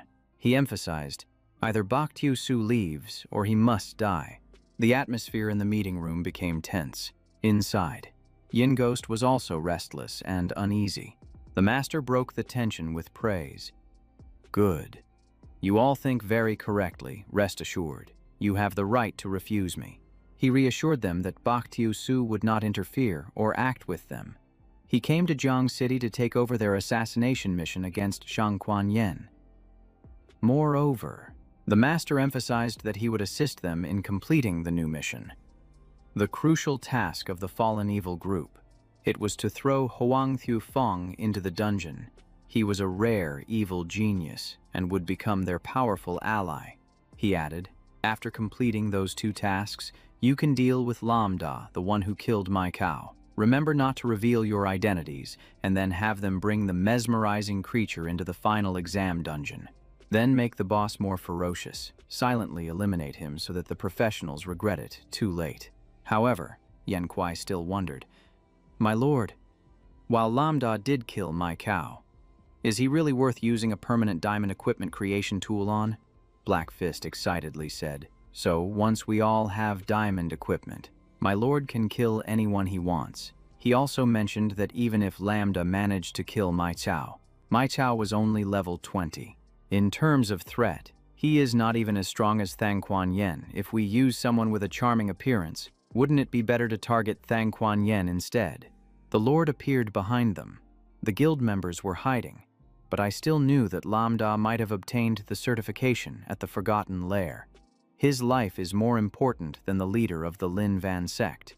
He looked at Yen Kuai and whispered, Right now. Everyone protecting Thang Quan Yen has left him. Even with the 4 of you, plus Bai Tiu Su, you might not even reach him. Do you understand? Yen Kuai quickly replied clearly. The Lord was satisfied and left, promising to take them back to the deep abyss for a baptism once the mission was completed.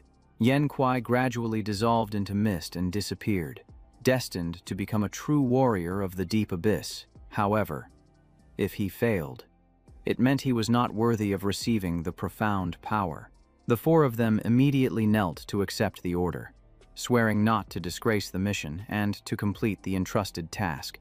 The next day at school, the teacher praised Lambda for not fearing the deep abyss demons and relying on his strength to defeat them. The students whispered. The guild came to present a commendation certificate. He is truly terrifying. Having once defeated Huang Thiu Tian and forced Huang Dong to apologize, now he even killed a deep abyss demon. And it is said that his attributes are the best in the entire school. A skeptical voice chimed in. Why is the great Lambda showing off like this? Didn't he always rely on our information before? That's right. He has a significant influence on the forum but has never acknowledged it.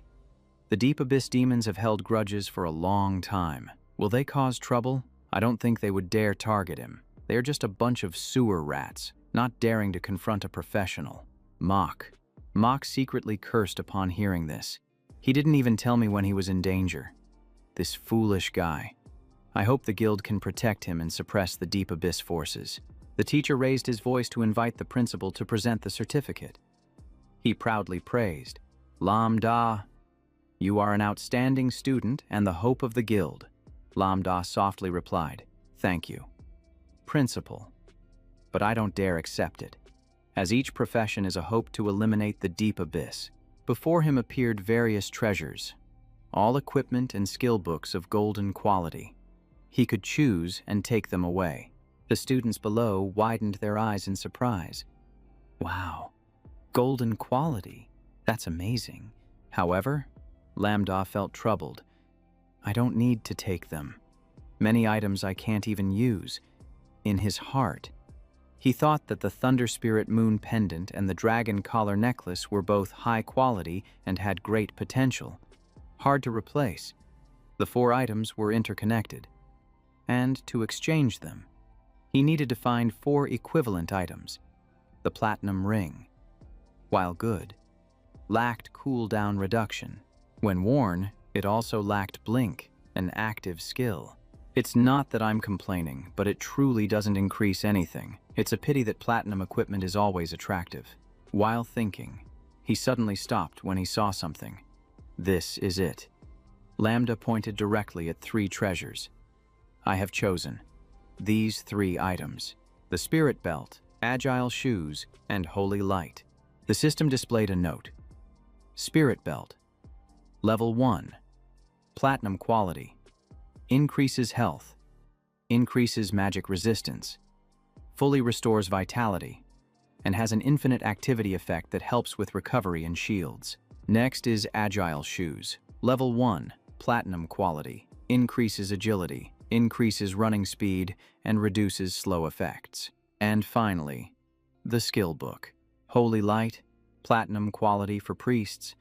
Consumes mana to restore significant vitality and increases all attributes for 10 seconds with a relatively long cooldown.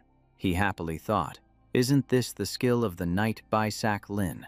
Once reversed, it will cause all attributes of the enemy to drop sharply or plunge into a state of chaos. Lambda raised his hand to activate the skill book. Light enveloped him. And the Agile Shoes, when paired with the Dragon Collar Necklace, would greatly reduce speed and strength of effects, countering agile bosses and compensating for attribute deficiencies. The sound of admiration erupted. So handsome. I wonder what the Great One's attributes are now. The principal quickly stopped the commotion. The award ceremony ended, and everyone dispersed to study and prepare for assessments. Then he explained to him, the guild has secretly sent people to protect you. Today's ceremony is also to make you the center of attention, making it harder for the deep abyss to act. Lambda understood. I understand. The principal asked sternly. The final test is in 3 days. Do you have any plans? Lambda said he would upgrade all equipment to level 10 and help his teammates pass the test. Suddenly, the ring on his hand rang loudly. He looked at the news and was startled. It was an urgent message. He immediately asked, can you tell me your teammates, so we can go to the principal's office for a bit? He read the list. Tomak and Bakchi are your teammates. Right.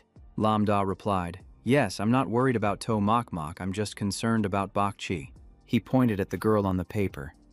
Her potential hasn't been fully realized, and she even wants to change classes. The principal smiled. If you choose her, then the girl must have some strengths.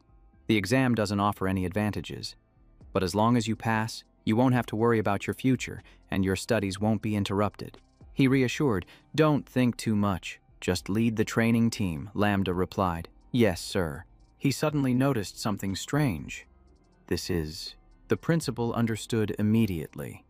This is the real reward for you, and it's also part of the Alliance's plan. After finishing up in the principal's office, you'll enter the Lizardman dungeon. Bakchi is level 10, with the Luck Goddess potential at level 2. Lambda stood back to assess. The attack range is stable, just trust your judgment, and your reactions should be a bit quicker. She immediately responded clearly. The Lizarima leader took the opportunity to attack. Bakchi stepped back to block the blow. It jumped up from before, intending to strike her down with a knife. Lambda reminded, don't hesitate to dodge. Your angle must be precise. Her decisive sword tip slashed down, splitting it in 2. The system displayed the skill. Attention of the Luck Goddess. which can be used on a target to receive a special buff. Each time you clear a dungeon, it increases positive rewards for 24 hours and can only be used 3 times a week. Defeating the opponent made her breathe a sigh of relief. Her eyes lit up when she touched the treasure chest, activating her potential, which is the lucky hand. When opening the chest, there's a high chance of receiving equipment and skills of the highest quality she can use. He was surprised, thinking, is this a new ability that Bakchi gained when she raised her potential to level 2? Very practical. It reduces the number of big prize draws and significantly increases the ability to earn money while avoiding unsuitable professions. Thinking of this made Lamda's heart ache, because the lucky hand is a personal, passive skill. Only she can use it. But upon reflection, Lamda indeed felt it was unfair. Nothing fell to his side. While Bakchi kept winning prizes, he told himself to consider it a tie. She ran up to Lamda excitedly. The outfit coordination and point allocation are all according to your wishes. What do you think? He nodded in praise, showing clear progress. As long as you don't hesitate and follow through, you won't have to worry about the final exam. Hearing this, she smiled brightly and rubbed her wrist. Watching her rub her hands, he thought to himself, it really is still a bit forced. Initially, he thought she was chosen by the Great Sword System due to her innate strength.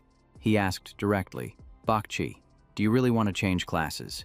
She panicked and denied it. No, I really like the Great Sword. Did I do something wrong? He shook his head. It's not that. He pointed at her wrist. I know you've allocated a lot of points to strength. To become a great swordsman, you've worked very hard, but the profession also relates to your future. His voice became serious. To be straightforward, your physique isn't suited for the great sword profession. If you force it, it will harm your body. We can only accompany you for a while, but eventually you will have to leave the profession.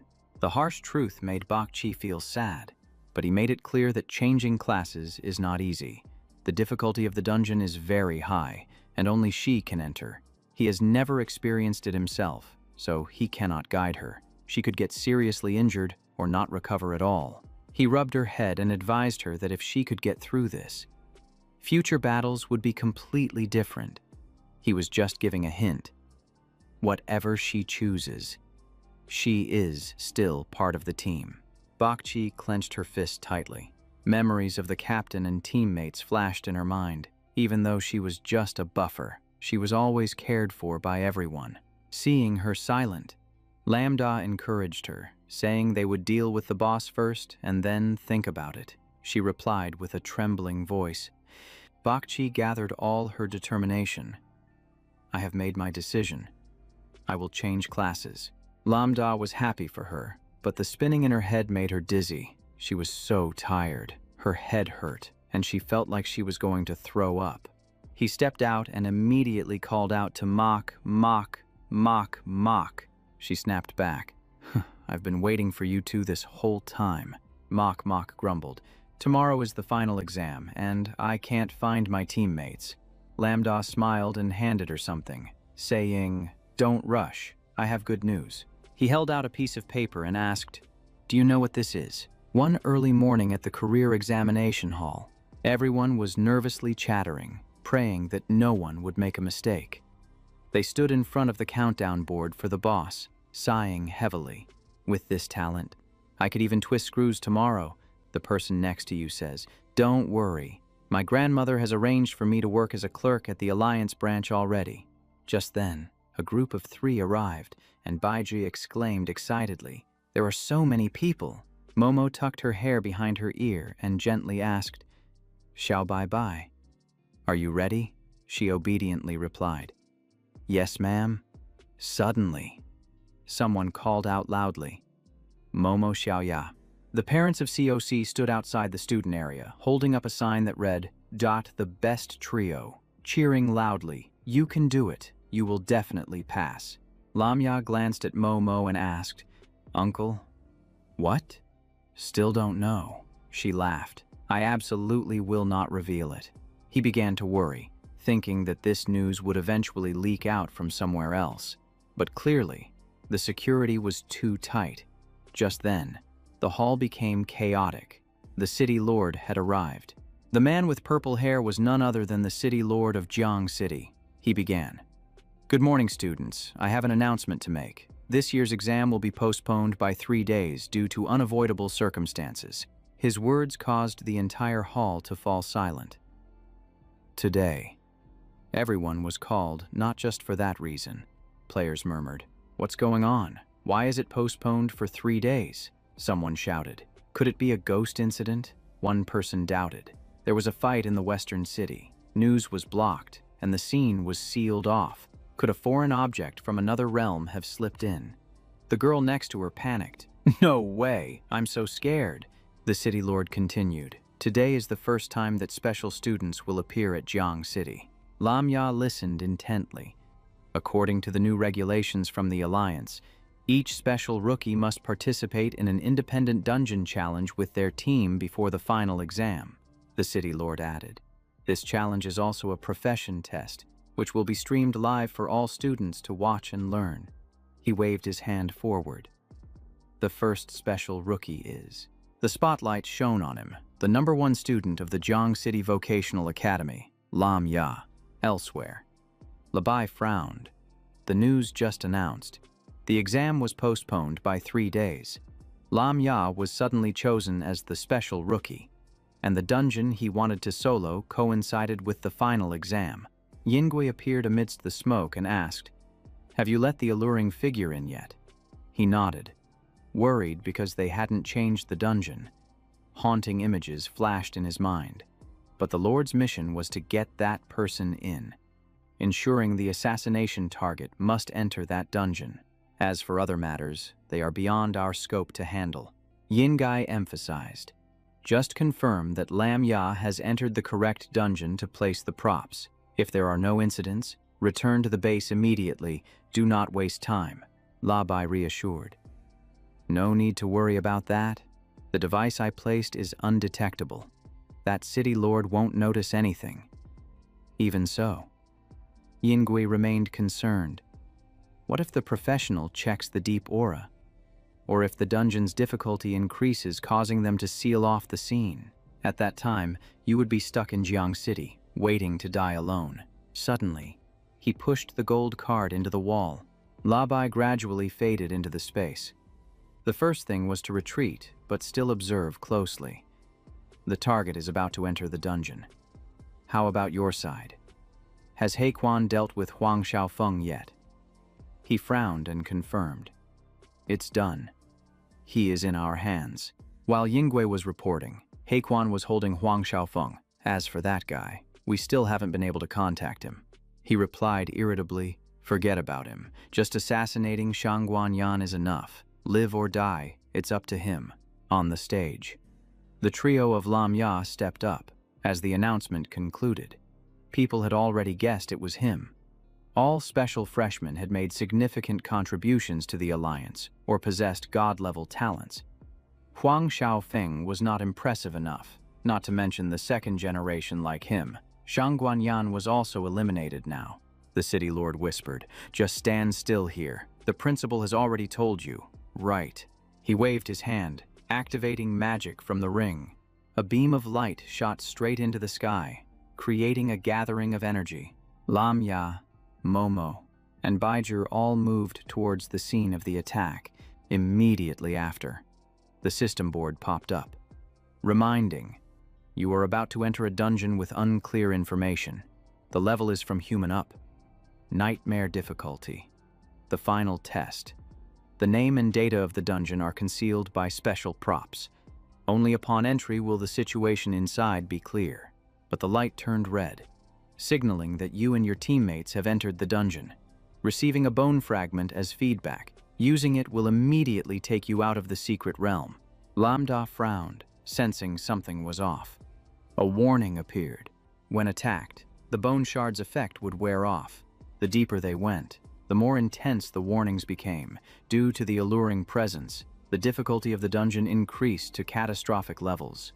The bone shard's effect was compromised and had vanished. They could not leave the dungeon. Bakchi gritted her teeth, enduring the searing heat surrounding her. Mok Mok immediately raised a shield to protect all three of them. Lambda. Could it really be like this? He nodded in confirmation. The dungeon had mutated. Upon reaching the boundary, the system immediately warned that the internal data had changed. The NM Forest dungeon had mutated, now at a catastrophic difficulty level, influenced by the alluring presence. The internal structure changed drastically. The original layout and new creatures had appeared, with most remaining intact. They had to strive to survive. Once the dungeon stabilized, Lambda reminded the group, just like in the previous simulation, gather together and form a defensive stance. The final boss in the Anum Forest consists of 3 intelligent humanoid monsters, all at golden rank. The pressure surrounded him. The hardest part was enduring the relentless firepower and being encircled by all 3 bosses at once. The main checks were on speed in clearing the dungeon and endurance during the fight. Lambda scanned each vulnerable point. Even a small mistake could cost skills and lead to unnecessary blood loss. Mok tightened her grip on her weapon, whispering worriedly, "If it weren't for the demons interrupting, this map wouldn't be so tough." Lambda tilted his head and smiled, agreeing. Bak Chi seemed to be sitting on fire, her expression frazzled, outside the frame. His smile was evident, the aura of a great master sending chills down everyone's spine. 2 years ago, I also participated in the Southeast Asian forest, and I was beaten badly. The demons were even more disgusting. They were clearly human but wanted to wipe out a testing group like mine. I wonder if Lambda or the enhanced boss is stronger. Oh my, please don't lose anyone else. The card nestled in the corner chuckled softly. The arrogant genius's time was coming to an end. Those misfits. Your fun life is over.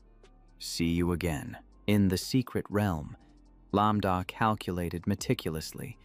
No one could guess how that alluring figure would alter the terrain and bosses. So far, aside from the high heat, the minor monsters and terrain had not changed at all. He bluntly called out by name. Those snake half-breeds over there, it seems they've been waiting a bit too long.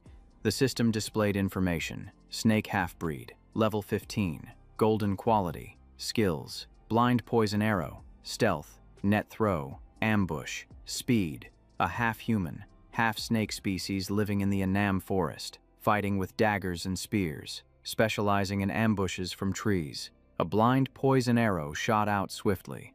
The light mixed with toxic smoke rose thickly, causing excruciating pain.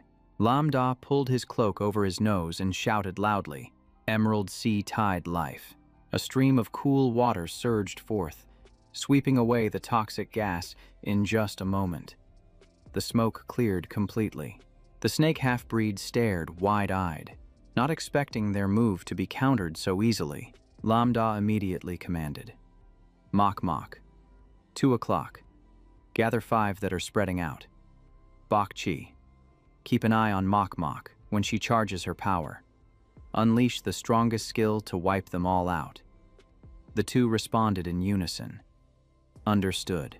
She unleashed the butterfly wind technique, and at that moment, he reminded her, "Little Mok Mok, to the left at 9 o'clock. There are 3 of them. Use firestorm and then ice binding technique." The flames blazed fiercely, incinerating the area of the snake half-breeds. The system warning appeared. Firestorm dealt critical damage, activating the fire spread effect. The fire element amplified throughout the area, burning continuously. The snake half-breeds lost health continuously. Minus 1,551, minus 1,553. Mok Mok cast the ice binding technique, freezing them and then swiftly eliminating them. She maintained the butterfly technique, calling out to Little Bak, and Bak Chi confirmed immediately. "I'll support you." Her face was full of determination, her resolve shining brightly. The flames twisted and coiled like a dragon soaring through the sky. The snake half-breeds fell into despair, losing 2,167 health. Lambda stood below, watching the massacre unfold. At that moment, someone in the shadows attempted to ambush, but he detected it beforehand. He growled, "Destruction formula." Lam Da swung his sword from a distance, the slash tearing the tree behind him in half. After the wave, he slung his sword over his shoulder and told Mok Mok, Bai Chi, to move forward, preparing to engage the elite monsters. "Remember to conserve mana." Mok Mok raised her hand to signal, "Okay." In the hall, the blonde guy frowned. "Is that weapon a saber?" The purple-haired girl interjected. "No, why didn't anyone tell me that the male god was taking a shortcut?" The guy in the red hat chuckled. "And that beautiful girl summoned a clone. What kind of talent did she awaken?" Someone nearby whispered, "You know, she is the goddess of our academy. It's said her talent is extremely strong." Confirmed by the Alliance. Enough to keep up with Lam Gao, not an ordinary person. Her father praised Lam Da for growing up. Someone he can trust. Her mother was proud, saying that Mok Mok is just as capable, excelling in everything. Now, they can rest easy. The card was grinding its teeth in frustration, creaking as if stepped on. He was pale with anger. Those weak fools, if they want to be strong, they must join the abyssal forces. Flattering all day, truly useless. He strode out of the gate. Just then, a stranger appeared on the wall, reporting, "Target number 3 has completely left." He immediately ordered the other side to confirm whether target number 1 had opened the abyssal gate yet. Preparing to close the net. Early morning at the outskirts. The girl issued a decisive command, "Close the net." The one hiding behind the wall immediately received the order. Team 2 surrounded the abyssal demon, initiating action. A glint of killing intent flashed in his eyes. Target, hunt and kill number 3. The group confirmed the final target, the fallen, the card. As soon as the words ended, both sides acted, moving away from the testing area. The card flew up, scattered by the wind. Each card transformed. He gritted his teeth and thought, "Those ignorant professionals don't even think about obstructing my great cause." He laughed with glee. "Today, I am officially an abyssal warrior." A part of his body mutated, roaring. "I am no longer who I used to be. I, the card, the vengeful one who fell into the abyss and was reborn, will trample this world." Just as he was feeling pleased, a loud shout rang out. "The fallen, the card." He snapped back angrily. "What?" The dark-skinned girl coldly said, "I give you 10 seconds. Remove all the fog from your body, suppress the abyssal energy, and raise your hands in surrender. Or else." Her brows tightened like a final warning, with only the path to death left. 10. The soldiers immediately controlled the card. He screamed, "Damn it. What's wrong with you guys? No, there's a mole who betrayed me." He struggled desperately. The countdown echoed loudly. 9, 8. The card went mad, unleashing his power. "You better not mess this up. Manifest. Diamond Mage outfit. Diamond Mage weapon. Universal card. Die already." The dark-skinned girl waved her hand, still stubborn. "Attack." The group of warriors charged forward. His abyssal power surged, his equipment glowing brightly. He wore a twisted smile. Universal card. Royal card. Just as he was getting fired up, a surprise blow struck. The soldiers fired purifying arrows. The arrows were silent. He was interrupted from casting spells. Summoning failed, entering a state of silence. The flames they controlled dealt fire damage, along with burning, turning into a curse that made the target only able to move slowly or dispel themselves. The fireball exploded, engulfing the card. He collapsed, nearly drained, as the alliance of professionals surged in. Suddenly, his eyes changed color. "I have to make you all die together." He tore apart everything around him. The system reported the profound power being unleashed, devouring and cleansing debuffs, amplifying attacks, going berserk. All attributes greatly increased, skills became stronger, and his body was immune to pain. The dark-skinned girl and her teammates raised their shields. "Everyone be careful. He is about to unleash his full, profound strength." From this moment, he became a reborn boss, rapidly regenerating health every second, chanting a dark descent to create a wide, dark barrier, reducing the enemy's visibility. The black mist from his bright eyes spread out, Come here, you worthless fools. If you can't kill me, then I will wipe you out along with everyone in the hall, leaving not a single one alive." After that statement, he charged forward like a madman wanting to sweep everything away. Suddenly, a light butterfly darted out from the darkness. It pierced straight through his chest like a bullet, dealing 1000% critical damage, reducing life regeneration by 50%. The card roared. "That damn assassin!" The mysterious figure behind him spoke up. "I'm right here." He turned his hand to cast the Moonfall triple strike. In another place, the crowd was buzzing. "Look, the path the boss is taking seems to lead to the poisonous frog." They guessed that Lamb was planning to use the toxic pond to kite and take another route. The guy next to him stroked his chin. A poisonous frog.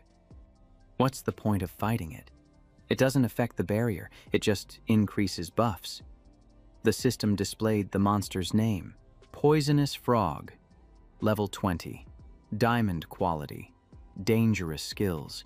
Weapons used to defeat it will gain the lazy poison trait, turning it into extremely toxic. It lives in the eastern part of the Annam forest, controlling the toxic green pond with its poisonous skin. Without hesitation, Lambda summoned a red orb, reversing the healing spell and the deprivation spell. The red-black energy swirled like a vortex, and the poisonous frog counterattacked with its tongue. The spectators shouted loudly, "Quickly dodge. Don't let that poisonous frog hit Lambda. He's going through the dungeon without a scratch." He was pierced through by it, not to mention the wind and flower assistance of the god. The commentary was abruptly drowned out when they saw the poisonous frog lunging forward. Lambda's life points dropped sharply, minus 2,587, but he remained calm, reversing the divine healing. Calamity descending. The wound closed quickly, and they gaped in shock. He got hit but had no injuries. Could it be that he can heal himself? The poisonous frog blindly charged forward. Lambda dodged the poisonous attacks, maintaining distance to avoid being pulled or poisoned, and began to kite again. The viewers lamented. Where are the mages and the great swordsmen? Why are they just standing still, planning to avoid the fight? Two girls were still quietly supporting him from behind. Bakchi activated the wind ring, while Mok Mok cast a great fireball, a fusion skill.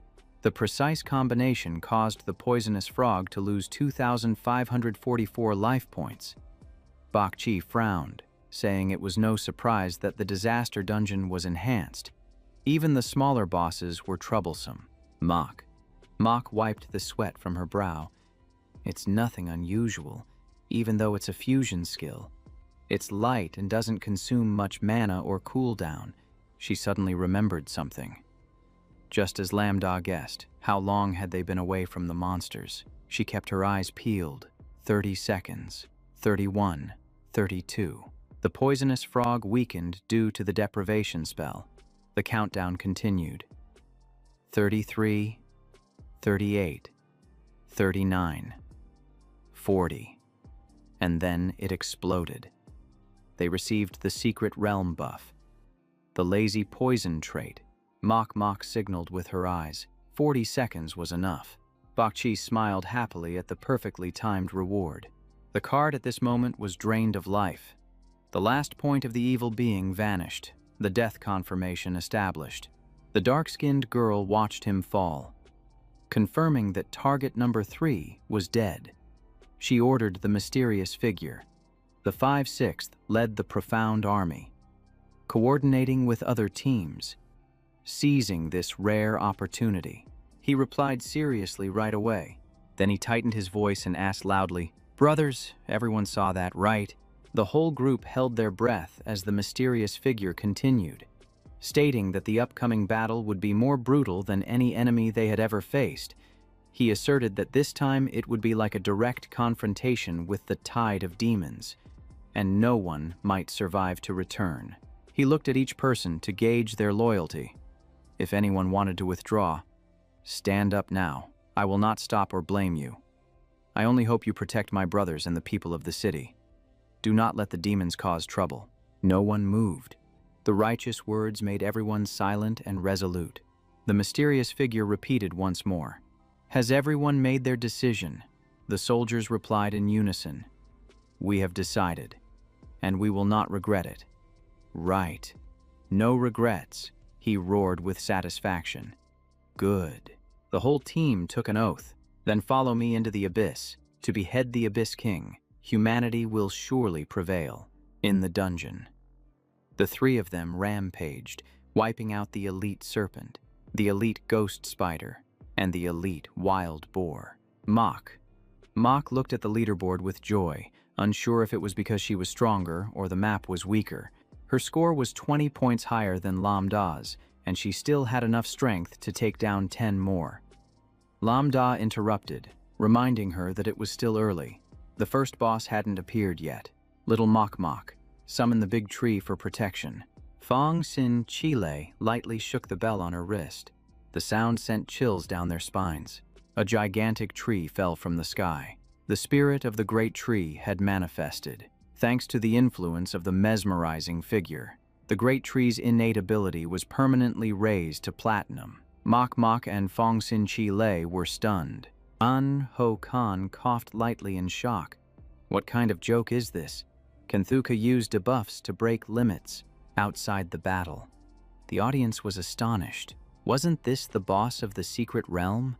Thunchu commented that this child had immense potential, and this was just a summoned avatar. Suddenly, the dungeon warned that the shadow of Anam had tracked their location. Lambda tightened his voice. "It's coming." The magic circle lit up, and the system displayed Shadow of Anam. Number 1. Number 2. 5 squares, 3. Level 20 down to 10. Quality from platinum to gold. Skills: Enchanted Flame Weapon, 5 linked slashing blade, single slash, and block. The 3 of them were infected in the Anam forest. Now they were mindless monsters. They would kill any living creature that appeared before them. Lambda immediately charged into battle. The great tree set up a formation. The giant tree galloped across the chasm, executing the knight's charge, Heaven Strike, aiming for the landing point. The two sides clashed violently, continuous damage points deducted.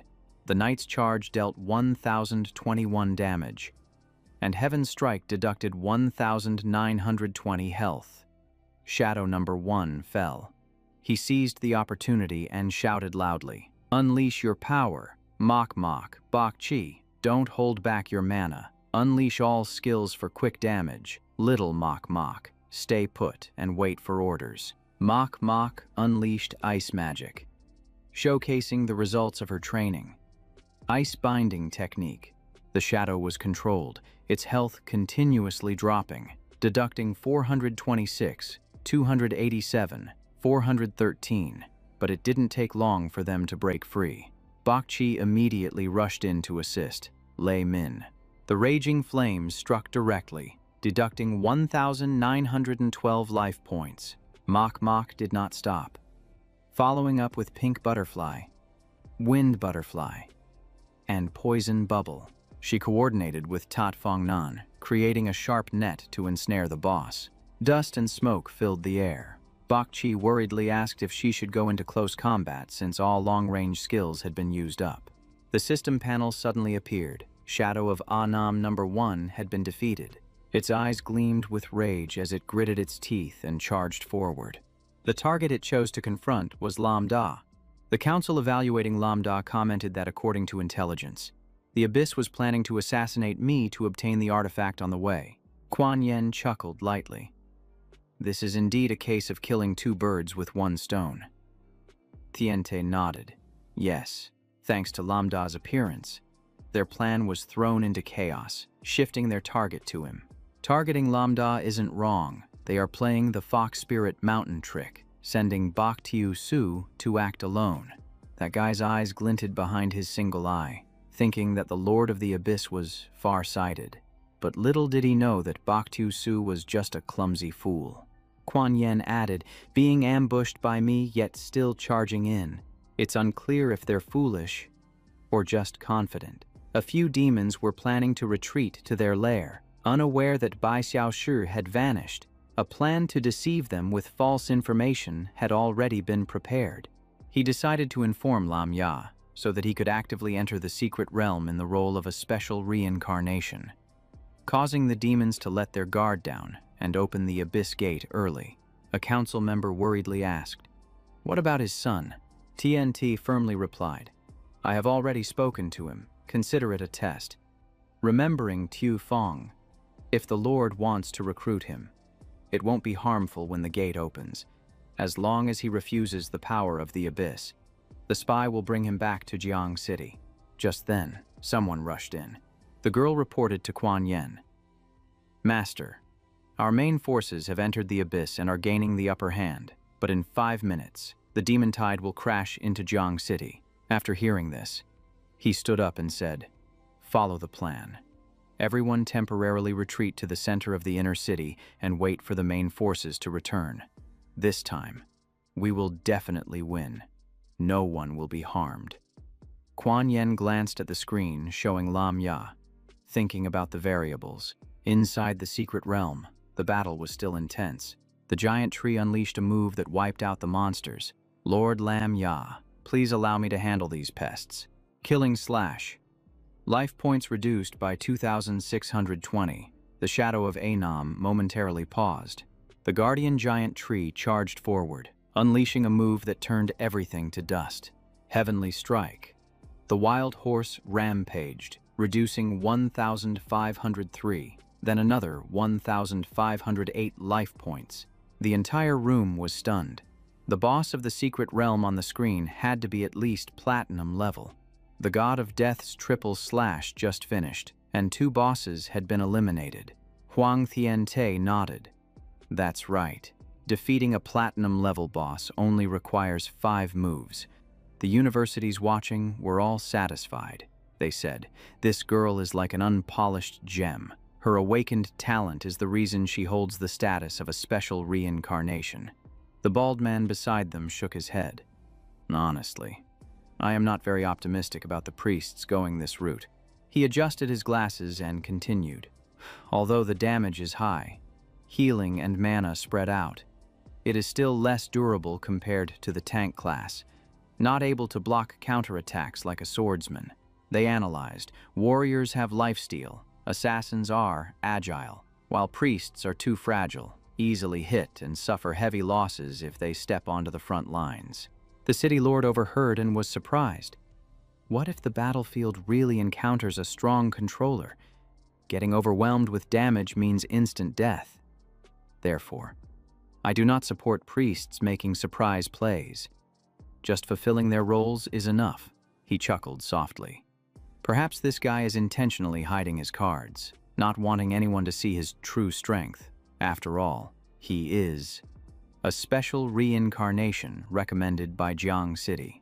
The observer waved his hand, meaning the teacher did not mean that. In reality, he is doing very well. From the moment of attack, dodging, and responding to enemy strikes, everything is extremely precise. His tactics, awareness, and performance are nearly perfect. However, he still pointed out the weaknesses. If the talent is not enough to keep him alive, in chaotic battles, it is very easy to die. The teacher only regrets that talent. The observer asked back, "Teacher, are you serious?" The bald man raised his voice. "After all, it is just a versatile profession with high combat power. There are plenty of talents that can replace him." His words caused the city lord to pause. Not stopping there, the bald man mentioned Mok Mok. "This girl is completely different. Her clone has high intelligence, good combat ability, synchronized with the master's strength, just like the boss using all its power against her. Every movement of her is recorded carefully. Later, she just needs to stand behind and command. Letting the clone fight is enough. Moreover, the summoned creature can be revived. If used correctly, she will become a permanent weapon, capable of infiltrating other realms. Everyone should consider the strategic value of this." Just then, a soldier ran in. After hearing the report, the city lord nodded. Understanding, the observer anxiously asked, What happened? He stepped onto the platform and spoke loudly. Ladies and gentlemen, we have just received information. In 5 minutes, the demon tide will invade. Everyone should stop watching and move to the shelter as directed. Please rest assured, the defenses are solid, and high-level professionals have been arranged around. The city lord reassured everyone. As long as you stay calm and follow the instructions, you will be safe. Mok Mok's mother frowned with worry. Is there really a demon tide? Her father smiled to reassure his wife. It's fine. This alliance is very confident. Let's go. Don't hinder the kids. The system reported in red.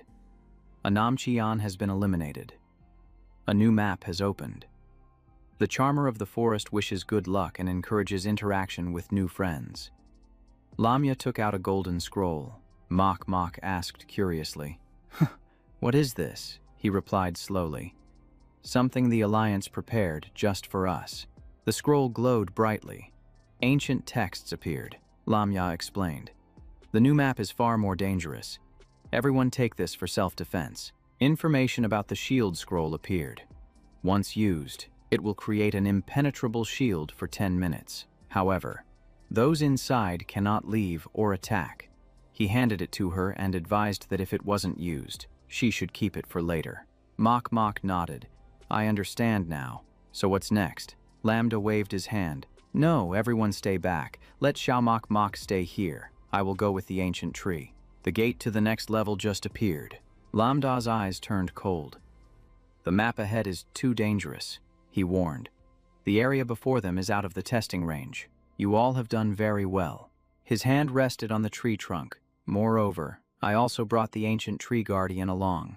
Bakchi and Mok Mok exchanged glances. Fong Sin Chi Lei remained silent. Both pushed the items in front of him. Then let's take them along. He was stunned by the surprise. Lambda sighed. He had no choice but to take Fong Sin Chi Lei with him. There's no reasoning with these people. He tossed the item Bakchi handed into the mouth of the ancient tree and said, Let's go.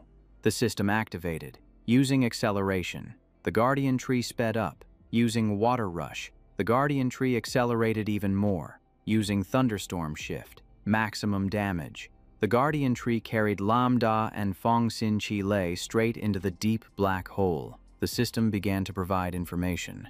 Black armored puppet soldier, level 10, golden quality, no skills. Description: soldiers in black armor wielding black swords. Although they have no skills, they strike quickly and deal very high damage. Black armored puppet archer, level 10, golden quality, no skills. Description: soldiers using long black bows, no skills but extremely high accuracy. He commanded, charge forward.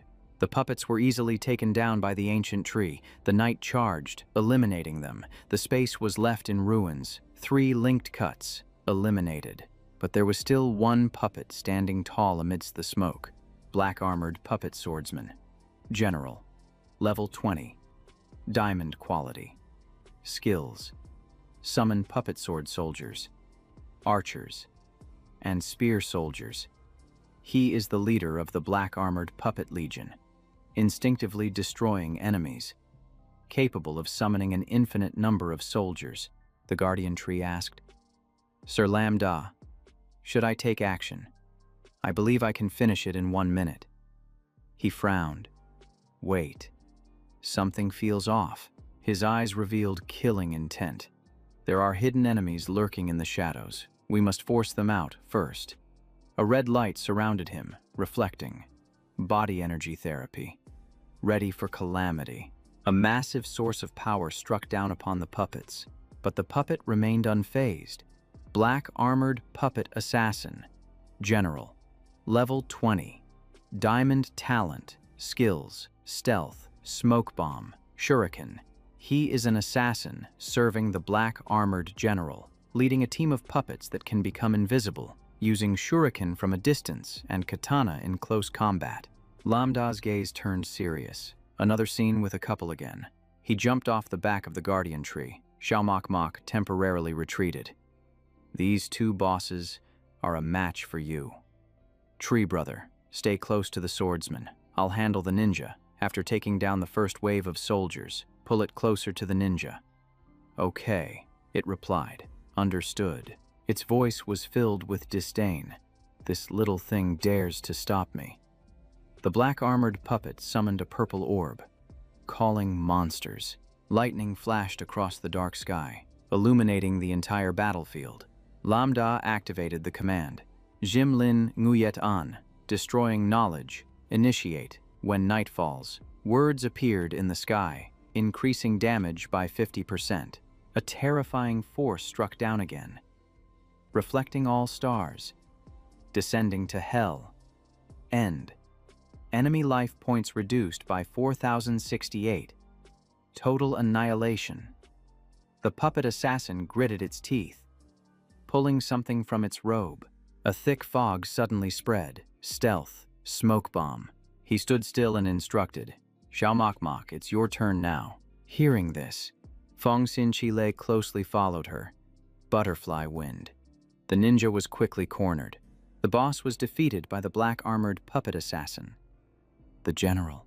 On the other side, the ancient tree also took down the remaining puppets.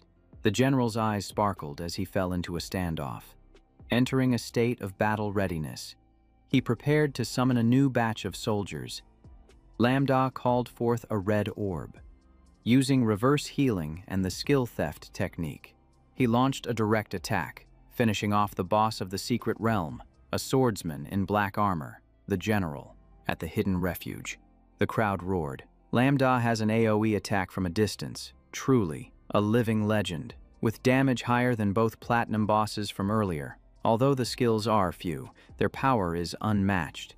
The excited man couldn't hide his enthusiasm. With this quality, many from the major academies might not even be able to achieve it.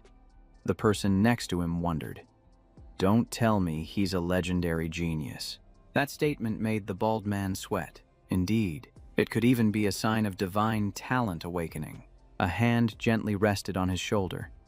The city lord expressed concern. "Do you feel unwell? Do you need to rest?" The bald man forced a smile. "I'm fine.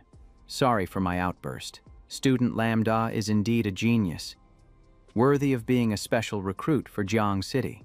The cheers grew louder. Indeed, calling him a legend is not an exaggeration. His potential and strategic value are immense. Colleagues, let's prepare to compete for his recruitment. A stream of dark energy swept over Bakchi's head. From Lambda's direction, "Hurry over there." His expression was emotionless, sensing a great source of power. The ancient tree turned to ask, "Lord Lambda, that one is very strong." A faint figure rode a broomstick through the gray smoke. Thousands of puppets appeared, revealing the Queen of Annihilation. The Annihilation Sorceress laughed coldly. The system reported that due to the rising temperature from the alluring figure, the unnamed enemy in the secret realm had grown stronger. The ancient tree said, "Annihilation Sorceress. The system lacks sufficient information, only showing clone, level, aptitude, skills, unclear." Lambda was surprised. "Have you encountered this boss before?" He focused on observing the Annihilation Sorceress. It was a clone, with no data available, seemingly summoned by something. Her face still wore a smile. His thoughts raced. He had encountered a boss like this before. He silently assessed. This battle would be extremely challenging. The Annihilation Sorceress spoke. Quite interesting. She listed each item: the passage paper, the forgotten lair, soul summoning, the guardian tree, and the tears of resurrection. The smirk remained on her face. No wonder there was an alarm. The ancient tree was ready, waiting for the attack order. The tears of resurrection were also preparing to unleash their skills. Lambda signaled, "Brother tree, little Mok Mok, do not be careless. Does anyone know her?" She shook her head, taking a small step back. It replied, "I don't know, but she feels very familiar. Lord Lambda, she has a mark similar to yours." He frowned and asked again, "A mark? It must be the passage paper to the forgotten lair." The Annihilation Sorceress twisted and smiled. "Little brother, don't look at me like that. Considering our connection, I will let you pass this door for free." After saying that, she flew away, hoping you can also get through the forgotten lair. The puppets bowed and then retreated. The system reported that the boss of the secret realm, the Annihilation Sorceress, had disappeared. That scene left him stunned. Did she really leave? Was it because he had the passage paper? Or was she also a creature from the lair? The ancient tree stroked its chin, although it didn't remember her clearly. Besides the mark from the lair, she also bore signs from the same source. The Tears of Resurrection nodded in agreement. It hesitated before speaking. She is not a creature of the secret realm. I suspect when the master used soul summoning to summon me, it transferred some of the alluring figure's power to me, thus pulling her in here. She also carries a similar aura. Perhaps she granted this power to the secret realm and altered the dungeon, Lambda pondered, although he wanted to understand thoroughly. The tree summoned by soul summoning probably held no valuable memories. Well, no need to think any further. He frowned slightly. Brother, let's put aside the matter of the demoness for now. Lambda looked up at the large vortex above. The problem is that the general summoned by the demoness has also disappeared. So, who is the final boss? And why hasn't the system reported anything further? Suddenly, he heard a call, Lambda, and he turned around quickly. It was Mok Mok. Mok Mok and Bak Chi rushed over, saying they sensed a disturbance on the map and were worried something had happened, so they immediately came to find him. She wiped the sweat from her brow, breathing a sigh of relief. It's good that nothing is wrong.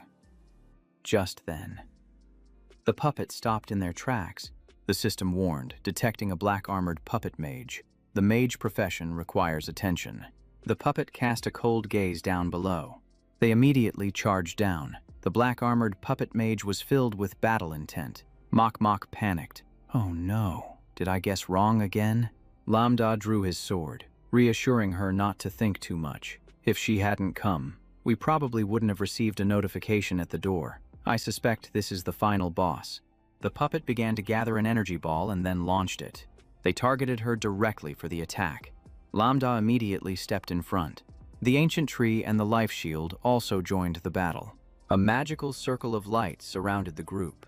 It froze the remaining energy ball to prevent the explosion from spreading. Hearing this, Mok Mok acted, using ice seal technique. An ice wall slowly formed. The wall blocked the advancing puppets. Seeing this, the puppet murmured an incantation, casting a spell through the protective barrier, summoning the array. The sky darkened again. The black-armored puppet mage began to summon something mysterious. Thousands of puppets flew in the air, covering the sky, then dove down to break the magical circle. The black-armored puppet mage's army officially entered the fray. Bak Chi tightened her grip on her sword, horrified. There were so many it was disgusting. The ancient tree turned to ask, Lord Lambda, how should we deal with this? He smiled enigmatically. No need to rush. Facing this number, I also need to call for worthy reinforcements. Lambda raised his hand, and the item in his hand flew into the air, summoning. The Dark Curse Knight appeared. The gigantic shadow overwhelmed the entire enemy formation. The Dark Knight looked extremely fierce, summoned at Platinum level 20, fighting for 1 hour. Mok Mok looked at him with admiration. Lambda, your master is a level 15 golden boss. Right. How did you upgrade it? He replied nonchalantly. I never paid attention to it. In his mind, he also wondered, could its power be tied to mine? The screen on the other side exploded. Oh my, it's Master Cam. Haven't you heard of him? The Great Lambda is the one who changed the historical difficulty, the one who caused the summoning qualifications to drop. I've been shocked for a year because of this. A chubby young man widened his eyes. Winning or losing doesn't matter. I just want to have his child. The cheers were deafening, smashing the puppets. The one with the enchanting figure was just like that. The cold-faced guy gritted his teeth. Your connection has been cut off too. Huh. The blue-haired guy ground his teeth. That's right. What now? We're all stuck here. The guy next to him replied. Whatever. Let's act first and figure it out later. A sinister laugh came from one. Too fitting. The demon commander is in trouble. They can no longer control us. No need to be a target anymore. Just summon the teleportation gate. Over here. Lambda instructed Knight Nguyen Rua, the old teacher, that there was no need to use the moonlight burst. If they wanted to swarm, he just needed to pull the monsters away. Its eyes immediately turned red. The knight leaped, casting Dark Curse. All stats surged, charging straight ahead. He brandished his sword and charged directly into the swarm of illusions. The illusions rushed in to attack fiercely. Lambda observed closely and said, "Good. The formation has been disrupted by the old teacher. As long as they weren't all dead, the 4 bosses wouldn't dare to make a move." Lambda led the group to retreat. It seemed they wanted to use the small monsters to wear us down. They were still channeling mana into the magic formation, not attacking at all.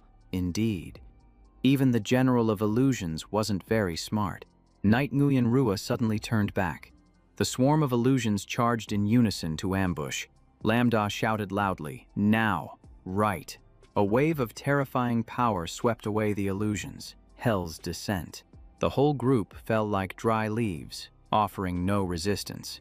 The ancient tree also contributed a blow. Heaven's Strike, refreshing the skill. Continuing with Heaven's Strike, Lambda unleashed his move, nearly wiping out the illusion soldiers. Reverse Tide, Life and Death. Mok Mok and Bok Chi coordinated to rush in. Poison Cell, Firestorm, Life's Tear supported. Ice Freeze technique was unleashed. The illusions were shattered by Knight Nguyen Rua, Moonlight Ambush, critical hits in succession. The dust gradually settled, after a series of fierce blows. The black-armored illusion mage was eliminated, the formation was broken, and the boss took reverse damage. The tendrils behind him reached out, dispersing attacks to prevent them from recovering or summoning more monsters. The chain demon tightened around the illusion's body. Reverse transfer technique and restriction technique were simultaneously cast. His eyes flashed with killing intent. It was over. Reverse healing. Plunder technique. The illusions gradually disintegrated. The illusion mage was burned from within. Critical hit. Reverse healing. Divine technique. Calamity descends. Continuing to reverse. Hell's Descent. You have defeated the black-armored puppet mage. General. He quietly glanced at Mok Mok. She and Bok Chi were still working together to take down the remaining illusions. The ancient tree guardian was not standing idle. The illusion mage trembled, trying to get back up. Knight Nguyen Rua immediately swung his sword down, despairing heavy strike. The swirling chains gradually disappeared. The system announced the completion of the mutated instance of the southern forest, starting to calculate rewards. The golden fish glowed. Swimming around, a treasure chest appeared, thanks to the special ability of the Goddess of Luck. All treasures would be upgraded to Diamond level. A notification appeared before Lambda, asking if he wanted to double the treasure. He calmly replied, "Open it." As soon as he finished speaking, the treasure chest immediately opened, receiving the Diamond level skill Priest's Blessing of the Collective Affection. The mage weapon, Thunder God's Tome. Equipment including the 6 Yang Ring. A rare item. Along with the item was a note detailing the skill Priest's Blessing of the Collective Affection. It healed all targets in range, increased all attributes, and randomly added 3 buff effects, only removable by skills of the same level. Lambda smiled slightly. A diamond level skill like this was indeed worth it. Another panel appeared. Punishment of the Spirit Stone. Reduces the life of all targets in range. Lowers attributes. Randomly removes 3 buffs. His whole body radiated killing intent. His aura rising. The people on the other side curiously crowded around the screen, wondering what had dropped. Let me see. The sound of hurried footsteps echoed in the hallway. The city lord coldly looked at the chaotic crowd below. He remained silent before asking, "What is the situation of the battle at the abyssal border now?" Monsieur replied with a smile, "We are about to win. We have fought all the way to the depths of the abyss. Today is the best opportunity to eliminate the master of the abyss." He gritted his teeth. Today, they will all have to die. The city lord turned around, his expression calm. Good. But this feeling is too easy. So we must still be cautious. The demons of the abyss will stop at nothing, Monsieur quickly added. If we can wipe them out in just one battle. Before he could finish, he was interrupted by the crowd cheering. Lambda. Lambda looked around, secretly thinking, am I already in a safe place? He stood with Mok Mok and Bok Chi among the excited crowd, just as per the alliance plan, but it was unclear how far they had progressed. The city lord looked at him and nodded slightly, a smile briefly appearing. He glanced back, feeling uneasy, as if he had overlooked something. Mok Mok smiled and waved at a distance, following her gaze. Lambda saw her parents. If they could completely eradicate the forces of the abyss, uprooting them would be excellent. He chuckled softly, but suddenly the crowd panicked and screamed as a strange creature appeared. Lambda's expression changed instantly. It was a demon-tide creature. The city lord frowned, puzzled. How did it get in here? A person being choked screamed loudly.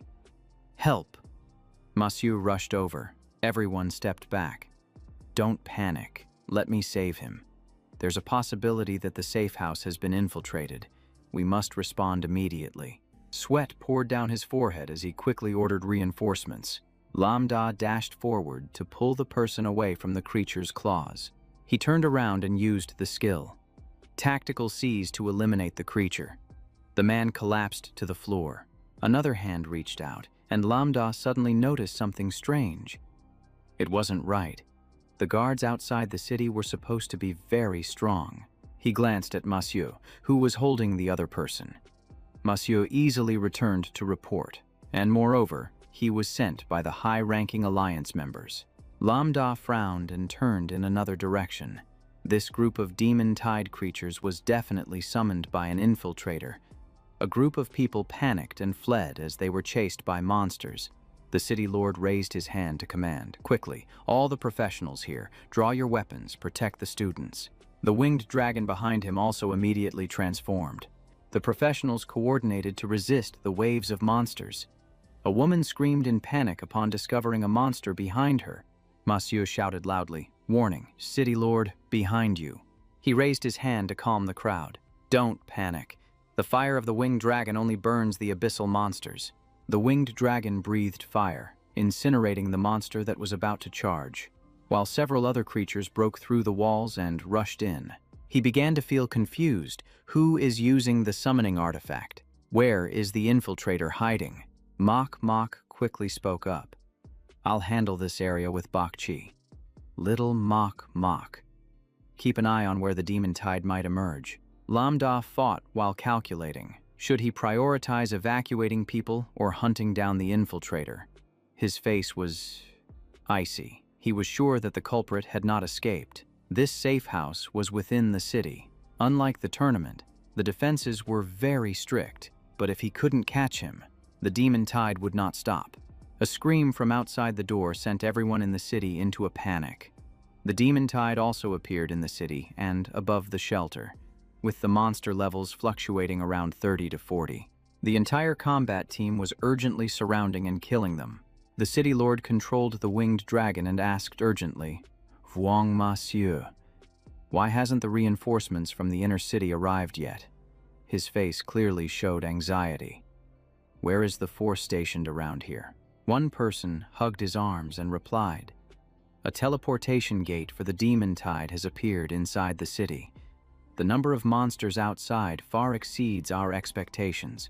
He panicked, sweat dripping from his forehead. The monsters from this new gate are very strong, and the guard team is understaffed, unable to provide support. Lambda listened and realized the situation was dire. If this continued, the demon tide inside and outside the city would trap everyone, and their group would be wiped out one by one. Mok Mok created a protective light circle and said to Bok Chi, Psych. I've found that my skill is particularly effective against those insect-like monsters. Bok Chi nodded, confirming they must belong to the low-resistance type. She anxiously looked over at Lambda. Do you still have mana left? He replied calmly. I can still hold on. You should conserve your mana so that little Mok Mok can use her main attack. But inside, he still felt uneasy. If the demon tide continued to surge like this, everyone would need a large amount of recovery items.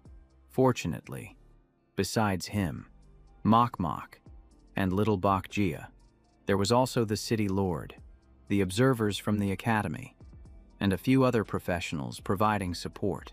He quickly turned to the city lord and said, "The monsters here are around levels 10 to 20. The high-level teleportation gates may have opened elsewhere." He turned toward the wall where everyone was huddled. "The monsters have low magic resistance but very high physical defense, so the mages can assist from a safe zone." Understanding his intent, the city lord immediately ordered, "All mage students, prepare to join the fight." Everyone confirmed in unison. At that moment, Lambda's sword lit up. Killing intent surged around him. The system panel popped up. Transfer. Blessing of the stars. Meteor strike. Causing the life force of all monsters to drop significantly. And all attributes decreased. Seeing this, the crowd cheered in admiration. "Lambda is amazing." One person beside him exclaimed, "The diamond-level skill from the dungeon is indeed different. I didn't expect it to debuff and deal damage at the same time." A female student ran over and shouted, "We will also follow Lambda and contribute our strength." She cast a spell on the blonde-haired girl. "Let us heal your health and mana." Lambda still felt worried. If the skills and items for mana recovery are insufficient, and reinforcements haven't arrived, their group would exhaust themselves. If they can't find the source causing the demon tide, when everyone reaches their limit, the consequence will be annihilation. He stepped forward and asked the city lord directly, "How many days can the supplies in the area last?" He answered immediately, "This is only a temporary refuge. We don't have excess supplies, and the resupply must wait for the guard team." He frowned. "That's too bad. The elite forces have all been pulled for the deep raid operation. Both the inner and outer city are short on personnel. Wait, something feels off." He froze. "We've been misled. This is a Fox Mountain tactic." Someone was about to place a hand on his shoulder. "Calm down." Lambda reflexively pushed away. "Get back. Don't disturb me right now." Kuan Yin removed her mask, her face gradually becoming clear. "Lambda, it's me. I understand what you're thinking." Lambda stopped. "Shangguan Yen, why are you here?" Kuan Yin cleared the surrounding monsters quickly and said rapidly, "I didn't have time to report the plan to you. The one luring Baitiu Su is not me. It's a decoy arranged by the Alliance. I've been watching over you. You're very strong. Cooperating will definitely break through the encirclement. Eliminate all monsters and find the source of the demon tide. The professionals are setting up a defensive circle." Seeing them struggling, Lambda asked again, "Are you sure? How long will it take? If it drags on, casualties are unavoidable." Kuan Yin didn't answer, just unleashed her skill. "Let me show you my talent." Her hand rested on Lambda's shoulder, and the system announced, "Granting power of unknown origin. Receiving soul adaptation from Shangguan Yen. Skill damage. Plus 100%. Increased range. Expanded damage area. Reduced cooldown by 30%. Increased mana recovery. Health recovery. Shared damage." Kuan Yin smiled. "This is my talent, Soul Link. It transfers my soul to you, lasting for 1 hour. And it's not just that." Lambda asked urgently, "What's the cost? Will it harm me?" He looked at her hand glowing with golden light. "This talent must be legendary." Kuan Yin quickly said, "Don't worry. The side effects only affect me. After using it, I will faint for a week. You have to protect me. This fragile one. This is my last card." Lambda grabbed her hand and pulled her along without hesitation. Kuan Yin, still caught off guard, exclaimed, "Hurry up, you lead the way." A monster blocks the way. "Damn, there's a spy. Don't let it shoot slime." Lambda brandished his sword and charged straight ahead to slash. With just one strike, the monster fell right there. He raised his sword in front of him, and the Thunder Spirit Moon Hidden began to absorb the remaining soul. The system displayed a notification. The quality surged. and all attributes were enhanced. Kuan Yin continuously led the way. Lambda followed closely, with monsters still swarming behind them. He turned his head to ask, "Have you figured out who it is?" While fighting and moving, Kuan Yin nodded. "Of course, there are always hidden watchers in this area." A scroll containing hidden weapons floated in the middle of the room, placing the summoning scroll right in the monitoring room. I don't know if it's brave or foolish, as this place has surveillance cameras. Outside, Jiang City was covered in dust and smoke. Among the swarm of monsters, two figures advanced straight ahead.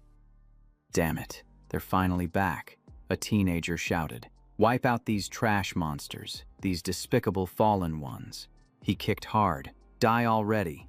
Remembering the scene of being captured, he became even angrier. How dare they humiliate this young master? It's truly disgraceful.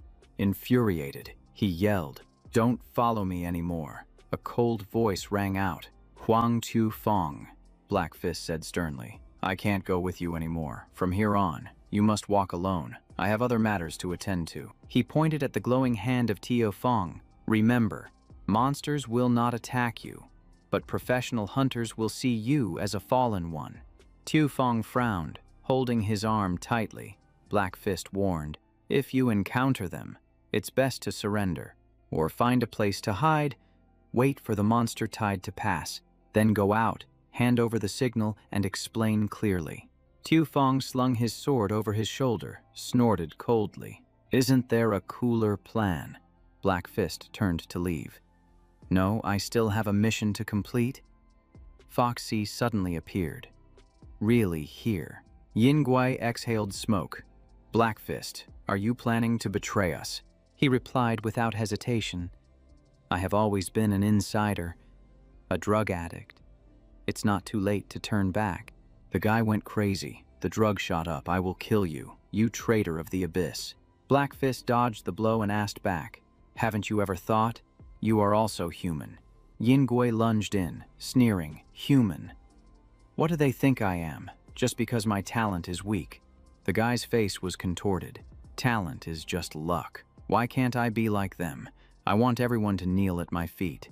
Black Fist advised, "Your dream is not wrong, but to advance, you cannot rely on the abyss." A sudden blow distorted his face. Fox slowly approached. "Little brother." She raised her hand to stroke her chin. "We meet again." Tu Fong didn't let her seduce him. "Get lost, looking like a rat." That made her face change. "What did you just say?" He sensed something strange and immediately turned to run. Fox pushed him against the wall, trying to escape. "With the power difference, do you think you can get away?" She scoffed. Little Kaka only had a big mouth. He struggled but was pressed down harder.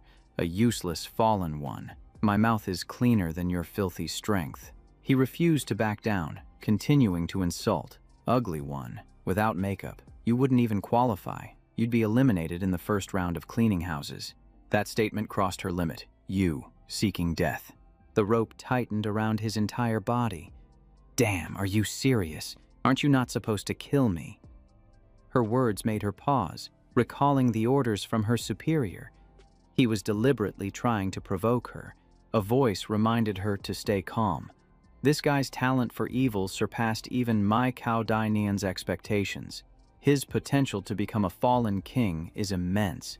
We must keep him intact for brainwashing, turning him into our trump card.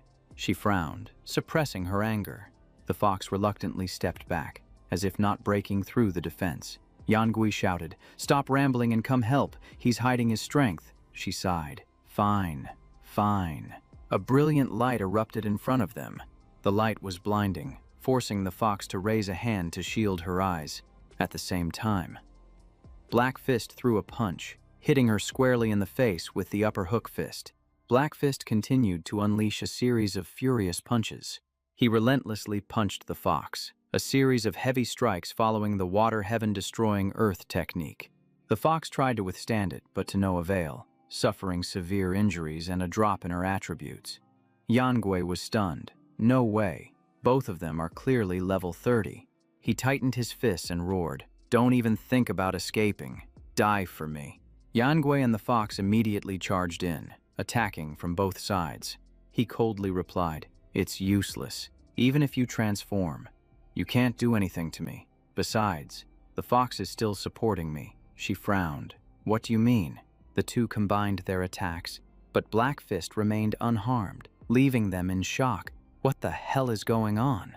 He used his innate ability, the Forbidden Sound Wave, dealing immense damage to targets with decaying attributes amidst demonic transformation. If he could kill them, the effect would last longer. The fox screamed in pain. "My face." He clasped his hands in front of his chest, his voice cold. "I once intended to give you a chance, but now you're still blind. Then there's no cure for you." After saying that, Black Fist charged like a bullet, throwing a punch straight at her. He bowed his head, pursed his lips, hoping that, in the next life, you would be human, then unleashed the celestial star strike. The fox roared, blood staining her sharp teeth. Next, he executed the Earthmaster technique. His massive hand pressed her down to the ground. The system reported that the fox had been eliminated, with no signs of life remaining. He remained silent, just watching quietly without saying a word. As if sensing something, Black Fist turned to look in a distant direction. Yan Gui, drenched in sweat, hurriedly fled. "Sorry, Fox. As long as I'm alive, there's still a chance." But Black Fist blocked him. "You won't escape, you addict." He roared in anger, his whole body transforming. "Don't push me too far." Then he charged straight at Black Fist, completely insane. Black Fist unleashed a flurry of relentless strikes, his attacks impenetrable, accelerating and employing the diamond palm technique. In the blink of an eye, he circled behind Yan Gui. Next, a powerful strike landed on the guy. Kwang Min was Han Quan. He withdrew his hand into a defensive stance, finishing with a fierce uppercut. The system reported that the drug-addicted degenerate had been eliminated. The battle was over, and the target was no longer alive. He turned to look at Huang Thufeng, who was unconscious. This guy really had some issues, didn't he? He hoisted the boy over his shoulder, thinking to himself, "Whatever. Let's just get him to safety first." The principal contacted him. "Black Quan, where are you?" he reported. "Outside the north gate of Jiang City, bringing Huang Thufeng back. He was knocked out by Yen Kuai." He continued, "The pursuers were Holy and the drug addict, who had teamed up with me, and they have been eliminated." The principal nodded. "Good." The principal continued, "The plan has changed. No need to bring him back to Jiang City anymore. Take him straight to me."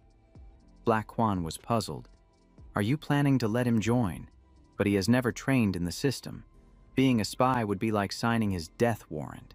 He calmly replied, "His innate talent for degeneration far exceeds the assessment of the deep demon. My Chao. He might be even more than just a degenerate." Black Quan was stunned. A fallen Tri Vuong. The principal was certain he will be valued and enter the highest authority of Tam Uyen. Moreover, he had previously rejected the temptations of the deep demon with strong willpower. That is the key point, ensuring he will never fall. He predicted that he could approach and eliminate even Tam Uyen Tri Hoang, ending the war of humanity. Tam Uyen, the principal added. "It has been a long time since Tam Uyen has seen such talent. I have confirmed with the Alliance and his father. Everyone agrees. You don't need to worry about other matters. I will grant him the power of Tam Uyen and protect him from corruption." He hesitated. But what if he doesn't agree and wants to keep his human identity? In fact, he always mentioned someone named Lam Da. Black Quan recalled the scene where Huang Thufeng was fighting while calling out Lam Da's name. If he obtained the Gat power, it would no longer be a fair fight. He spoke softly. "Let me handle that. He has strong faith. It's not easy for him to fall. That potential far exceeds normal assessments." The principal revealed a secret, the clear reason for his shortcomings. According to his father, he experienced a major shock in childhood, related to another family secret. He analyzed. Lambda must have seen his true abilities, which is why he didn't strike decisively. This young man could easily kill deep demons. The principal pondered. But because of that, Huang Thufeng's extreme personality made him see Lambda as an obsession, wanting to destroy him, to trample him underfoot, to prove his bloodline and status. He concluded, although they cannot be teammates, these two can still cooperate from different angles, maximizing their strengths, the principal instructed. Other matters can wait. Bring him here, and I will continue talking. He respectfully replied, the disciple understands, and will immediately take Huang Thufeng back. Black Quan suddenly remembered. Right, I heard that Jiang City is in trouble right now. He replied wearily. Indeed, something unexpected has happened. I am at my wit's end. The principal struggled to sit up, calmly saying, fortunately. Lambda arrived in time. He thoughtfully noted. The entire situation is turned upside down. Lambda looked up, his voice cold. How interesting. These mindless beings are afraid of me. Such a large teleportation gate, yet no monsters have stepped out. Could it be because... He guessed that the Alliance's Jobless had eliminated the Lord of the Deep Realm and the Deep Demon. Thuong Quan Yen smiled. That's right. These guys are all followers empowered by the Deep Realm. He stated confidently, I can sense the spiritual connection with them from the very borders of the Deep Realm. Thuong Quan Yen warned, they are risking everything just because they are forced to move forward. Their commander is dead, and their instinctive fear prevents them from causing trouble. He sighed, not understanding how these guys conduct their business to end up like this. Thuong Quan Yen replied while handling the situation. The fallen demon escaping supervision didn't just faint immediately. After finishing the task, he gently dusted off his hands. He smiled faintly. The important thing is that none of them can escape. They all must face judgment. Lambda said solemnly, how should we deal with this scroll? It resembles a summoning object. I used my powers but couldn't break it. Thuong Quan Yen examined it. You can't destroy it. That's troublesome, he added. That's right. It remains intact. Suddenly, a few henchmen fell right in front of them, and both remained silent, watching. The followers trembled, their eyes filled with fear as they looked towards the two. Lambda tilted his head, his gaze filled with disdain. Is this really a creature of the demon tide? He raised his sword and said decisively, perfect. Let's deal with it. Then activated the ocean tide summoning. Undead Sea. He stood beside and reminded, Lambda, are those evil beings going to be sunk by you? We still need to keep witnesses, he replied calmly. No, I'm only targeting the demon tide creature.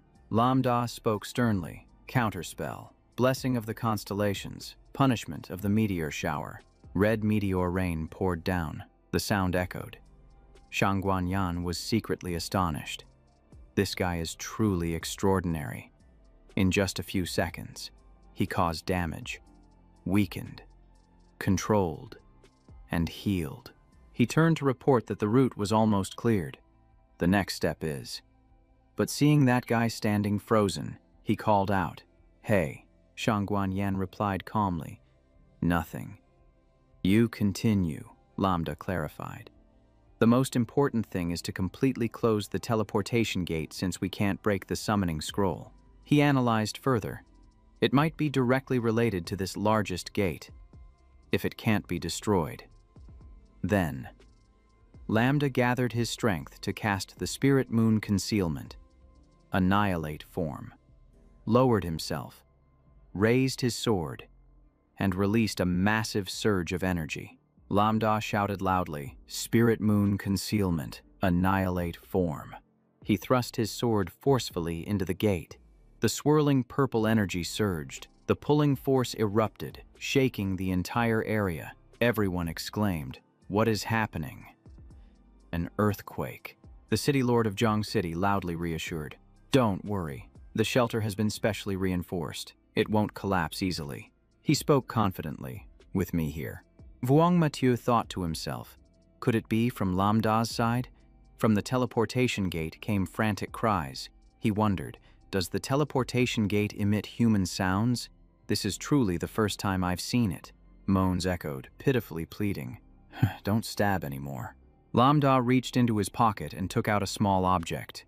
He told Shang Guanyan, "This is the earplug Muk Muk gave me. Use it at the right moment." That guy froze. The summoning object has reacted. It cried out loudly, pleading, I close it. Spare me." Lam Da said coldly, "It has run away." The scroll cracked. A wide streak of water spread, then gradually faded, and a piece of paper fell to the floor. He asked briefly, "Is it over?" Shang Guanyan examined it closely and replied, "It's over. There will be no new demon tide appearing." He confirmed that the situation had completely turned around. "In the devastated city," the commander ordered, "the teleportation gate is closing.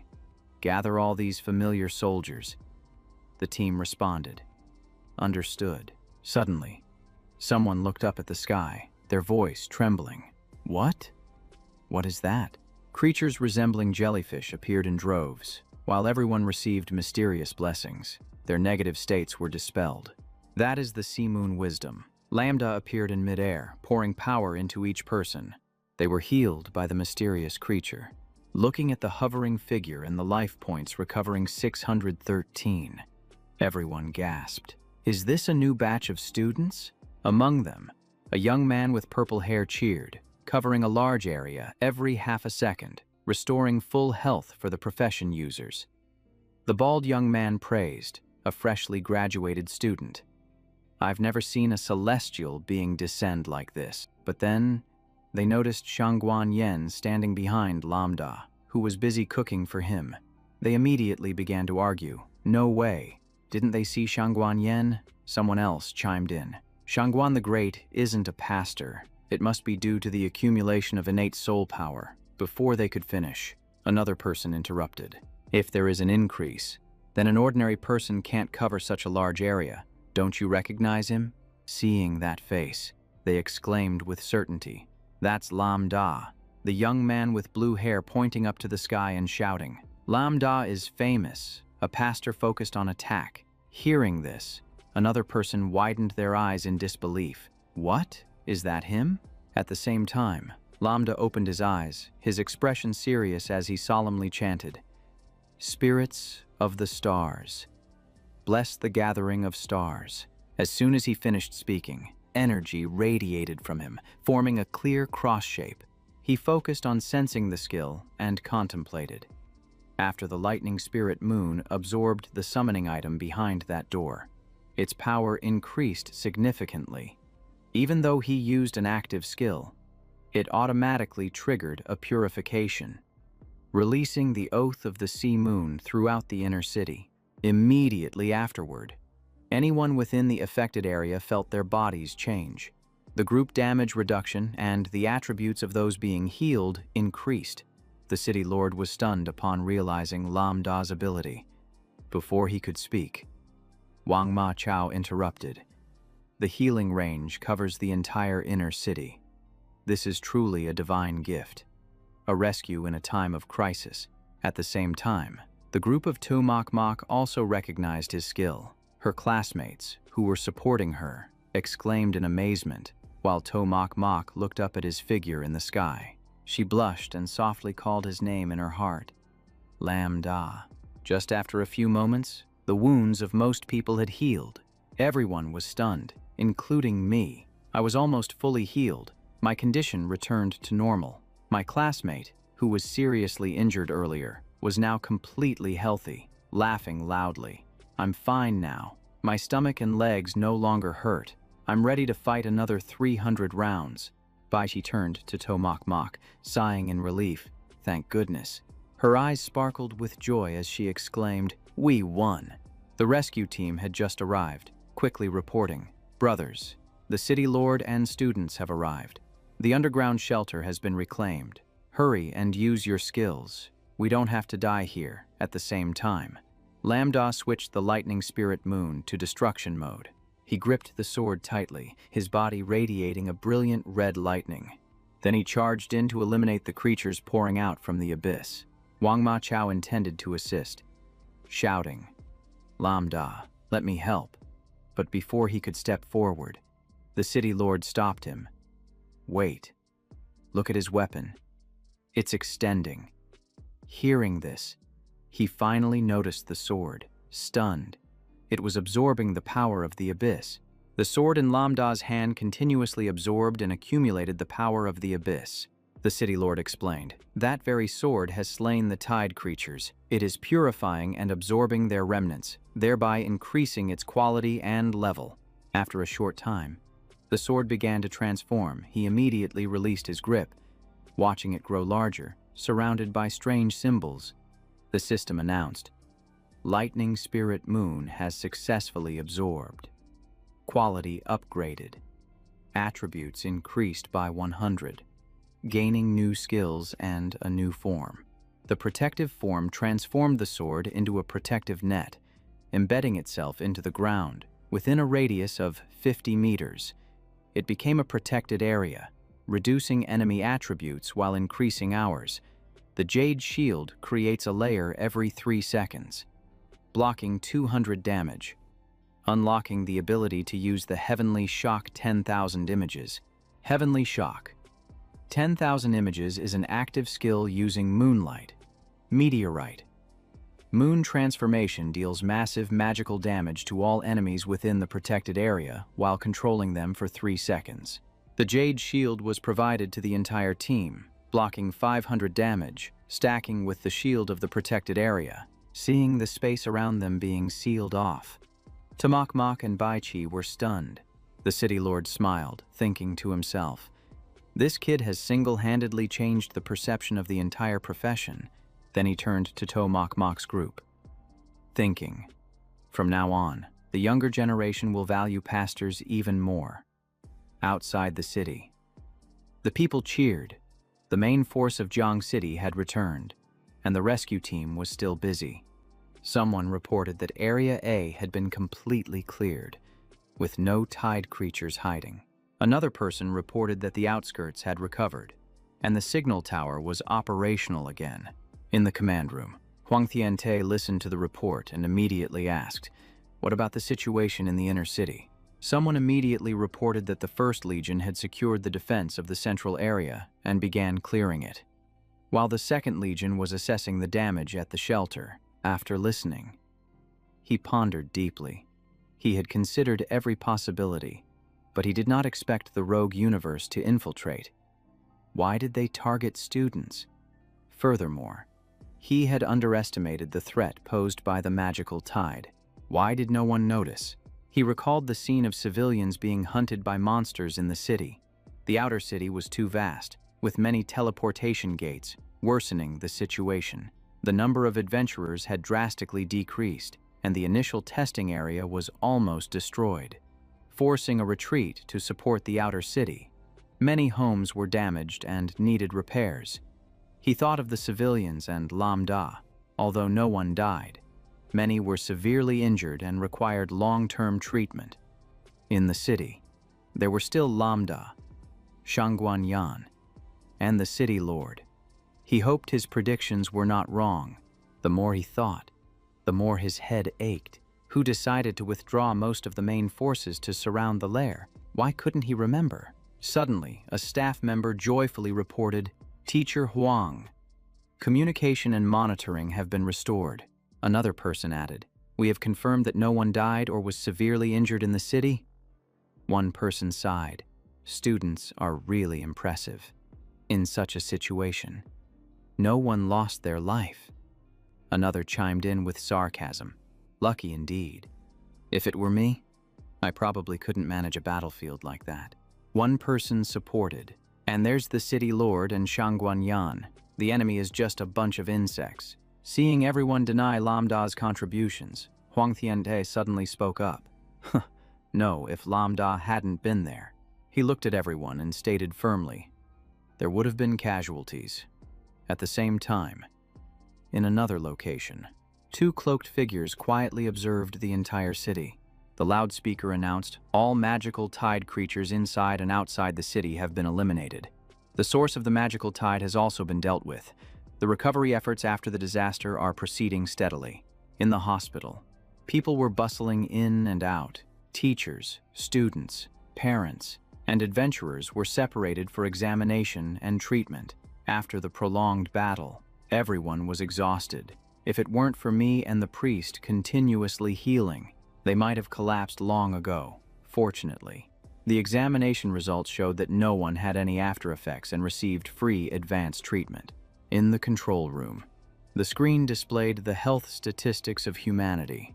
On the other side, Shang Guanyan, severely injured, was being carried away. The one most affected was him. At that moment, he had exerted all his strength, his face haggard. The soul connection caused him to fall into a coma. His people immediately took him back to Ling Yun's sect. In the interrogation room, an accomplice slammed the table seriously.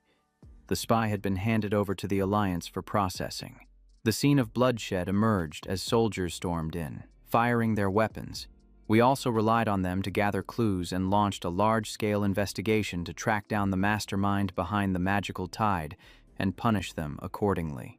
According to the testimony, due to a lack of forces in the inner city and shelters, nearly 10,000 people lost their lives. Many city officials were dismissed for negligence. Corrupt officials were summoned to court, one after another. Back in the hospital room, Lambda sat silently on the bed, still feeling that many mysteries remained unsolved. Earlier, the principal told Lambda that the Alliance had known about the spy's plan and was prepared to counterattack. Therefore, the inner city and market would be guarded more strictly. After saying that, he leisurely peeled a banana and continued eating. At that time, he was struggling to support Shang Guanyan, who was completely exhausted. I once asked him why the Alliance allowed the main forces to concentrate all their power on attacking Shen Yuan. He murmured, "That's right. I remember there was a proposal document. There was a hint of jealousy and blame in the words, but it's not wrong. I wasn't at the front lines then. I was in the control room, and when something happened, I rushed over immediately. I stood still, listening, telling myself, is the side effect of the talent a decrease in IQ? Suddenly, Shang Guanyan's eyes lit up. He shouted, "I remember now. At that time, we were confident we could eliminate Shen Yuan with just one strike. An elite team left the gate. That's why we concentrated all our forces to support the inner city." Lambda interjected. "Wrong." I felt something was off. It was as if everyone had lost their memory, completely forgetting a shared memory. Shang Guanyan suddenly recalled something about the president of the president of the president of the president. His pupils contracted as he continued to explain. Even if there was negligence and complacency, it was impossible to withdraw all the main forces. Were you all foolish enough to open a path for the spy to summon the magical tide's teleportation gate? They appeared in an organized manner, attacking in formation. Many members who had previously been responsible for security later returned with us, but then, they were unexpectedly ordered to participate in the Shen Yuan operation. And no one opposed it. One of them revealed a murderous intent. His eyes turned red, and his aura was unstable. Shang Guanyan had no choice but to shout, "You all are truly foolish." Returning to the conversation, he looked at Lambda and said, "That's right. All of us completely forgot the initial orders and defense plans." His expression immediately changed, becoming serious. "This is too strange. If someone is truly manipulating our thoughts, then he has the power to destroy the city and control the deep abyss. Blood will cover everything." The skyscrapers began to collapse. Amidst the chaos, Shang Guanyan suddenly asked, "Why should both we and the deep abyss die?" Lambda gently interjected. "This means that," he quietly said, "he doesn't want us to be like that rebellious one." The scene shifted to the city lord. He coldly ordered that the original plan had clearly stated that, after confirmation, a comprehensive protection team would be dispatched to the area. The city lord showed a look of helplessness, his gaze complicated. He also had to consider that the demons might have planted a wicked one among the civilians. His opinion was agreed upon. There were quite a few of them, with mixed identities. Although their strength was weak, many had received power from the deep abyss. He continued, "Since their true forms are usually powerless and do not engage in battle, the task is merely one-way communication with the demons of the deep abyss. Verifying identities is extremely difficult. The city lord did not dismiss this, but pondered how to respond. Due to the instability caused by the low-level demons, they had planned defenses in advance. He looked at the stack of documents on the table, but no one had ever executed that plan. He immediately realized, his eyes widening, his expression tense. A high-level demon is still hiding among us. Now. The memories have been completely erased. Moments later, he denied it again. No way. All of us have been through checks. If there is such a strong insider, could we easily turn the situation around like this? His gaze was contemplative. If his identity hasn't been exposed, why not report to the deep abyss to withdraw their forces instead of letting them be wiped out? The image of giant monsters facing off appeared in his mind. Unless the deep abyss is in a civil war. The city lord nodded thoughtfully. Civil war, yes. The real target could be the king of the deep abyss. Perhaps the king of the deep abyss in another region wants to seize Jiang City. He turned and ordered, TNT. Immediately contact the professional alliances in other cities. These guys are more dangerous than the demons. They definitely have other schemes. To trace them, we need to know how and what tools are used to erase memories. After that, he ordered to gather all related individuals and demanded a thorough re-examination from the beginning. At the top of the tower, a pair of masked men silently observed. She chuckled. Our actions have been discovered. The male voice replied coldly. It's fine. We are being clear like this. Being discovered is normal.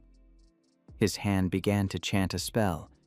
In his eyes, there was only the figure of Lambda. After all, the combat data of this kid was already in hand. The talent and strength of this boy are indeed outstanding. He did not spare any compliments. It was no surprise that he defeated the Black Knight guarding the gate without a scratch, and even got recognized by it. The girl, hearing this, curiously asked, "Do you like this human?" She pointed at the pendant with Lambda's image, her voice filled with threat. Aren't you afraid the demons of the deep abyss will kill this human genius? He casually replied, What is there to fear? My plan to lure the tiger away from its mountain does not endanger him. It is only to test his strength. At that moment, a bright red streak of light flashed. The signal had arrived. Right after the light, Lambda and Mok appeared. He did not hesitate, swinging his sword straight at the monster. The entire dungeon was recorded. Lambda looked up, his face serious. The strange girl smiled in admiration. Just as you said, no one is like him. Extraordinary strength. His companions beside him scoffed. Who was it that told me to withdraw earlier? Suddenly, she widened her eyes and exclaimed, No way. What is happening? The three-eyed man immediately turned around, his gaze sharp. The reflection showed the room of biological tears and the guardian tree. This is real biological tears. And there is even a protective giant tree. It's not just about using tools to summon it. This is indeed a dark art. The strange girl looked up closely. Even the demoness who had created the seducer was attracted. The three-eyed man opened his eyes wide, mumbling, No way. Could it be that we were wrong? She looked at the image of Mok, mumbling. Biological tears are this girl's talent, but how can even the guardian tree obey orders? Her fighting scene left everyone confused. Am I seeing things? Who is she? Really? The three-eyed guy gritted his teeth, blood dripping from his hand. He yelled in anger. Damn it, we were wrong. The gigantic eye hovering above exploded. The three-eyed man shrieked. The prophecy of the third umbilical cord is not aimed at Lambda destroying the cursed knight, but rather at that human girl. In the distance, amidst the pink mist, a light flashed. Mok is truly the chosen one. She held her staff, eyes closed, lying beneath the deep sea. At the same time, over by Mok, she suddenly sneezed. Lambda's phone rang. He looked at the amount on the screen, his expression bewildered. Is that the reward from the Alliance? Mok exclaimed. I received it too. Bakchi, sitting beside her, had bright eyes. I have it too. In the hospital room, a young man with a bandaged head held up a sign and smiled. Perhaps this is the reward for those who contributed when the monster tide surged in. This time, generous, not only supporting the professionals but also providing long-term assistance to civilians. Other injured warriors laughed and chatted. "We're fine, but those students preparing for the final exams must be suffering a lot. Recovering while studying for exams is tough." Lambda looked at the screen and sighed.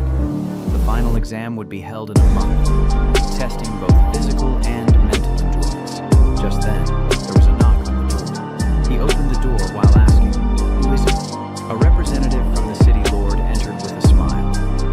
"I come on behalf of the city lord, as he is busy. Here is the honorary medal for you, and you can update your equipment." Lambda immediately grabbed the equipment information board. Mok and Bakchi all focused on the screen, but perhaps at this moment, he wasn't really interested. Lambda scrolled through a few lines and said, "Not really. I plan to change my shoes and belt. The self-healing effect is no longer necessary, and the magic resistance only counters basic magic attacks." A series of changes appeared on him. As a pastor, he already had high magic resistance, reaching 9,350. with an additional 1,000 from the major healing powder, leaving 300. Actually, I chose the major healing powder just to meet the exam points requirement. He considered and continued. I think I will switch to the Lightfoot shoes to enhance overall strength. Speed is never a disadvantage. The image of Uncle Laosu and the guardian tree suddenly flashed in his mind. They both used overwhelming speed to crush their enemies, becoming formidable bosses in hidden realms. Lambda smiled and explained, "Without speed, efficiency drops by half, making it easy to be defeated by a few exhausting attacks." Uncle Laosu looked confused. Me. After a moment, Lambda squinted. "I've made my choice." He clicked on the shoes. "I'll take the flame shoes, along with this healing wave skill book." Immediately, the fiery shoes appeared along with the information. Flame shoes, level 10, limit 20, diamond quality, no equipment requirement, effect, increases 60 points to all attributes, 50% movement speed, 50% fire resistance, activates the flame path skill, increasing speed by an additional 50%. Creating a fire path that deals damage and increases fire resistance by 30%, lasting 10 seconds. Mok asked curiously, "The shoes are really strong, but why did you choose the healing wave? It's quite common compared to other platinum level skills." Right. Lambda clicked on the icon. "Look, the healing wave automatically activates around me. Platinum level skill. Level 5. Active. Creates a healing wave randomly around the designated area 10 times, each time restoring 500 health. Cooldown 10 seconds. But right after that, Lambda took out his weapon. The healing wave reversed. Pursuit wave, level 5, active, emits purple energy, 10 times in the designated group, each time reducing 800 health. Cooldown 10 seconds. He explained, "Using my talent, even if it's not widespread, the single target damage is much stronger than healing or light, as long as there are 2 or more opponents." The representative smiled and turned away. "Everyone, just rest. I need to find Shang Quan Yen. That guy wants to extort money for the Ling Yun sect." Suddenly, Lambda called out, "Wait, hold on a moment." He asked in a serious tone, "Huang Tufang, you guys are sure there are no issues?" "Right." The other person immediately turned around, replying seriously, "He may not be as good as you, but he has his own talent and mission. If anything happens, I, Huang Tiante, will take responsibility." Mok glanced over, puzzled. "Is Huang Tufang really missing? Do you know where he went?" He replied coldly. "It's a secret," she angrily shouted. "Lambda, you..." He patted her head. "All right, everyone just rest. I have something to do." She looked at him and asked, "Can't we go together?" Bakchi interjected, "That's right, Captain, if you need us." Lambda immediately refused. "No need. This is something I can only handle alone." The system unexpectedly displayed a skull notification. The skill reverse. Heaven and Earth has opened upgrade level 20 and killing 10,000 creatures in the hidden realm alone. At the same time, someone asked, "Where is classmate Lambda?"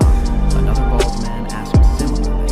In the square, a silver-haired woman announced, "We still haven't found Lambda." After a while, she knocked on his room door. Mok opened the door and explained, "Teacher, Lambda is in the dungeon. Can you wait outside?" But the female teacher suddenly glared. "Even though you are outstanding newcomers, I still have to be straightforward." She adjusted her glasses and said, "The future belongs to you.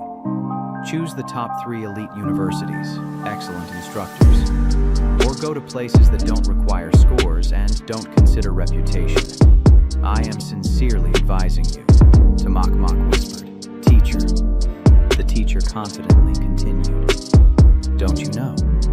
Captain Lambda said he would attend Tianqi University, ranked 10th.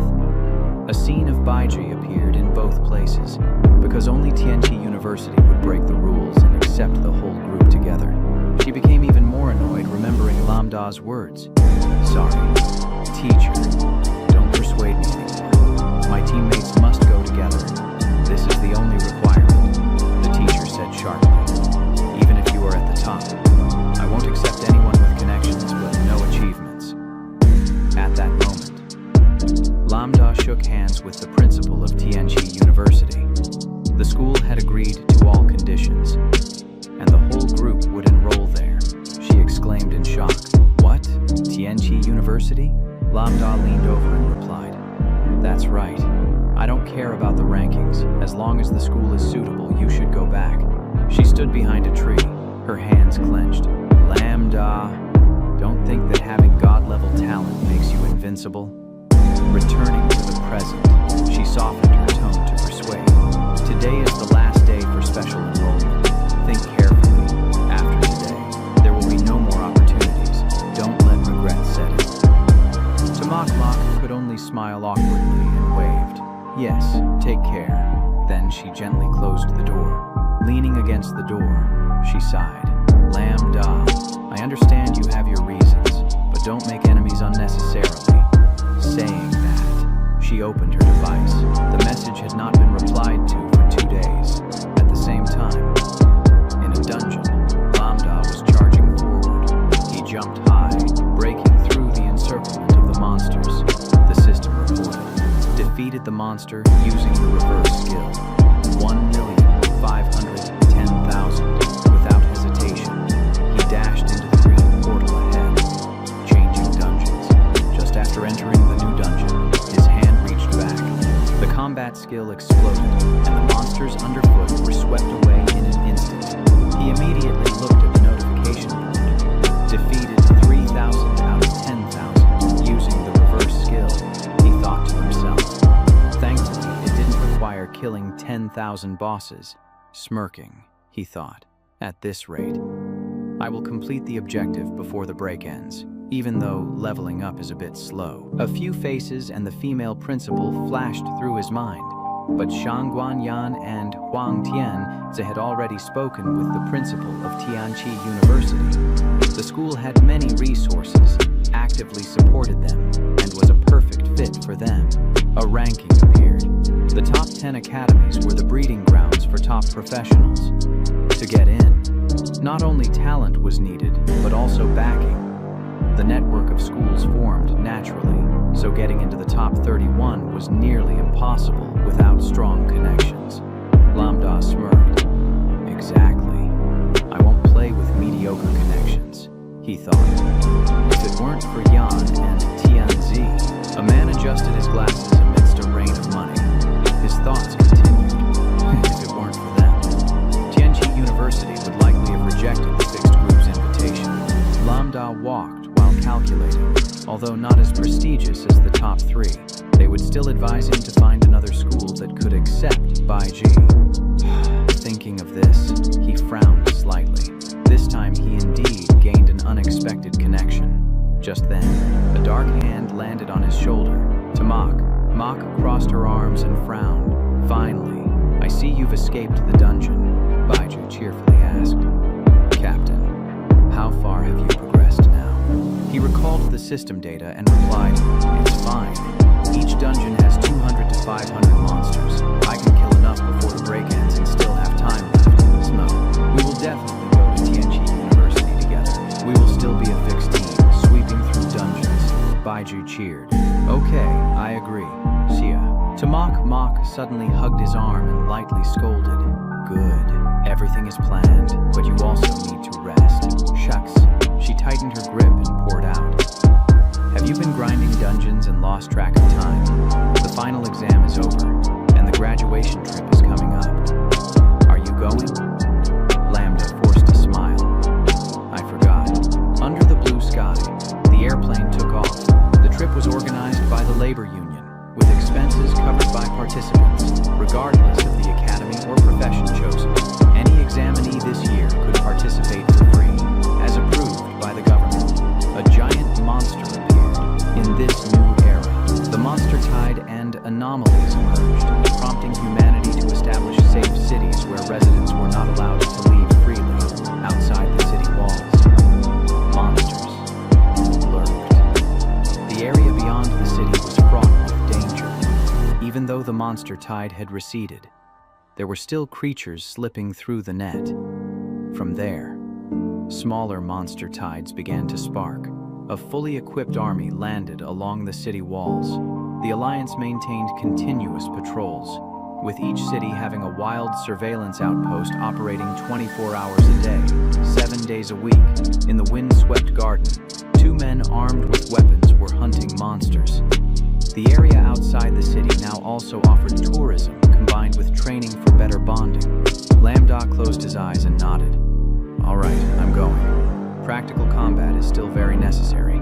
Mok excitedly exclaimed. Why did you agree so quickly? Baichi happily shouted. Awesome. I told you, the captain would definitely agree.